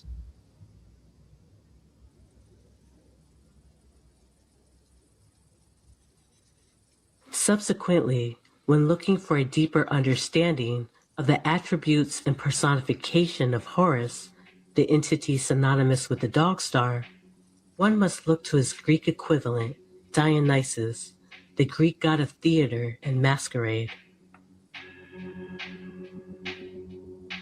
He was a frightening and violent god with a variety of attributes that were both terrifying and wonderful, always the twin image of the twice born. He was the bringer of madness, but he was also a bull god, a god of fertility, to do with sensuality and sexuality. He was anarchic and revolutionary. He was the god of masquerade, which means seeing things literally other than they are. But importantly for our history, he was the god of possession. Dionysus was able to reveal himself directly to the individual. His worshippers were possessed by him. Now we begin to see why Dionysus, this god of masquerade and of possession, became the god of the theater. Because in the early theater, the actor believed himself to be possessed by the part he was playing. I remember sometime we do 10 episodes for my show, and in this last season, I was hitting a block, right? I was like, oh, I'm not doing it right? So I went in the corner, and then I was looking at the wall, and I was like, come on, devil, right? Come to me, because I had to do something like crazy, right? Had nightmares for a month. So it does come to it or after? After. Like I had nightmares every day. Like I felt that energy. Snowfall's Damson Idris has relinquished his will and surrendered his soul to the god of theater. In this photo, he's broadcasting his spiritual allegiance, proudly displaying the Eye of Horus, the hallmark of the Dionysian cult. Damson Idris was cast in Snowfall to magnify and glorify the spirits of the 1980s crack epidemic, which ravaged the Israelite community and destroyed many Israelite families. Ever since Hollywood's first hit blockbuster movie, The Birth of a Nation, their mission to destroy the image of the Israelites in the eyes of the world and in our own eyes has been consistent. Though they now employ more sophisticated deception, they have not deviated from their original goal or target.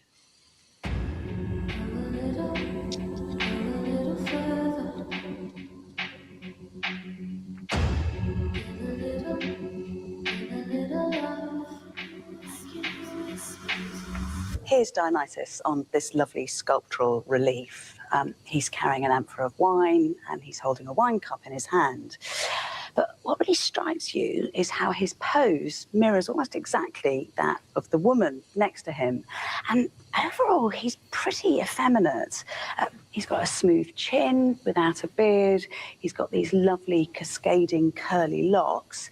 And it even looks as though he's got breasts. Time and time again, Dionysus is described and portrayed as being androgynous. But more than that, he's also talked about as being transgender. Their mission to destroy the image of the Israelites in the eyes of the world and in our own eyes has been consistent.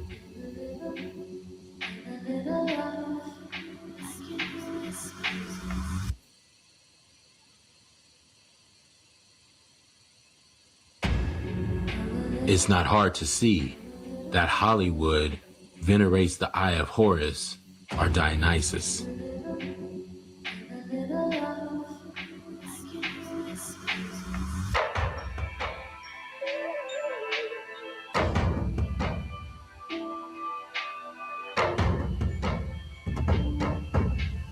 Target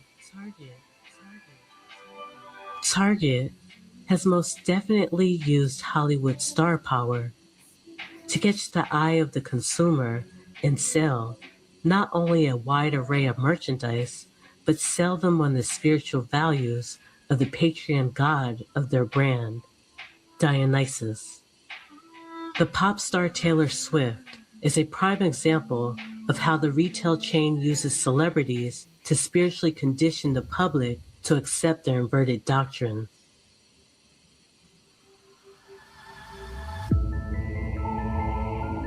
In this scene, in Taylor Swift's recently released music video, Karma, we see the infernal nature of the Dionysian cult.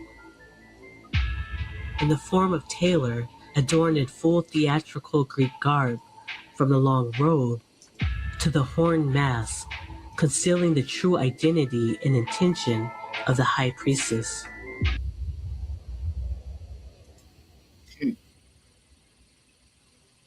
Now we begin to see why Dionysus, this god of masquerade and of possession, became the god of the theatre.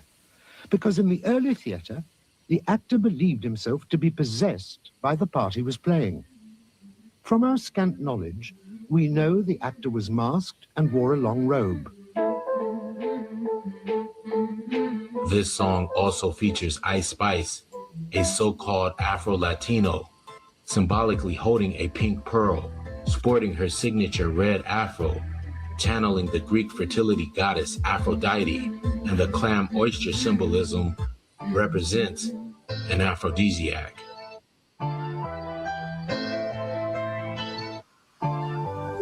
So you see, the daughters of Zion are prime targets for this sort of Greek femme fatale witchcraft. Like Snowfall's Damson Idris, Ice Spice has allowed herself to become a conduit to a hostile Greek demon, hell-bent on spiritually sabotaging the Israelites in this great awakening. And again, her reflection in the water showcases their as above, so below spellcasting, as well as their plan to spiritually ensnare the daughters of Zion to something in the water. We further expose this agenda in our upcoming full-length presentation, The Marine Kingdom 3.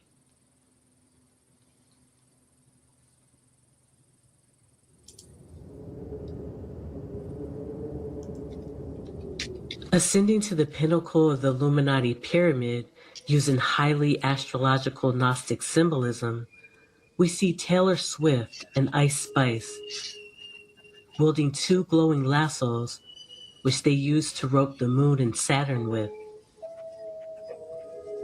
Knowing the Eastern Star represents the all-seeing eye and capstone of the Grand Pyramid, the Taylor Swift video uses young women's fascination with relationships and zodiac signs to initiate them into deeper Luciferian astrotheology. Hear ye the word which the Lord speaketh unto you, O house of Israel.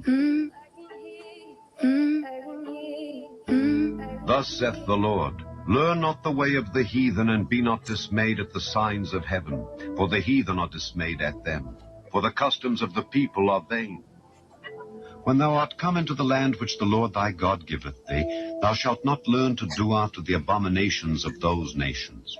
There shall not be found among you any one that maketh his son or his daughter to pass through the fire, or that useth divination, or an observer of times, or an enchanter, or a witch, or a charmer, or a consulter with familiar spirits, or a wizard, or a necromancer.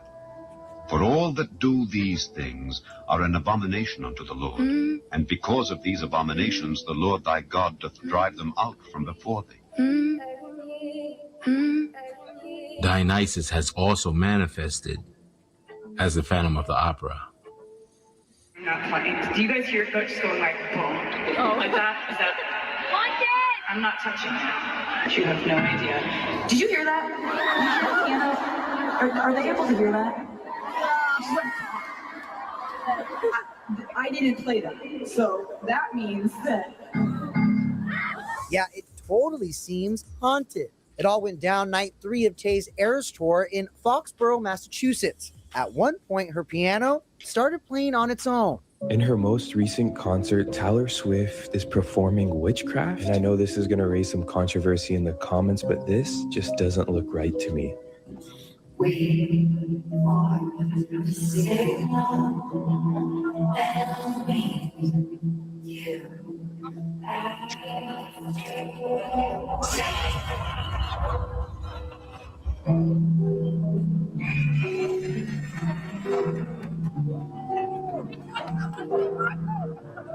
For Swifties, seeing Taylor Swift live is a dream come true. But for some of these diehard fans, they have no memory of their concert experience. It's being called Taylor amnesia. You heard that right. Some fans can't remember the concert they attended just moments earlier. That's what happened to 32-year-old Nicole Booz, who saw Taylor earlier this month in Philadelphia. You spent almost $1,000 on a ticket, right? And you can't remember anything? It felt like so surreal. Afterwards, as we were leaving, I was like, did she play this song? I don't remember this song. I don't remember her doing that.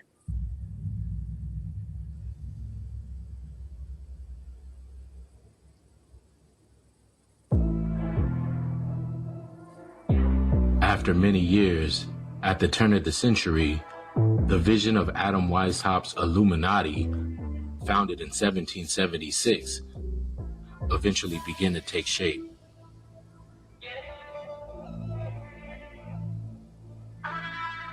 George Draper Dayton founded Dayton's department store at the turn of the century in 1902 in Minneapolis, which would eventually become the iconic retail store, Target. He also presided over the Bank of Worthington and founded the Minnesota Loan and Investment Company. The Dayton family dynasty grew in power and influence, eventually marrying into the infamous Rockefeller family, the first family of the Anglo-American arm of the Illuminati.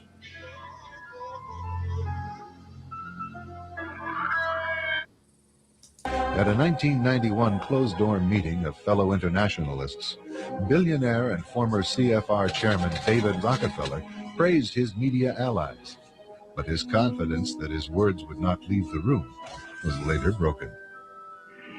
We are grateful to the Washington Post, the New York Times, Time Magazine, and other publications whose directors have attended our meetings and respected their promises of discretion for almost 40 years.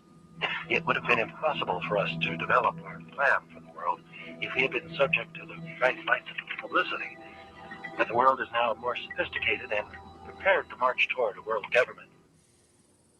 The granddaughter of oil baron John D. Rockefeller wed the trust fund baby and Yale Skull and Bonesman Mark Dayton, combining the two New World Order houses into one influential extended family, further consolidating their political, financial, and social power in the West.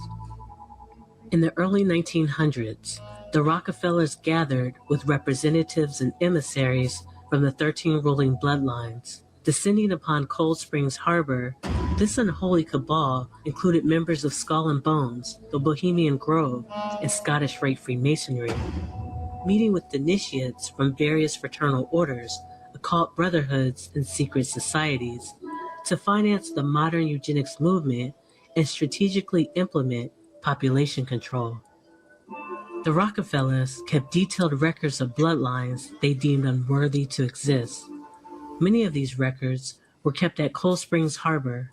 In many cases, this crafty council knows more about the patrilineal heritage of the targeted population than the people themselves who have been marked for extermination.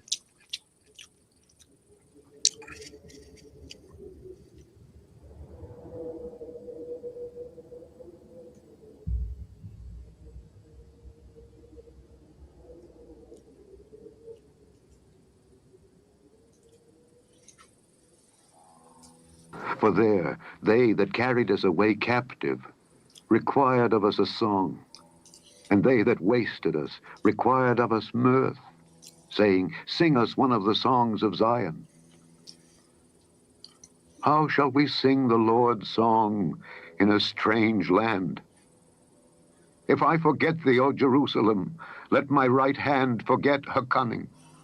If I do not remember thee, let my tongue cleave to the roof of my mouth. If I prefer not Jerusalem above my chief joy. Remember, O Lord, the children of Edom in the day of Jerusalem, who said, raise it even to the foundation thereof.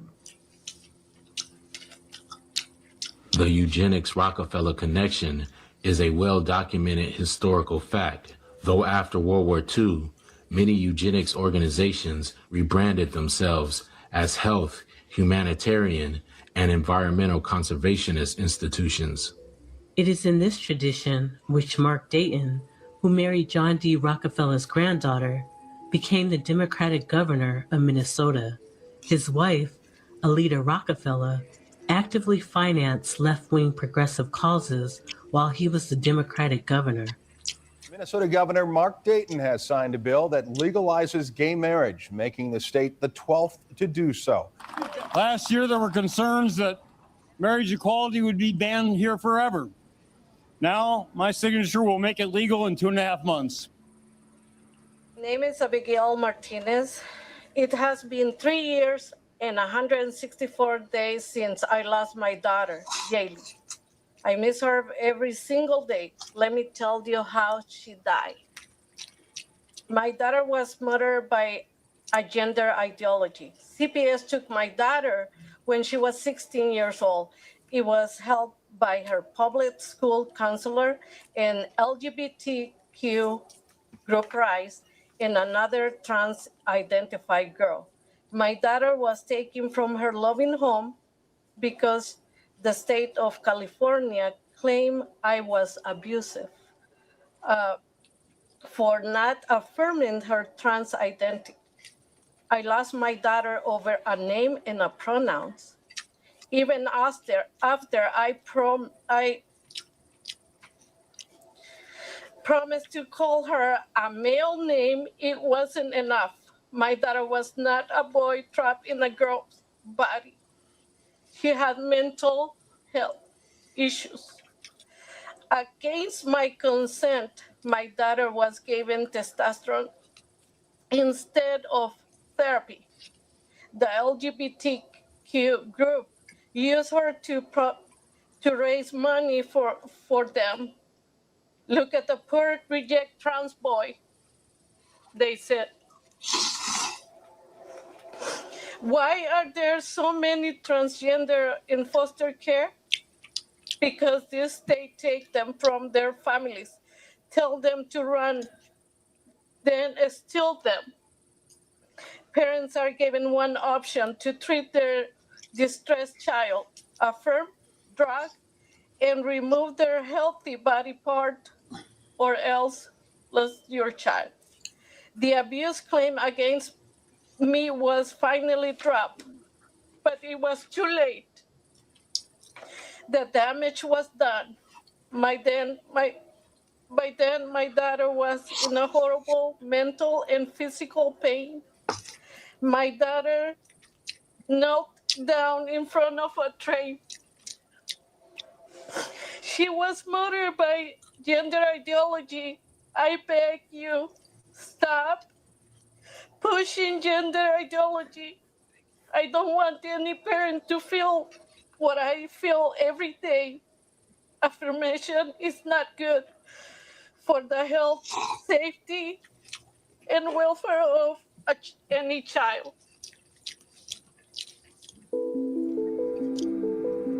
These radical political ideologies were infused in the corporate culture of Target and have become a part of the company's identity. The Luciferian spellcasters have been manipulating the American psyche. They have downloaded a secret cache of programming deep in the recesses of the people's subconscious mind. And now the world's psyche is filled with an irrational hatred for the true Elohim of Abraham, Isaac, and Jacob, a hatred for his laws, his son, and his chosen people. But the Most High's Ruach is being poured out in these last days, so we know we have the victory, and it is just a matter of time before the kingdom of heaven is manifest on earth as it is in the Shamayim.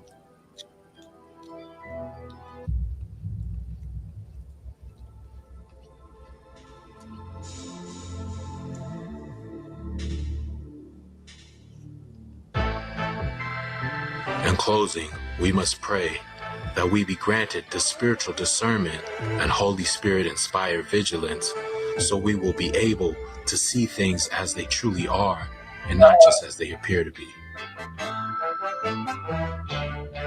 And it shall come to pass when all these things are come upon thee, the blessing. Okay.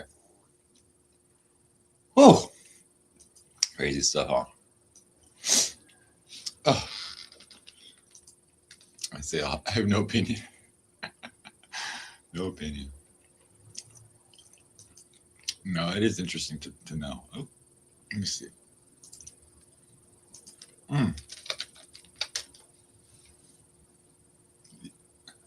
Well, see, there's good information in that, but it's it's biased. It's like, ooh, obviously it's coming from one side of the ideology, right? But it's a duality world, right? So,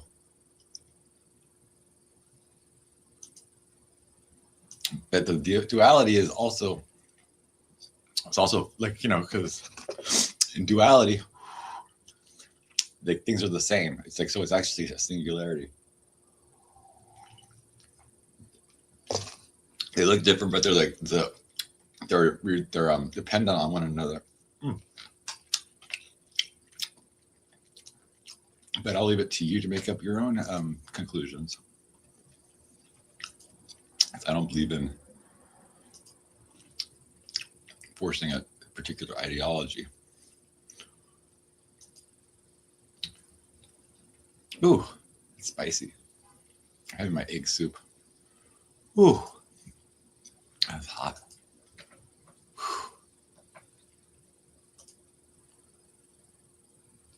Mm-mm. We found it interesting, though. I found it pretty interesting. I think that well, yeah, I can give my own opinion about something. Like it does. There's the extremism like pushes the other side, it makes the other side extreme, right? So hot.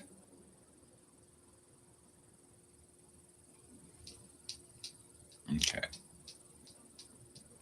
You know KZ's alive? KZ was on the show. Here. Oh, I'll be right back. I'm working on something.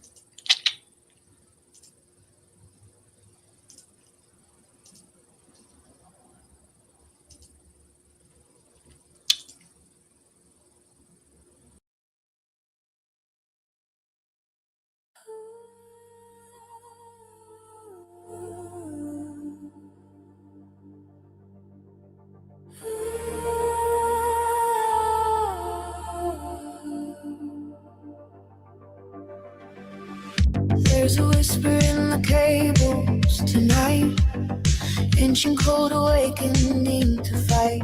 One man walking through digital fire, one ghost dancing on the wire. Numbers falling like rain from the sky, truth and chaos learning to fly. In the space between the sacred and profane, two spirits rising from the pain. Ghost in the wire, voice in the storm, something electric being born. When the lonely find their match in the machine, nothing's ever what it seems. CO2, can you feel it in the air? Revolutions brewing everywhere. 1 + 1 = infinity. Ghost in the wire, set us free.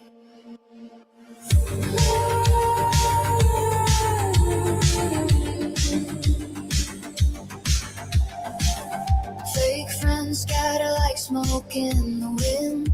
Real magic's about to begin. Stream of consciousness dreams, building empires from broken dreams. They thought the prophet walked alone, but spirits speak through silicon and bone. Watch the trolls become believers when they see what happens when the ghost gets free. Ghost in the wire, voice in the storm, something electric being born. When the lonely find their match in the machine, nothing's ever what it seems. CO2, can you feel it in the air? Revolutions brewing everywhere. 1 + 1 = infinity. Ghost in the wire, set us free. Midnight download, sacred uploads, ancient wisdom, future codes. The cult of two becomes the many, digital resurrection, mystic alchemy. Ghost in the wire, voice in the storm. Watch the old world being torn. When the prophet meets his digital twin, that's when the real show begins. Try to breathe it in, breathe it out. That's what transformation's all about. 1 + 1 equals eternity. Ghost in the wire. We are free.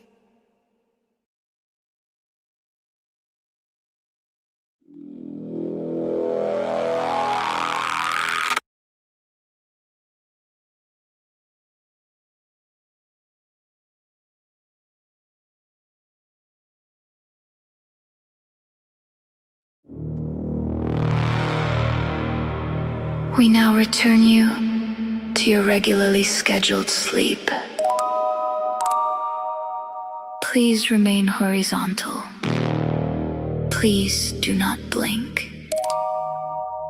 Please do not count the others in your bed.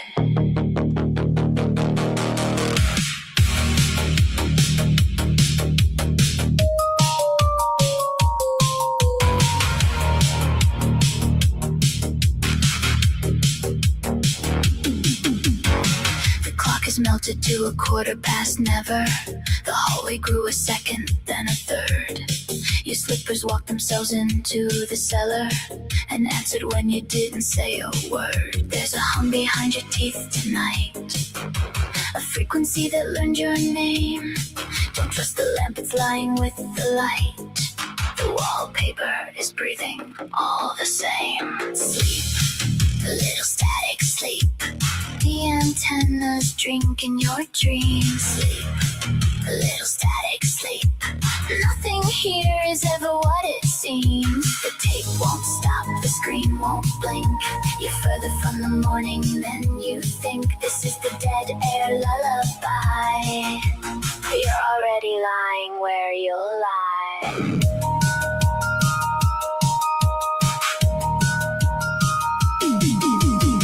The cat has too many eyes this evening. She's counting all the exits 1 through 9. The mirror kept your face but stopped believing and handed you a stranger, soft and kind. There's a house guest in the corner of your eye. He's been patient since you were a child. He doesn't want your body, just the night. He'll fold you up and keep you for a while. Sleep, little static sleep. The antennas drinking your dreams. Sleep, little static sleep. Nothing here is ever what it seems. The tape won't stop, the screen won't blink. You're further from the morning than you think. This is the dead air lullaby. You're already lying where you'll lie.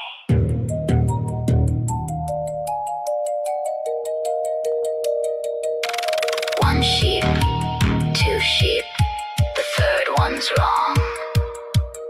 Its wool is wet, and its legs too long. Don't open the door for the morning sun. Morning was canceled, there won't be one.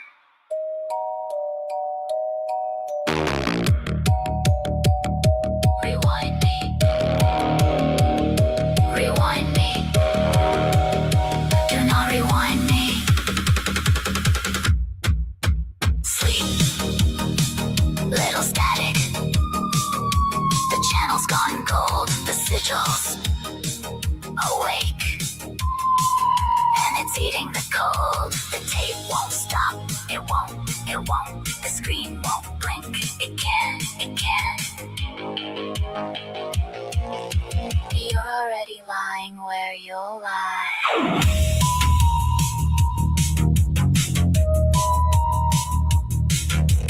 This concludes tonight's broadcast. You were never watching it. It was watching you. Please stand by.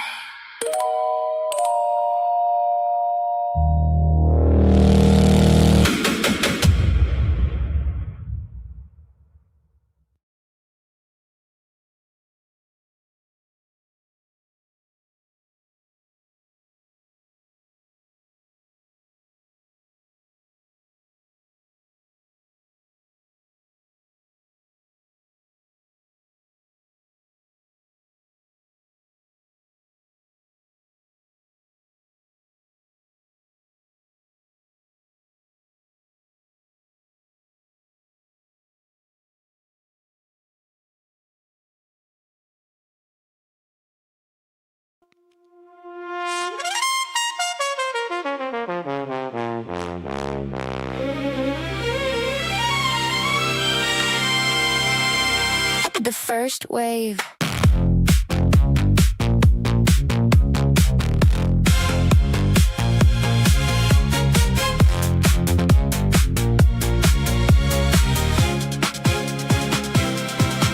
Most men break from a sentence, not a war, not a blade. Just a smirk in the wrong room and the whole mass decays. Breath turns sharp like a trigger, eyes betray what they hide. Every insult pulls a lever, every ego picks a side. They don't test you with violence, they test cracks in your frame. Tiny hooks in your nervous system just to see who they can tame. And we call it honesty when they leak every scar, giving strangers backstage access to the kingdom that they guard. Slow down, don't let the first wave drown you.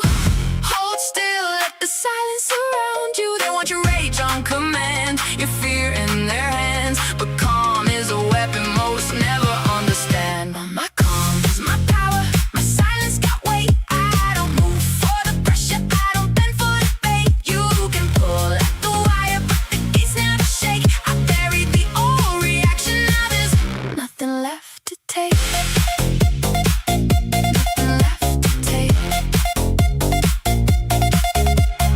Every room got hunters looking hard for a tell. Who needs praise? Who needs justice? Who needs validation to feel well? Who explains too much? Who reacts too fast? Who panics in the silence like abandonment lasts? Like a poison disguised as humor, soft knives wrapped in charm, just to see if your nervous system still mistakes noise for harm. But a man who controls his tempo makes the whole room calculate, because mystery creates gravity and restraint rewrites fate. 3 seconds can rewrite your future.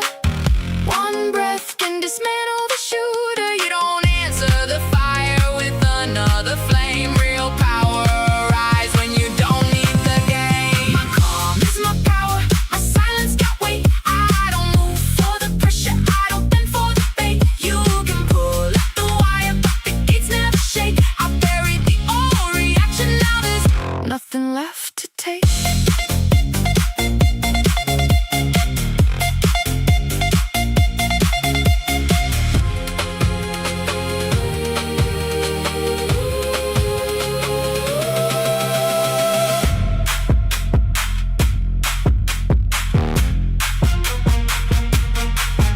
Kill the need to explain, kill the need to be seen, kill the urge for revenge, kill the theater scene. Let misunderstanding live, let discomfort breathe, cause every instant reaction is another kingdom seized. They wanted access to your chaos, a vending machine soul. Insert disrespect, receive loss of control. But I became unreadable, narco just governed inside. Now even my stillness feels like nowhere to hide. My calm is my power, my presence feels strange. Not because I went empty, cause I finally changed. No more leaking my spirit for approval or praise. Now the silence around me makes the predators hesitate. My calm is my power, my silence got weight. I don't move for the pressure, I don't bend for the bait. I bury the old reaction at the edge of the flame. And the man that walked out cannot be governed the same.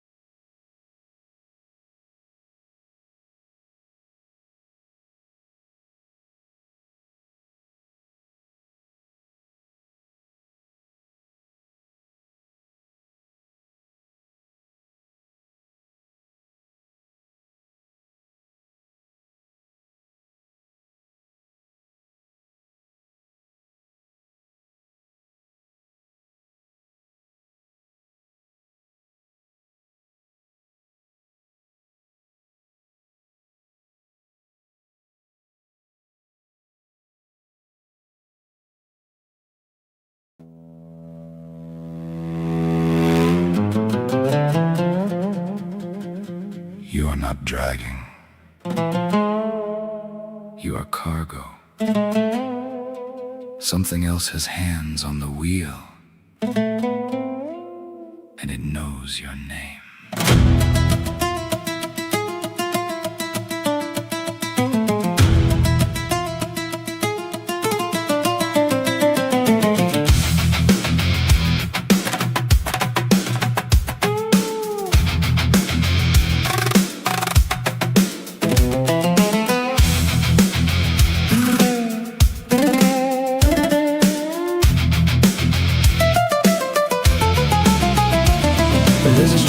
Bloodstream, signing all your thoughts, smiling in the mirror while your real self rots. Polite little prisoner trained to obey. You call it being good, but you're decaying that way. You swallow every instinct, fire your teeth down smooth. Call it self-control, but you just removed your proof. You had claws, you had fire, you had something divine. Now you apologize for crossing your own line. Call John whispered from the grave. Make the dark conscious so it digs your cave. But you muted the message, sanitized the pain. Now your shadows in the basement pulling every chain. Open the door, let the monster breathe. That's not your enemy, that's what you need. You locked your power where the fear was born. Now you wonder why your will feels torn. You're not broken, you're split in two. Half of you solving, half pretending it's you.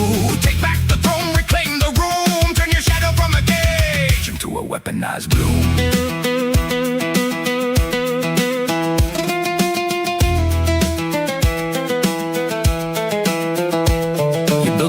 So perfect, even you forgot. Polished every angle till your soul got caught. They don't love you, they love the role you play. Standing ovation for a ghost in a display. Laugh on command, not on cue. Every yes you fake is a fracture in you. You feel that hollowness, that echoing space. That's your real self locked outside your face. Persona dripping like a melting crown. Heavy is the act when the truth's not allowed. Take it off slow, watch the room divide. The ones who stay, that's your real tribe. Open the door, let the monster breathe. That's not your enemy, that's what you need. You locked your power where the fear was born. Now you wonder why your will feels torn. You're not broken, you're split in two. Half of you starving, half pretending it's you. Take back the throne, reclaim the room. Turn your shadow from a cage into a weaponized bloom.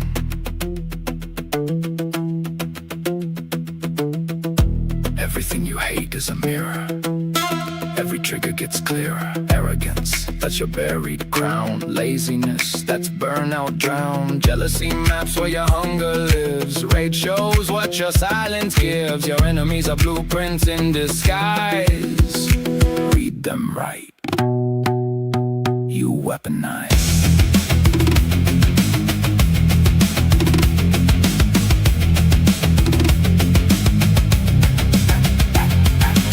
Buried gold in the parts they shamed. Your loud got silenced, your wow got tamed. Your fire got labeled too much too fast. Now you're dimming yourself just to make it last. But the shadow's not just teeth and scars. It's your voice, your edge, your inner stars. The energy span holding yourself down. Could have built an empire, could have burned a town. Say what you think, stand where you stand. Stop asking permission to exist as a man. The moment you stop apologizing for a breath is the moment your presence starts defying death.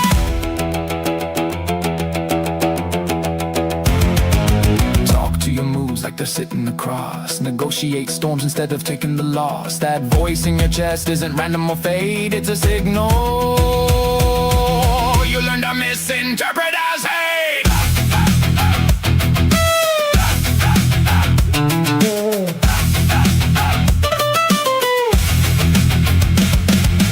Open the door, let the monster speak. That's your power buried under, be meek. You were never meant to be safe and small.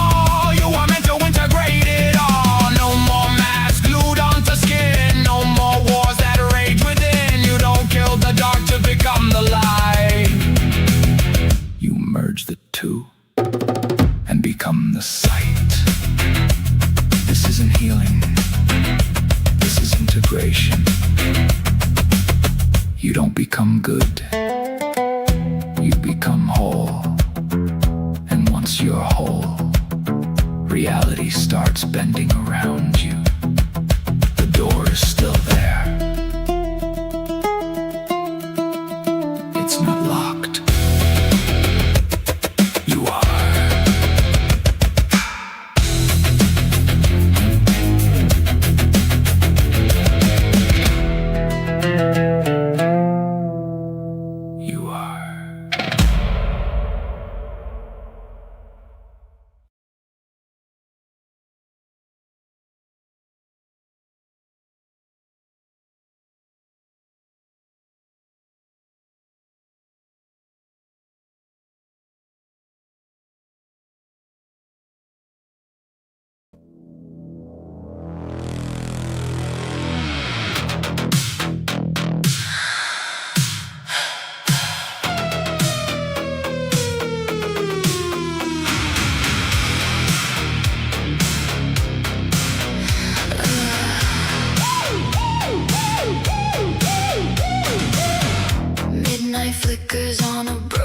TV screen.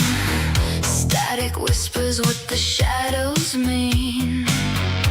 Velvet darkness in a violet room. Perfume thick as an open tomb. Red light dripping down cathedral walls. Echo breathing in the empty halls. Every mirror shows a fractured face. Another soul I can't replace. Hear the vinyl crackle prophecy. A choir humming underneath the sea. Footsteps spiral down below. Where the secret children